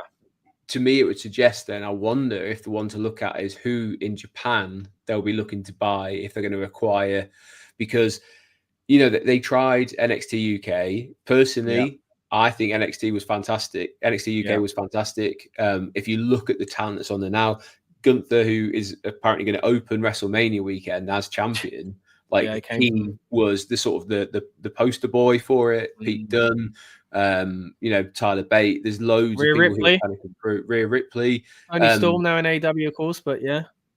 And if you look at the matches that were put on, if you can go back and watch them on YouTube and stuff like that, the wrestling was arguably the best wrestling that WWE had on a weekly basis. So NXT UK didn't work financially. I think it got stripped away because of the kind of COVID stuff. There's always those rumors, will they bring back NXT Europe, etc. But I wonder now if this new approach is to take a promotion that is popular, that already has legacy, and then they acquire it, let them kind of run it themselves, but then integrate a little bit of WWE into it here and there. And that's maybe the approach. So Japan is always a market that WWE have kind of coveted. So it would make sense, especially as you have all the luchadors. You can send them to AAA and kind of have this like back and forward between them. And then you can send, the sort of Japanese wrestlers that they have across to Japan to do, collaborations there. They've kind of, under Vince, it was very much a, no, you're not doing anything with WWE. But these days it's a case of, actually, no, like we understand Natalia being on Bloodsport is good for WWE and it's good for Natalia and it's good for the indie scene as well. Yeah. So personally, I would say next one up, Japan. It's a matter of time now. Yeah, and is it? I can't see it being New Japan, so maybe All Japan. No. I don't know. But anyway, be interesting to see. Amadeus is back as well. Let's throw us back where we were. There we go. Let me make it. Right. A few more of these comments here as well. Aiden said, actually, ignore that message. I didn't know we didn't include mania matches. So, kind of major point again there, Andy. Also says that NXT UK was underrated as well. Aiden also said, Kelly Ray, Pete Dunne, Pipe and Niven, some great examples there.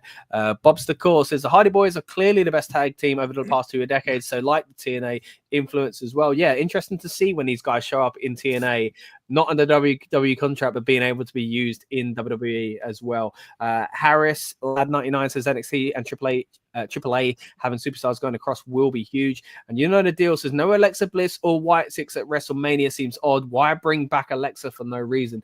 Mate, we could spend hours talking about this. It is, your question's great. I almost don't want to dive into it because I will go on too long about it, but I'll be very quick with you. I agree. I was going to say, you're being very quick. I'm leaving. I'm trying. Alexa Bliss, amazing. I don't know what doing with White Six. Well,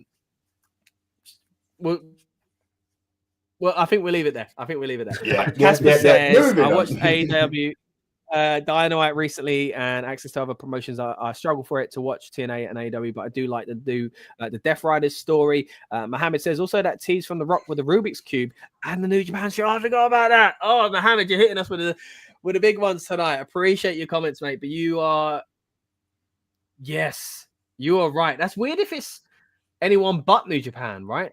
Unless well, he's just flirting. There's Noah and All Japan would be the other two like bigger ones. But my God, if WWE gets something to do with New Japan wrestling, the net is closing on AEW massively. And that could be part of their motivation to do so. We've got Forbidden Door, by the way, with AEW coming up in London in a few months' time. So it'd be interesting to see how that goes. Kind of in a WWE stronghold. It's at the O2 Arena. So to have a non-WWE wrestling show at the O2 is going to be quite interesting to see.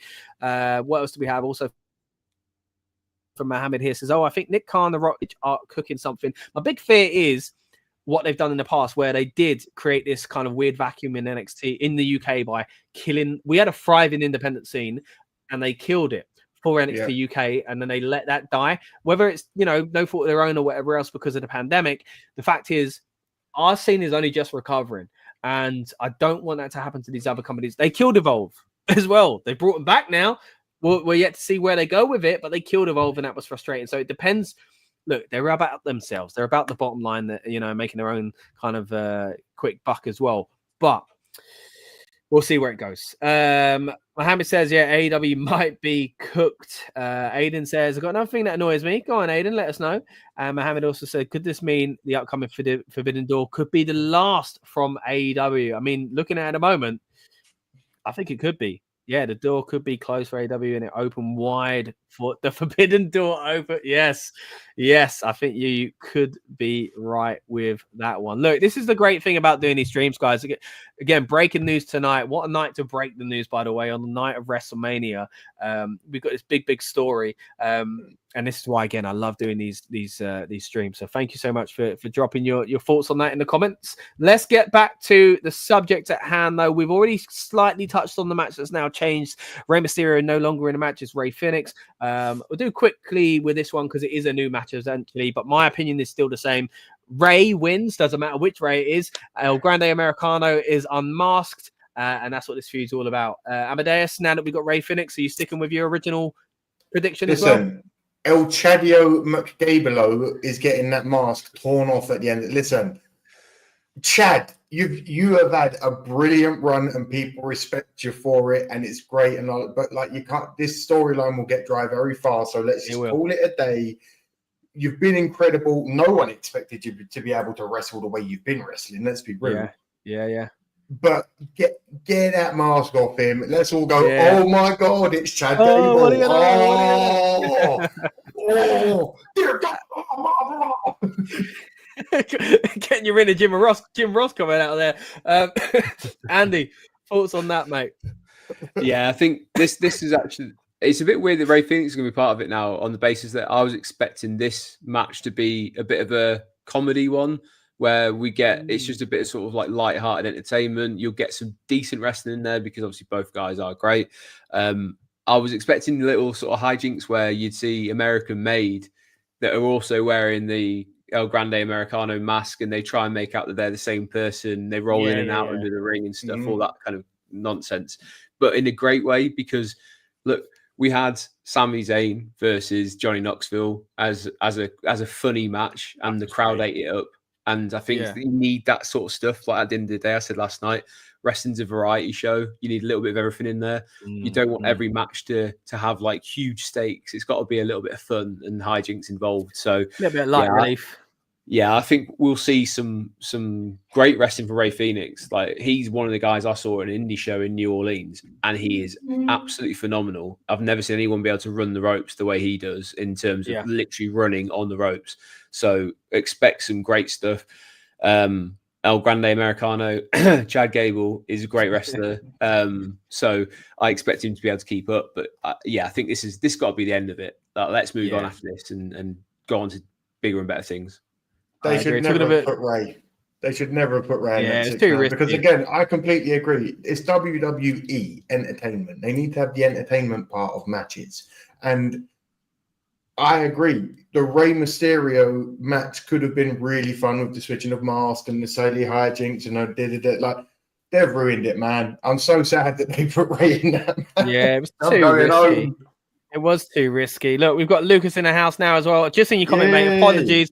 You were in the background lurking. I didn't quite see you there. We'll get to some of these comments in a moment, guys. So keep them coming. Really interesting to see your views and opinions on not only the AAA acquisition, but also what's going on with WrestleMania Saturday as well.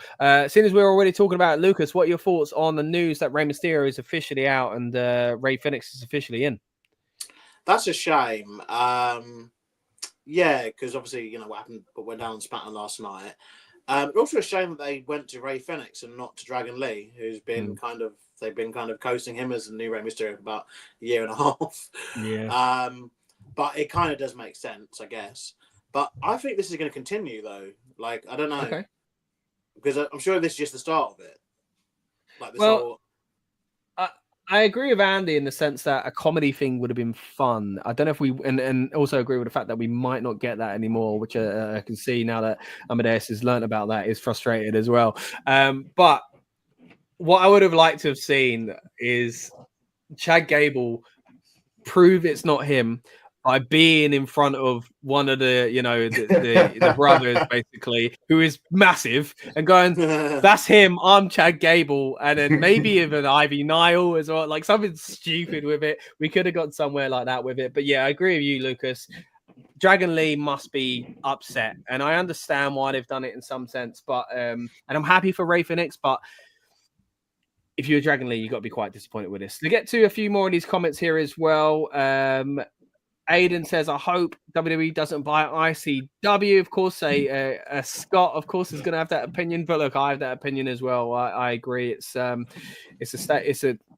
company that have flirted with it a little bit. Don't get me wrong. They've had Triple H appear at one of their shows, but and kind of had a nice little collaboration a few times. But we'll see. What if he's plotting to buy AEW? Says Harris Lad 99. Mohammed says also it's insane that both Lucha Bros are making their WrestleMania debuts instead of just Penta. It is insane. And again, we'll touch on Penta in more detail on tomorrow's show because yeah, he's been on an incredible rise as soon as he arrived in WWE. Ray Phoenix has been doing pretty well himself as well. Yeah, there we go. Mohammed says in just a month the Lucha Brothers boom into WrestleMania go, and as Andy said earlier on, what does this say to people in AEW thinking, man, maybe the grass is greener and maybe they'll use me, like on WrestleMania? What a way to lure people over there. Insane, says Mohammed. Casper says, I think El Grande Americano is Chad Gable, and I think Ray Phoenix is amazing. It's got to be Chad Gable. Imagine if we have all been fooled though and it's not. Can we stop saying it, El Grande? No, El Grande Americano. We're sticking with it. Call him El Chade. El Chade. I want Jey Uso to beat Gunther. As I said earlier, I don't have a problem with this being the opening match and CM Punk's closing it. I know it's not for the title. And Harris also says Gable's gonna interfere. That'll be pretty cool. All right, let's move on to the next match. And a lot of people split on this. I say a lot of people split. Everybody seems to be saying one thing. I've said something different.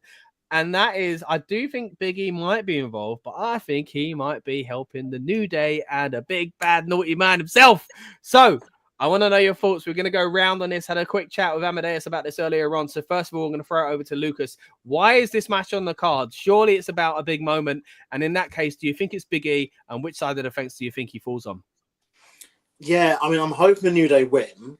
But I kind of can see it being a better option for Big E to come out and get a Mania pop by costing them. But it's one of those weird ones where it's like you're going to help the War Raiders, who are a babyface team, who don't really need help, being deadly honest, to win matches. But I can see them wanting the pop of just getting it. Thing is, like, it hurts saying this to a certain extent because obviously, personal connections like pretty deadly, but the SmackDown tag division are trying, but they get no reaction every single week. And I just think it's one of those where the minute the New Day turn heel, they get a reaction. The War Raiders always get a reaction. Like, it just made sense for this match to be on the card. And then obviously they're doing the TLC, aren't they, next week?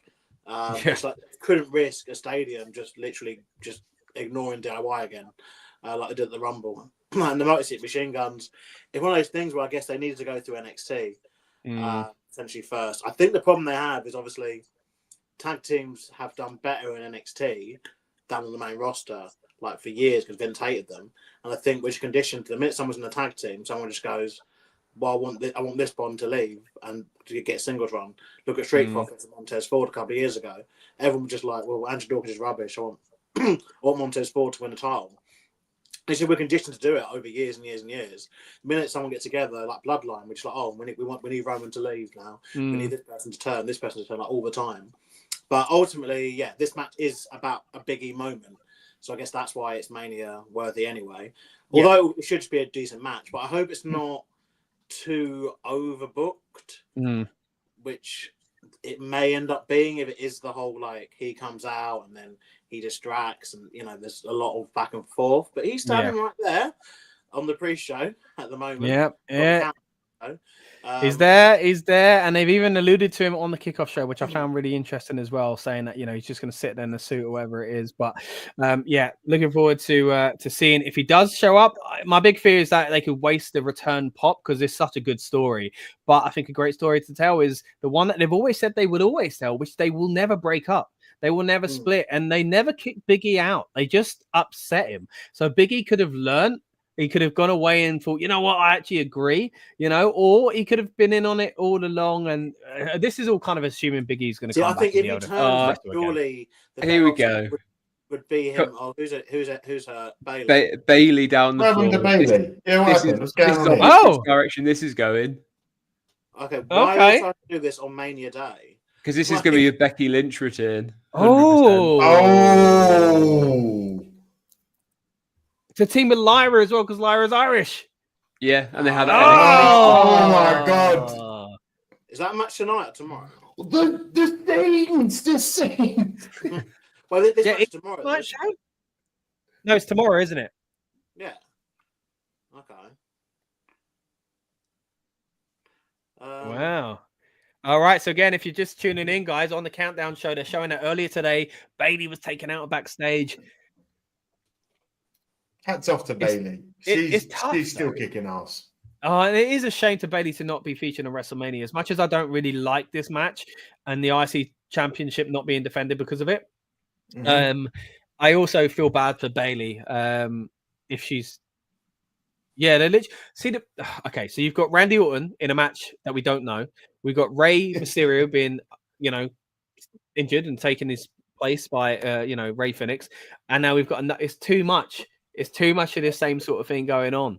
So they've just said there. Adam Pearce has just said you have 24 hours to find a new partner. All right. Okay. Well, the man's back. The man's back. I think Casper will be happy with that. I think every stream we do, Casper asks about Becky. There we go. Look, in the comments, I heard something earlier about Becky Lynch. I think that was said before this segment even came on, Casper. I think you might be getting your wish. Wishing. I know. Oh, good. Thank you for reminding me, Aiden. Scott, have you asked Lucas where you got your Jeep top from? Lucas, I love the yellow and blue, and I really love the fact that you filmed your videos in IKEA and kept to the branding of IKEA with the colours as well. That until I was sat in IKEA. You've got an IKEA branded Yeet shirt. Did you buy it from IKEA? No, I did not. I bought it from another. It's not a collab. It's an Amazon. It's an Amazon find. It looks like you got it from Ellen Road. Who the hell is this old guy on the? Oh, from it could be a Leeds United shirt. They're doing a lot of things with football clubs, so you never know. Tom Rinaldi. What old guy? Do they? I think I'm a few seconds behind. Yeah, sorry, they hire backstage reporters on the every ramp. minute, it seems. We've got someone on the ramp. A very long ramp, very big stage. He stole Amadeus's shot there. Look at that. And now Amadeus is Look at that. What's going on here? He stole your gimmick, brother. Look. Terrible. Like, listen, I'm suing him. Copyright infringement. I know. All right, let's get to some more of these comments here as well. Aiden says War Raiders inside 5 minutes. I think it should be a short match, if I'm honest. Casper says I want Jey Uso to beat Gunther, as I said earlier. I don't have a problem with this opening the show and CM Punk closing the show. Oh, sorry, I already read that one, but still, great point anyway. Casper said, I'm for a fun match between the War Raiders and New Day. If it is on the card, it is on the card. And yes, it is tomorrow. Was it Becky or was it Liv and Raquel? Yeah, Becky could have took her out, I guess. And let me just see where we go with it. Right, what else do we have? Becky and Lyra. Go ahead, Lucas. Fill us in. It's going to the whole the random person who never teamed with me is now gonna be a tag champ with me story, which we've kind of seen done several times. I felt that the women's tag division's kind of been in a really good position lately, and obviously even NXT featured several women's tag teams as part of their pre-show, and it's going in quite a positive direction. You've got built-in tag teams that aren't getting a shot. Obviously they dropped Caden Carter and Katana Chance from SmackDown last night. And it's just now another team is just going to be, and again it may be pre-anger, I guess, for this, but it's just another example of how not to use tag team belts. If you have tag teams, build them up, have them face each other, win, loss, all that kind of stuff, and then make one set of champions, have people chase them, and that's it. And then build new it can't always be about the split. It's a tempting story to tell, but when you tell it with every single team in the history of WWE, it starts to get annoying. Whenever they need a pop or need a reaction, they just go anyone over 40 and anyone over 30. You want to come back and have a match. and we give you a belt. That's what it feels like sometimes. It's like, yeah. and I don't understand why they're behaving like this. Like when usually that's behavior of a business that's kind of in the drain. Like WCW towards the end, we're just like, oh yeah, we put the belt on anyone. But this is a company that's making record business. Doing well. They have no need to like have to do this. But we'll see tomorrow. I mean, it may be. I can't think of anyone else it can be. This is the thing with it. Well, we've got 24 hours to think about it. And as you say, on tomorrow's build-up show, we'll be back chatting all about that match and many other great matches as well. No, it's all good. It's all good. It happened tonight, so it's still relevant. Don't you get me wrong. But we'll take it back to the other tag team match in regards to tonight, the New Day again against the War Raiders. Andy, mate, thoughts on this? Is Big E getting involved? And what side of the fence does he kind of sit on?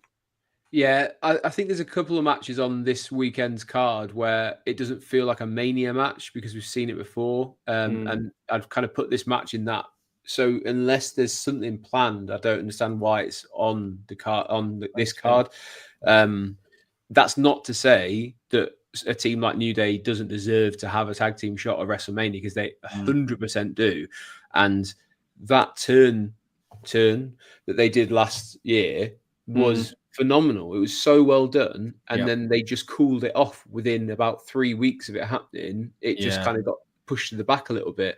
Now, maybe they were treading water for a moment like this because they were maybe expecting, can we get, some actual diagnosis on what's going on with Big E? Either way, he doesn't need to get horrendously physical. It could just be a case of he costs one team or the other, like by pulling the leg or distracting the ref or something. But I would fall on your side in the sense of people will expect him to come out and help War Raiders, Viking Raiders, whatever they are these days. And then it's a swerve and he helps New Day win, because they never actually said you're out of the New Day. They just said you're the reason why we haven't been able to do it. You were selfish and stuff. If he comes back and goes, because he actually said to them, if I have to come back as your manager to get you to stay together, I'll do it. So if he's gone away, had to think about it, and can cut a killer promo on Raw saying, actually, I thought about it. You guys were right. I was selfish, blah, blah, blah. And then that's the reason why. It's totally justified. It's not a case of, oh, why has he gone back to them? Because they have been a team. They've always said they never want to fight each other. And I think it would be a good sort of development for Big E to be back on TV. I would love that, to be honest. So, give me a heel Big E. Yeah, man, even if he's not ready to wrestle, and even if that day never comes, him coming back as a manager and being involved in the storyline, I'm all for it as well. So, yeah, hopefully that is the reason why it's on the show, because, again, no disrespect to either team, but it doesn't feel like it fit, and especially when the SmackDown Tag Team division felt like it should definitely be in WrestleMania and it isn't. This needs to be on it for a reason, and I agree. It's not even about the New Day and their turn, and it's not about WrestleMania. It's about what happened in the middle, or the lack of things happening in the middle, to make this mean something. And it could be because, like you say, they were waiting for something and they weren't too sure. But I remember a few weeks back doing a watch along and saying it feels weird if the New Day aren't on WrestleMania after turning heel after so many years. So of course they deserve to be in WrestleMania in that sense, but the feud just hasn't been kind of that important.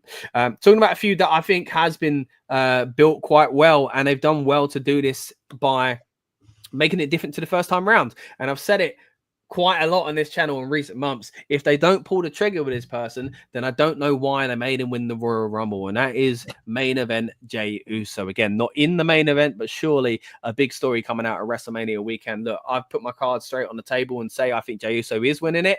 And I think they've done a good job at rebuilding this feud and making it feel personal. And Jey's changed his kind of presentation a little bit. He'll be yeeting all over the place in just over half an hour's time. But I know some people were getting a little bit sick of it. Andy, thoughts on Jey Uso and thoughts on him becoming World Heavyweight Champion? Yeah, I think they were at real jeopardy of having both Royal Rumble winners have dud matches, because it just wasn't. I don't think anyone was kind of vibing with what they were doing at the time. They've tried different things with different people, but my God, they turned it round when they did that whole Jimmy getting absolutely brutalized by Gunther. I said it again last night. As a storyteller, I really appreciate the layers that they kind of added in. Seeing your twin brother, literally seeing basically yourself covered in blood, nothing you can do about it. Your worst fears coming true of what might happen on the biggest stage. Fantastic storytelling.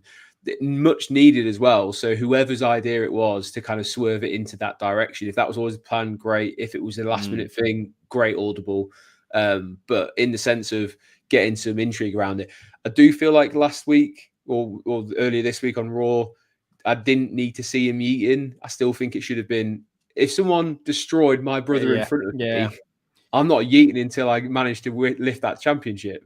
You know what else I didn't like? And now I'm saying how well it's been built, but I also didn't like him being in the ring face to face going, I'm not scared of you. When the other day he was itching to get at him, now he won't even touch him. What? Like, that made no sense to me. Like, Gunther should not have been in the ring, in my opinion, for that promo. Jay should have said what he said in his blacked out gear, not wearing his just angry. Down the barrel. Why would you not attack the man? It made no sense. They needed a statement. Aiden says wins in a 30-minute fight. I hope it don't go 30 minutes, but that's a hell of a lot of super kicks. Yeah, that's true. That's true. But yeah, I'm looking forward to it. My big fear, I'll be honest with you, my big fear is, I really hope this doesn't happen, is Jimmy Uso turns on Jay. Because that would be so again and again and again. They've only just, in my opinion, started to build Jimmy up to be credible again. It's tough. It's an uphill battle for him because I said earlier on, he kind of took the bullet, right? He's been the heel, and it's hard to come away from that when your brother is kind of grown in a different way. Amadeus, he's the Matt Hardy to Jay. And he's great. He is great, but like, Amadeus, what are your thoughts on Jimmy Uso at the moment? I mean, he's reinvented himself. He's called himself Big Jim. He's got a little change to his attire. I'm enjoying what he's doing. But do you think there is a danger in him slipping further backwards if he does turn again? Yes, this is what I'm worried about, because as we've already said about 30 different occasions already over this evening, it is very typical WWE writing to go, hey, why don't we make the person that's been with it? Yeah, why don't we make it? Why don't we blow some minds, guys, and make the person that is in their corner suddenly not be in their corner again? It's like, don't do that. Don't do that. Please don't do that. He's just come back. The storylines are good. The characters are good.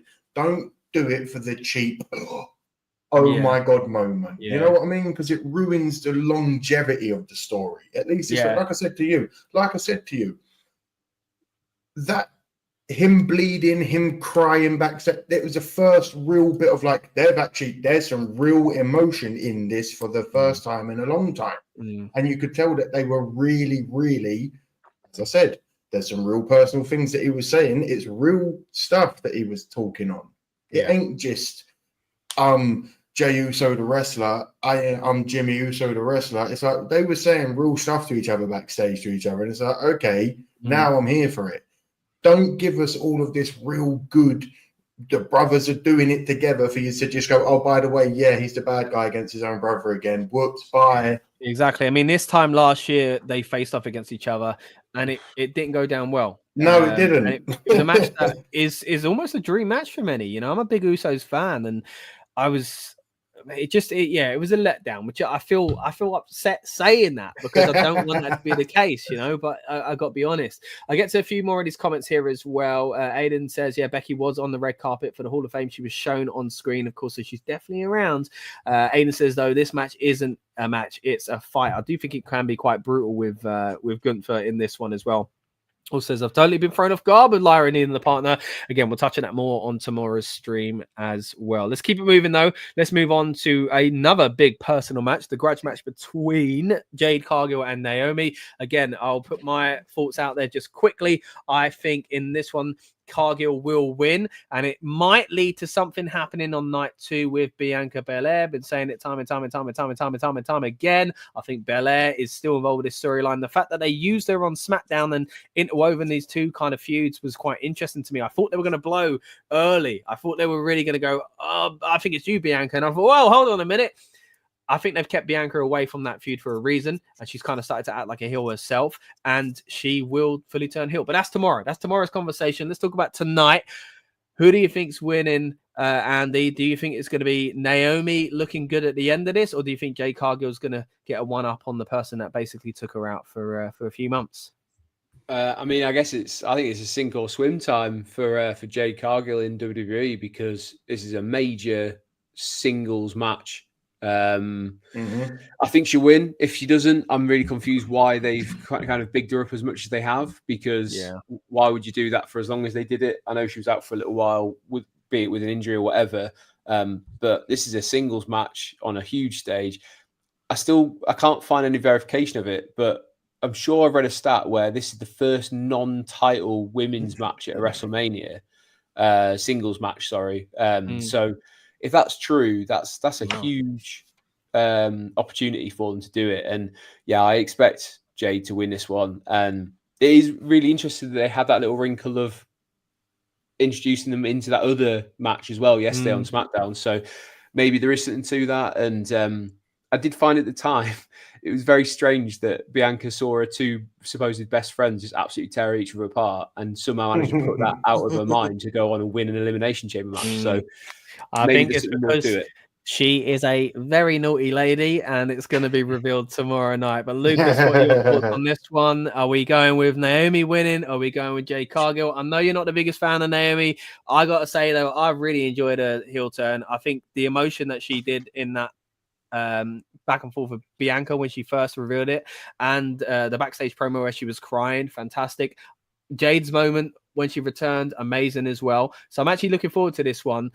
Lucas, what are your thoughts? Hopefully Jade just Goldbergs her. 2 minutes, eh? Yeah, I mean, look, Jade she had a match at SmackDown a few weeks ago, didn't she, actually? That aside, she hasn't done much. But I think it was, like it's been, I think there definitely is more to this story, and it might be more for discussion after the results of tomorrow night. Yeah. If we think what's going to happen there. But in terms of this isolated, looking at this, Jade's got to win. It's her WrestleMania. The story, it seems that she kind of has to win. And it is interesting. I think, I don't think it's the first one ever. I think it is probably the first like traditional singles match, though, because they've had obviously some matches which we probably can't talk about on this show. Oh, okay, like with stipulations for a different era. Yeah, from a different era. But I don't think they've had, like a normal single. But she's bonkers the more you think about it. Yeah, I think this one needed like a stipulation, though, considering it's meant to be like some sort of like I hate you, love you, like we're brawling everywhere. True. Because on the 2-night thing as well, because tomorrow's got the Sin City Street Fight. Yeah. Tonight not really got like that element. Could have, yeah. And I think maybe that could have done, but I think maybe they're also thinking for Jade, they still obviously kind of protecting her quite a lot. So potentially they're thinking, okay, let's not risk her getting injured or there being an issue with a spot or something. And because sadly she's one of those wrestlers, if she messes up something, even if it's something which other people mess up or have done in the past, she can get picked apart more. I think she's one of those. She falls in that category. So I think they're probably just hinging their bets and like just do like a safe, normal match against Naomi, and then potentially next month they can do something else with this. But Jade to win all day. All right, brilliant. So let's get to some more of these comments here. Aiden says, we had that one already. Jade wins. Casper says, I'm not really sure what way Jade and Naomi will go. We're going to find out in a few hours' time. We're just under 20 minutes away from WrestleMania starting, by the way, guys. We're going to take you close up to it, but we'll jump off just before, of course, because we've all got to probably jump to the toilet and get our snacks and stuff like that. So I've got pizza coming. Oh, now you maybe, I say maybe jealous. I'm about to cook a pizza, so don't worry about it. There you go. Let's throw round to you. What? I just had a pizza before. Look, Andy, are you having a pizza? I've already had a pizza tonight. Yeah.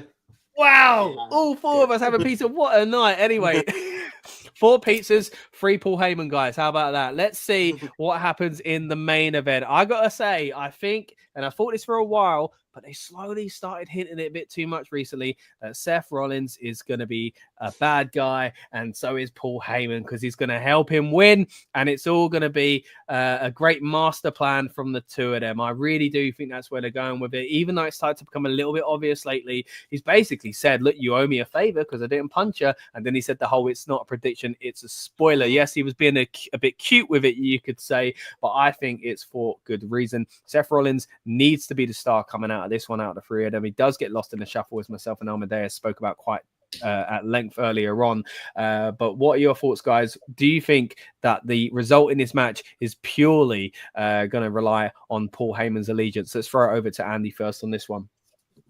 Yeah, I think this is the start of a heel turn for Seth Rollins. Paul Heyman is kind of going to go with him. There could be two ways they play it. Either Paul Heyman doesn't want to get in the middle of his best friend and his tribal chief, and he kind of throws a chair into the middle and then ends with a Seth Rollins stomp onto it sort of thing. But then it's maybe a bit more nefarious. And the last shot of tonight is Seth Rollins and Paul Heyman stood on top of the ramp. I think that'd be a really cool way to go because it gives Seth something a bit new that we haven't seen in a long time. It gives Paul Heyman something new to get his teeth into as well. Yeah. And again, then you can kind of go whichever direction you want. I think we've got to a stage where Roman doesn't need him anymore in terms of Roman's a lot more confident on the mic. Yeah. He's not around long enough to utilize Paul Heyman enough as well, which is another thing. And CM Punk, let's face it, CM Punk doesn't need Paul Heyman to speak for him. Out of everyone, he'd be absolutely fine. So neither does Seth. Seth can cut a great promo like he did last night, but having that person in your corner and that gravitas will be something really cool for Seth to get his teeth into. Yeah, perfectly. You know what? Really cool having you on board, Andy. I'm going to give you the opportunity to hop out of here and set yourself up for WrestleMania as well. But before we do, let us know where people can find you. Yeah, you can find me on Friday nights over on Wrestling Royalty and on Gimme a Hole. Yeah, we do Friday night features, which is where we talk about the biggest story of the week or going into the weekend as well. So you can come along and hear our thoughts on that. We like to do a sort of deep dive because these are great, these discussions. Sometimes you feel like you're just getting into it and then there's so much more to talk about as well. So join us on a Friday night for those. Hopefully, if you'll have me, I'll be back for a little bit tomorrow as well. I'm looking forward to tonight. So yeah, if you want to check that out, go subscribe to Wrestling Royalty and give me a whole 100%. Yeah, so great to have you on board once again, mate. Really do appreciate it. And yeah, look forward to seeing your thoughts on what happens here on night one. And of course, helping us hype up night two tomorrow as well. So yeah, go check out Andy's work. And yeah, thank you so much for joining us, mate. We'll see you later. Take it easy, guys. Have a good one. Cool, man. Let's throw it round to Amadeus now as well. I'm going to relieve you of your duties in just a moment as well. Final thoughts on WrestleMania as it go, as a card. Night one, again, just for context, Amadeus is just getting back into wrestling. It's a great time to do it. What are your thoughts now that you've been on your first build-up show, mate? Are you hyped up for WrestleMania? Listen, I'm excited. Is every match going to be a certified 5-star? No. But they never are. I'm excited. I'm a little bit hurt the Rey Mysterio change again, purely because I do like Rey Mysterio and I just thought it could have been a very good match. But you know what? If this is night one and this is the build-up night, they've done a great card. Could they have done better? Maybe. Yeah. Could they have done worse? Oh my God, yes. Sure. Yeah, for sure. I think execution is going to be a key thing on the card. I think we've talked ourselves into going, you know what? A lot of these builds ain't as bad as what some people think. Yeah, so, a lot of people just because we've been spoiled the last few years with like what fans want. Yeah. A lot of dream scenarios kind of taking place. And I do think we'll get some big moments tonight. But hey, a big moment having you on this channel. Once again, before you dip out of here, mate, tell people where they can find you and what kind of stuff you're usually doing. Very simple. You can find me at Exploring the Smoke on YouTube. We are live every Tuesday, Thursday, and Sunday. We do sports watch-alongs, and from that, throughout the week, we also do live reactions. It's mainly sport events and stuff like that. But wrestling is something I've always sort of been into, and I'm getting back into it. This is a very good way of dipping my toes back into the world. So I appreciate you having me on. And if you'll have me, we'll be back tomorrow and we'll just talk some more nonsense about wrestling. Sure, man. For sure. Yeah, again, thanks so much for coming on, man. Yeah, you too, man. Have a good night. Enjoy WrestleMania. And yeah, we'll catch up tomorrow, I'm sure. Take care, mate. All right. Once again, big thanks to Amadeus. Now it's down to the final two. It's almost like the end of the Royal Rumble, Lucas. I've left it in your court here because I want to know. Are you going to win, eh? I want to know your thoughts, not only on this match, but I know you mentioned earlier on you did want to mention some things about Jey Uso and you missed that part of the discussion. You had to dip out for a little bit there as well. So I want to give you the opportunity to essentially wrap up with the main event and what maybe should have been the main event in some arguments because it's the world title. But let's start first of all with the triple threat. Thoughts on that? Yeah, so I think we're going to see Seth Rollins. I think we are going to see Seth Rollins and Paul Heyman align. I think that's going to be although it is kind of becoming predictable, it's getting talked about more and more. There is obviously a lot of factors that could happen in this. Paul Heyman kind of has the option to go home with, CM Punk, go home with Roman Reigns, go home with Seth Rollins. He's a lucky man, isn't he?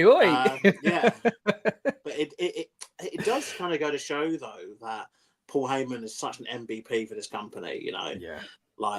His gift that he's given and it's been almost 25 years now. And this is what's bonkers. We need to remember he's been, employed by Vince McMahon longer than he was employed by anyone else, including Todd Gordon and ECW. This, and even his time he spent, as a manager and everything else has eclipsed everything that he's done time wise. I still don't know if this should be the main event though.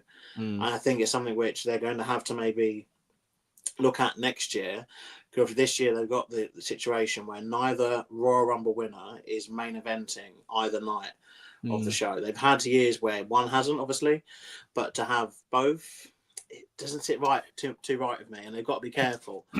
It's not a great reflection of the Rumble, is it? I think the story, obviously, that Punk gets his WrestleMania main event, but it feels kind of forced. But yeah, so generally speaking, you're in agreement that this is going to hinge on some sort of Paul Heyman shenanigans, right? Yeah, that's very much what it feels like. I mean, the thing is, it's going to be a fantastic match anyway because of the caliber of the talent involved, right? I kind of think it's going to be hard not to. I think what they've got to be careful of and what they ventured into a bit too much for my liking in the Rollins and Punk cage match is the kind of repetitiveness of finisher banning. I think it got to the point I lost count. It was almost double digit. You get that a lot at WrestleMania as well, so strap yourself in, mate. Yeah, but I think because their moves, like, there's only so much they can redo with them. It feels like on surface, and I'm have to say, we spoke about NXT earlier, but I have to say they've got a hell of a triple threat to follow. 100%. Yeah, we're staying away from results, Lucas, in case anyone hasn't seen it. Okay. But yes, a great main event. I'll argue actually all of NXT is worth a watch, but I think if given the opportunity to watch one match, that main event I think is really, really good. Yeah, I'd put the women's fatal four-way. You know what? I'd put the tag match. It was a great show. It was, the ladder match was fantastic. I don't think anything missed at all. The only thing that got annoying for me as a viewer was just having the repetitiveness of the WrestleMania adverts, taking over. Yeah, it was a bit too much, but in terms of the actual show they put on, in between the ropes, the product was fantastic, and I think we've been saying this for a while. About NXT, it's gotten better. It's getting better, and it's building back up, and all this. But now I think it's this match in particular. So I do think it'd be interesting. Seeing what happens in the triple threat. To Jey Uso though, just touching him before we have got to go from here in about 5 minutes or so. So I mean, my theory, I think actually like being on night one of Mania is some way better. There's a lot of wrestling to get through, and although yes, it would have been there's a quote unquote ideal card that exists here where you could have had this match, Jey and Gunther on as a night one main event, which may have made better sense. I still think it's very common in these things for the fans to get tired, towards night. So I think having that start the show, and if their goal is essentially for Jey Uso to win and for everyone to yeet, basically, that's do it when they've got the energy, right? Yeah, do it when they got the energy, because I mean, look, there are people slipping away from Jey, and I think they'll be more forgiving and allow themselves to enjoy the moment, like you say, when they're fresh on night one. So those that aren't sure or on the fence, if they actually want it to happen, are more likely to go, you know what, yeet, rather than on night two where they go, oh no, because other results haven't gone their way or whatever else. It's going to be interesting because they've spoken a lot about obviously the WrestleMania crowd itself and definitely the Raw after WrestleMania crowd, but there's still the international fans, there's still the kind of smarter kind of fans in the room. back in the day, Vince used to always get the announcer to refer to Canadian fans as like Bizarro Land. Obviously, that's where they booed baby faces and cheered villains. Yeah. And similarly with the Raw after Mania, it's always been this kind of notion of like it's an international crowd, it's a different kind of crowd, you know. So it'd be interesting, obviously, seeing tonight and tomorrow if Jey Uso does. Monday night. If Jey Uso does go to Raw as World Heavyweight Champion, you know what the reaction will be from that fan base. But then we have to understand it's going to be different come a week Monday, a week later, a week later, and you know we've seen it. This is the thing, like a lot of people, you know, in comments and all that, and even friends I have, and they say they don't like Jey Uso, he's this, that, and the other. But it's like it's not, that's not resonating in the arenas. Like, what's resonating in the arenas are people is that Jey Uso, Cody Rhodes, Roman Reigns, you know, even John Cena, even though he's villain, like they are like the biggest stars in the company. Yeah. And every metric you could ever use, you know, merchandise sales, TV ratings, Netflix subscriptions, I guess, all that kind of stuff. Like, it's just pointing to the fact that people do like these people. You know, 100%. Jey Uso, you know, the only other person other than John Cena to challenge Cody Rhodes in merchandise sales in the last 2 years has been Jey Uso. Imagine saying that 5-10 years ago. Man, I've always been a fan, but what he's done is nothing short of incredible, and I think he deserves that reward for it. You know, the merch and the pops don't lie, in my opinion. So yeah, look, we look like Jey Uso Marks. Don't get me wrong; he's not my favorite wrestler. I just wanted to show support for him tonight, and I do think it's a story that I think will be a feel-good one. Look, we're assuming, right, that Jey Uso's winning it. It looks like they're opening the night. In half an hour's time, 45 minutes time, we might look very, very wrong, but we'll see come the end of the show where we will be coming back with an instant reaction review as well. So stay tuned, guys. We're not going to be doing a watch along for WrestleMania. I assume the boys that give me a whole year of doing it, so go and check those out. Always love sending people their way because they're great friends of the channel. So check those guys out, but make sure you come back at the end of WrestleMania for an instant reaction review. Going to throw over to some of these comments before we do get out of here. Casper's given us a few extra ones to think about. Says, I do think Seth Rollins is going to be a Paul Heyman guy, and I do think that Roman will be off TV after WrestleMania, unfortunately. Looking forward to WrestleMania, though, and I agree with you. Probably will be a step back for Roman for a little bit. I know the triple threat isn't a title match, but, you know, I do get it. Also said I love NXT Stand and Deliver, and it's amazing right now in NXT. There's some great talent over there. And who's going live for WrestleMania? So there you go. I've said it, Aiden. Yeet. We won't be, but go and check out Gimme a Whole Year. And when you get there, tell them that Rebellious Noise Pro Wrestling sent you there, because I'm sure they'd appreciate the support as well. I assume they're doing a live stream. I haven't checked, but they usually do for these things. But again, make sure you join us at the end of WrestleMania tonight. It's been a great show. Lucas, I'm going to relieve you of your duties first of all. Thank you so much for coming on, mate, and looking forward to breaking it down and talking night 2 with you. Cool. No worries. See you tomorrow. See you later, mate. All right. Once again, thank you so much to Lucas for joining us. Thank you to Amadeus for joining us from the Exploring the Smoke channel, Wrestling Royalties own Andy Spores as well. And thank you to everyone that's joined us in the comments. We are minutes away from WrestleMania. Casper says, enjoy the show. Aiden says, yeet. Thank you all so much for tuning in. Whether you're live here with us for the first time or you've been back plenty of times, like I've seen these familiar faces in the comments, we appreciate you. And we really do appreciate the fact that you've helped us get to over 1,000 subscribers on this WrestleMania weekend. What a time to do it. Hey, let's keep on going and dive into the future with more great streams. Again, we'll be back with the instant reaction review after the show. You've been watching the build-up show for night 1. I've been Scott. This has been the Rebellious Noise Pro Wrestling channel. And we'll see you on the next one. Oh, before I jump out, Aiden says you can't find it. Give me a whole, not give me a whole, H-U-L-L, as in the place here in England. Give me a whole, give him a subscribe, check him out, and all that good stuff. You'll find them over there. But we've been a Rebellious Noise Pro Wrestling channel, and look, I'm out of here, guys. I've been here for a long, long time. I've got to go watch WrestleMania. I've got to enjoy myself, and I'll see you at the end of the night. Welcome to the Rebellious Noise Pro Wrestling channel. On this channel, we bring you some great content from inside and outside of the squared circle. We will go through and offer some in-depth analysis of the biggest events of the year, as well as bringing you exclusive interviews with some of the industry's biggest names. There will also be live show reviews, in-depth features, and podcasts. So make sure you give that subscribe button a slam so you don't miss any of the action.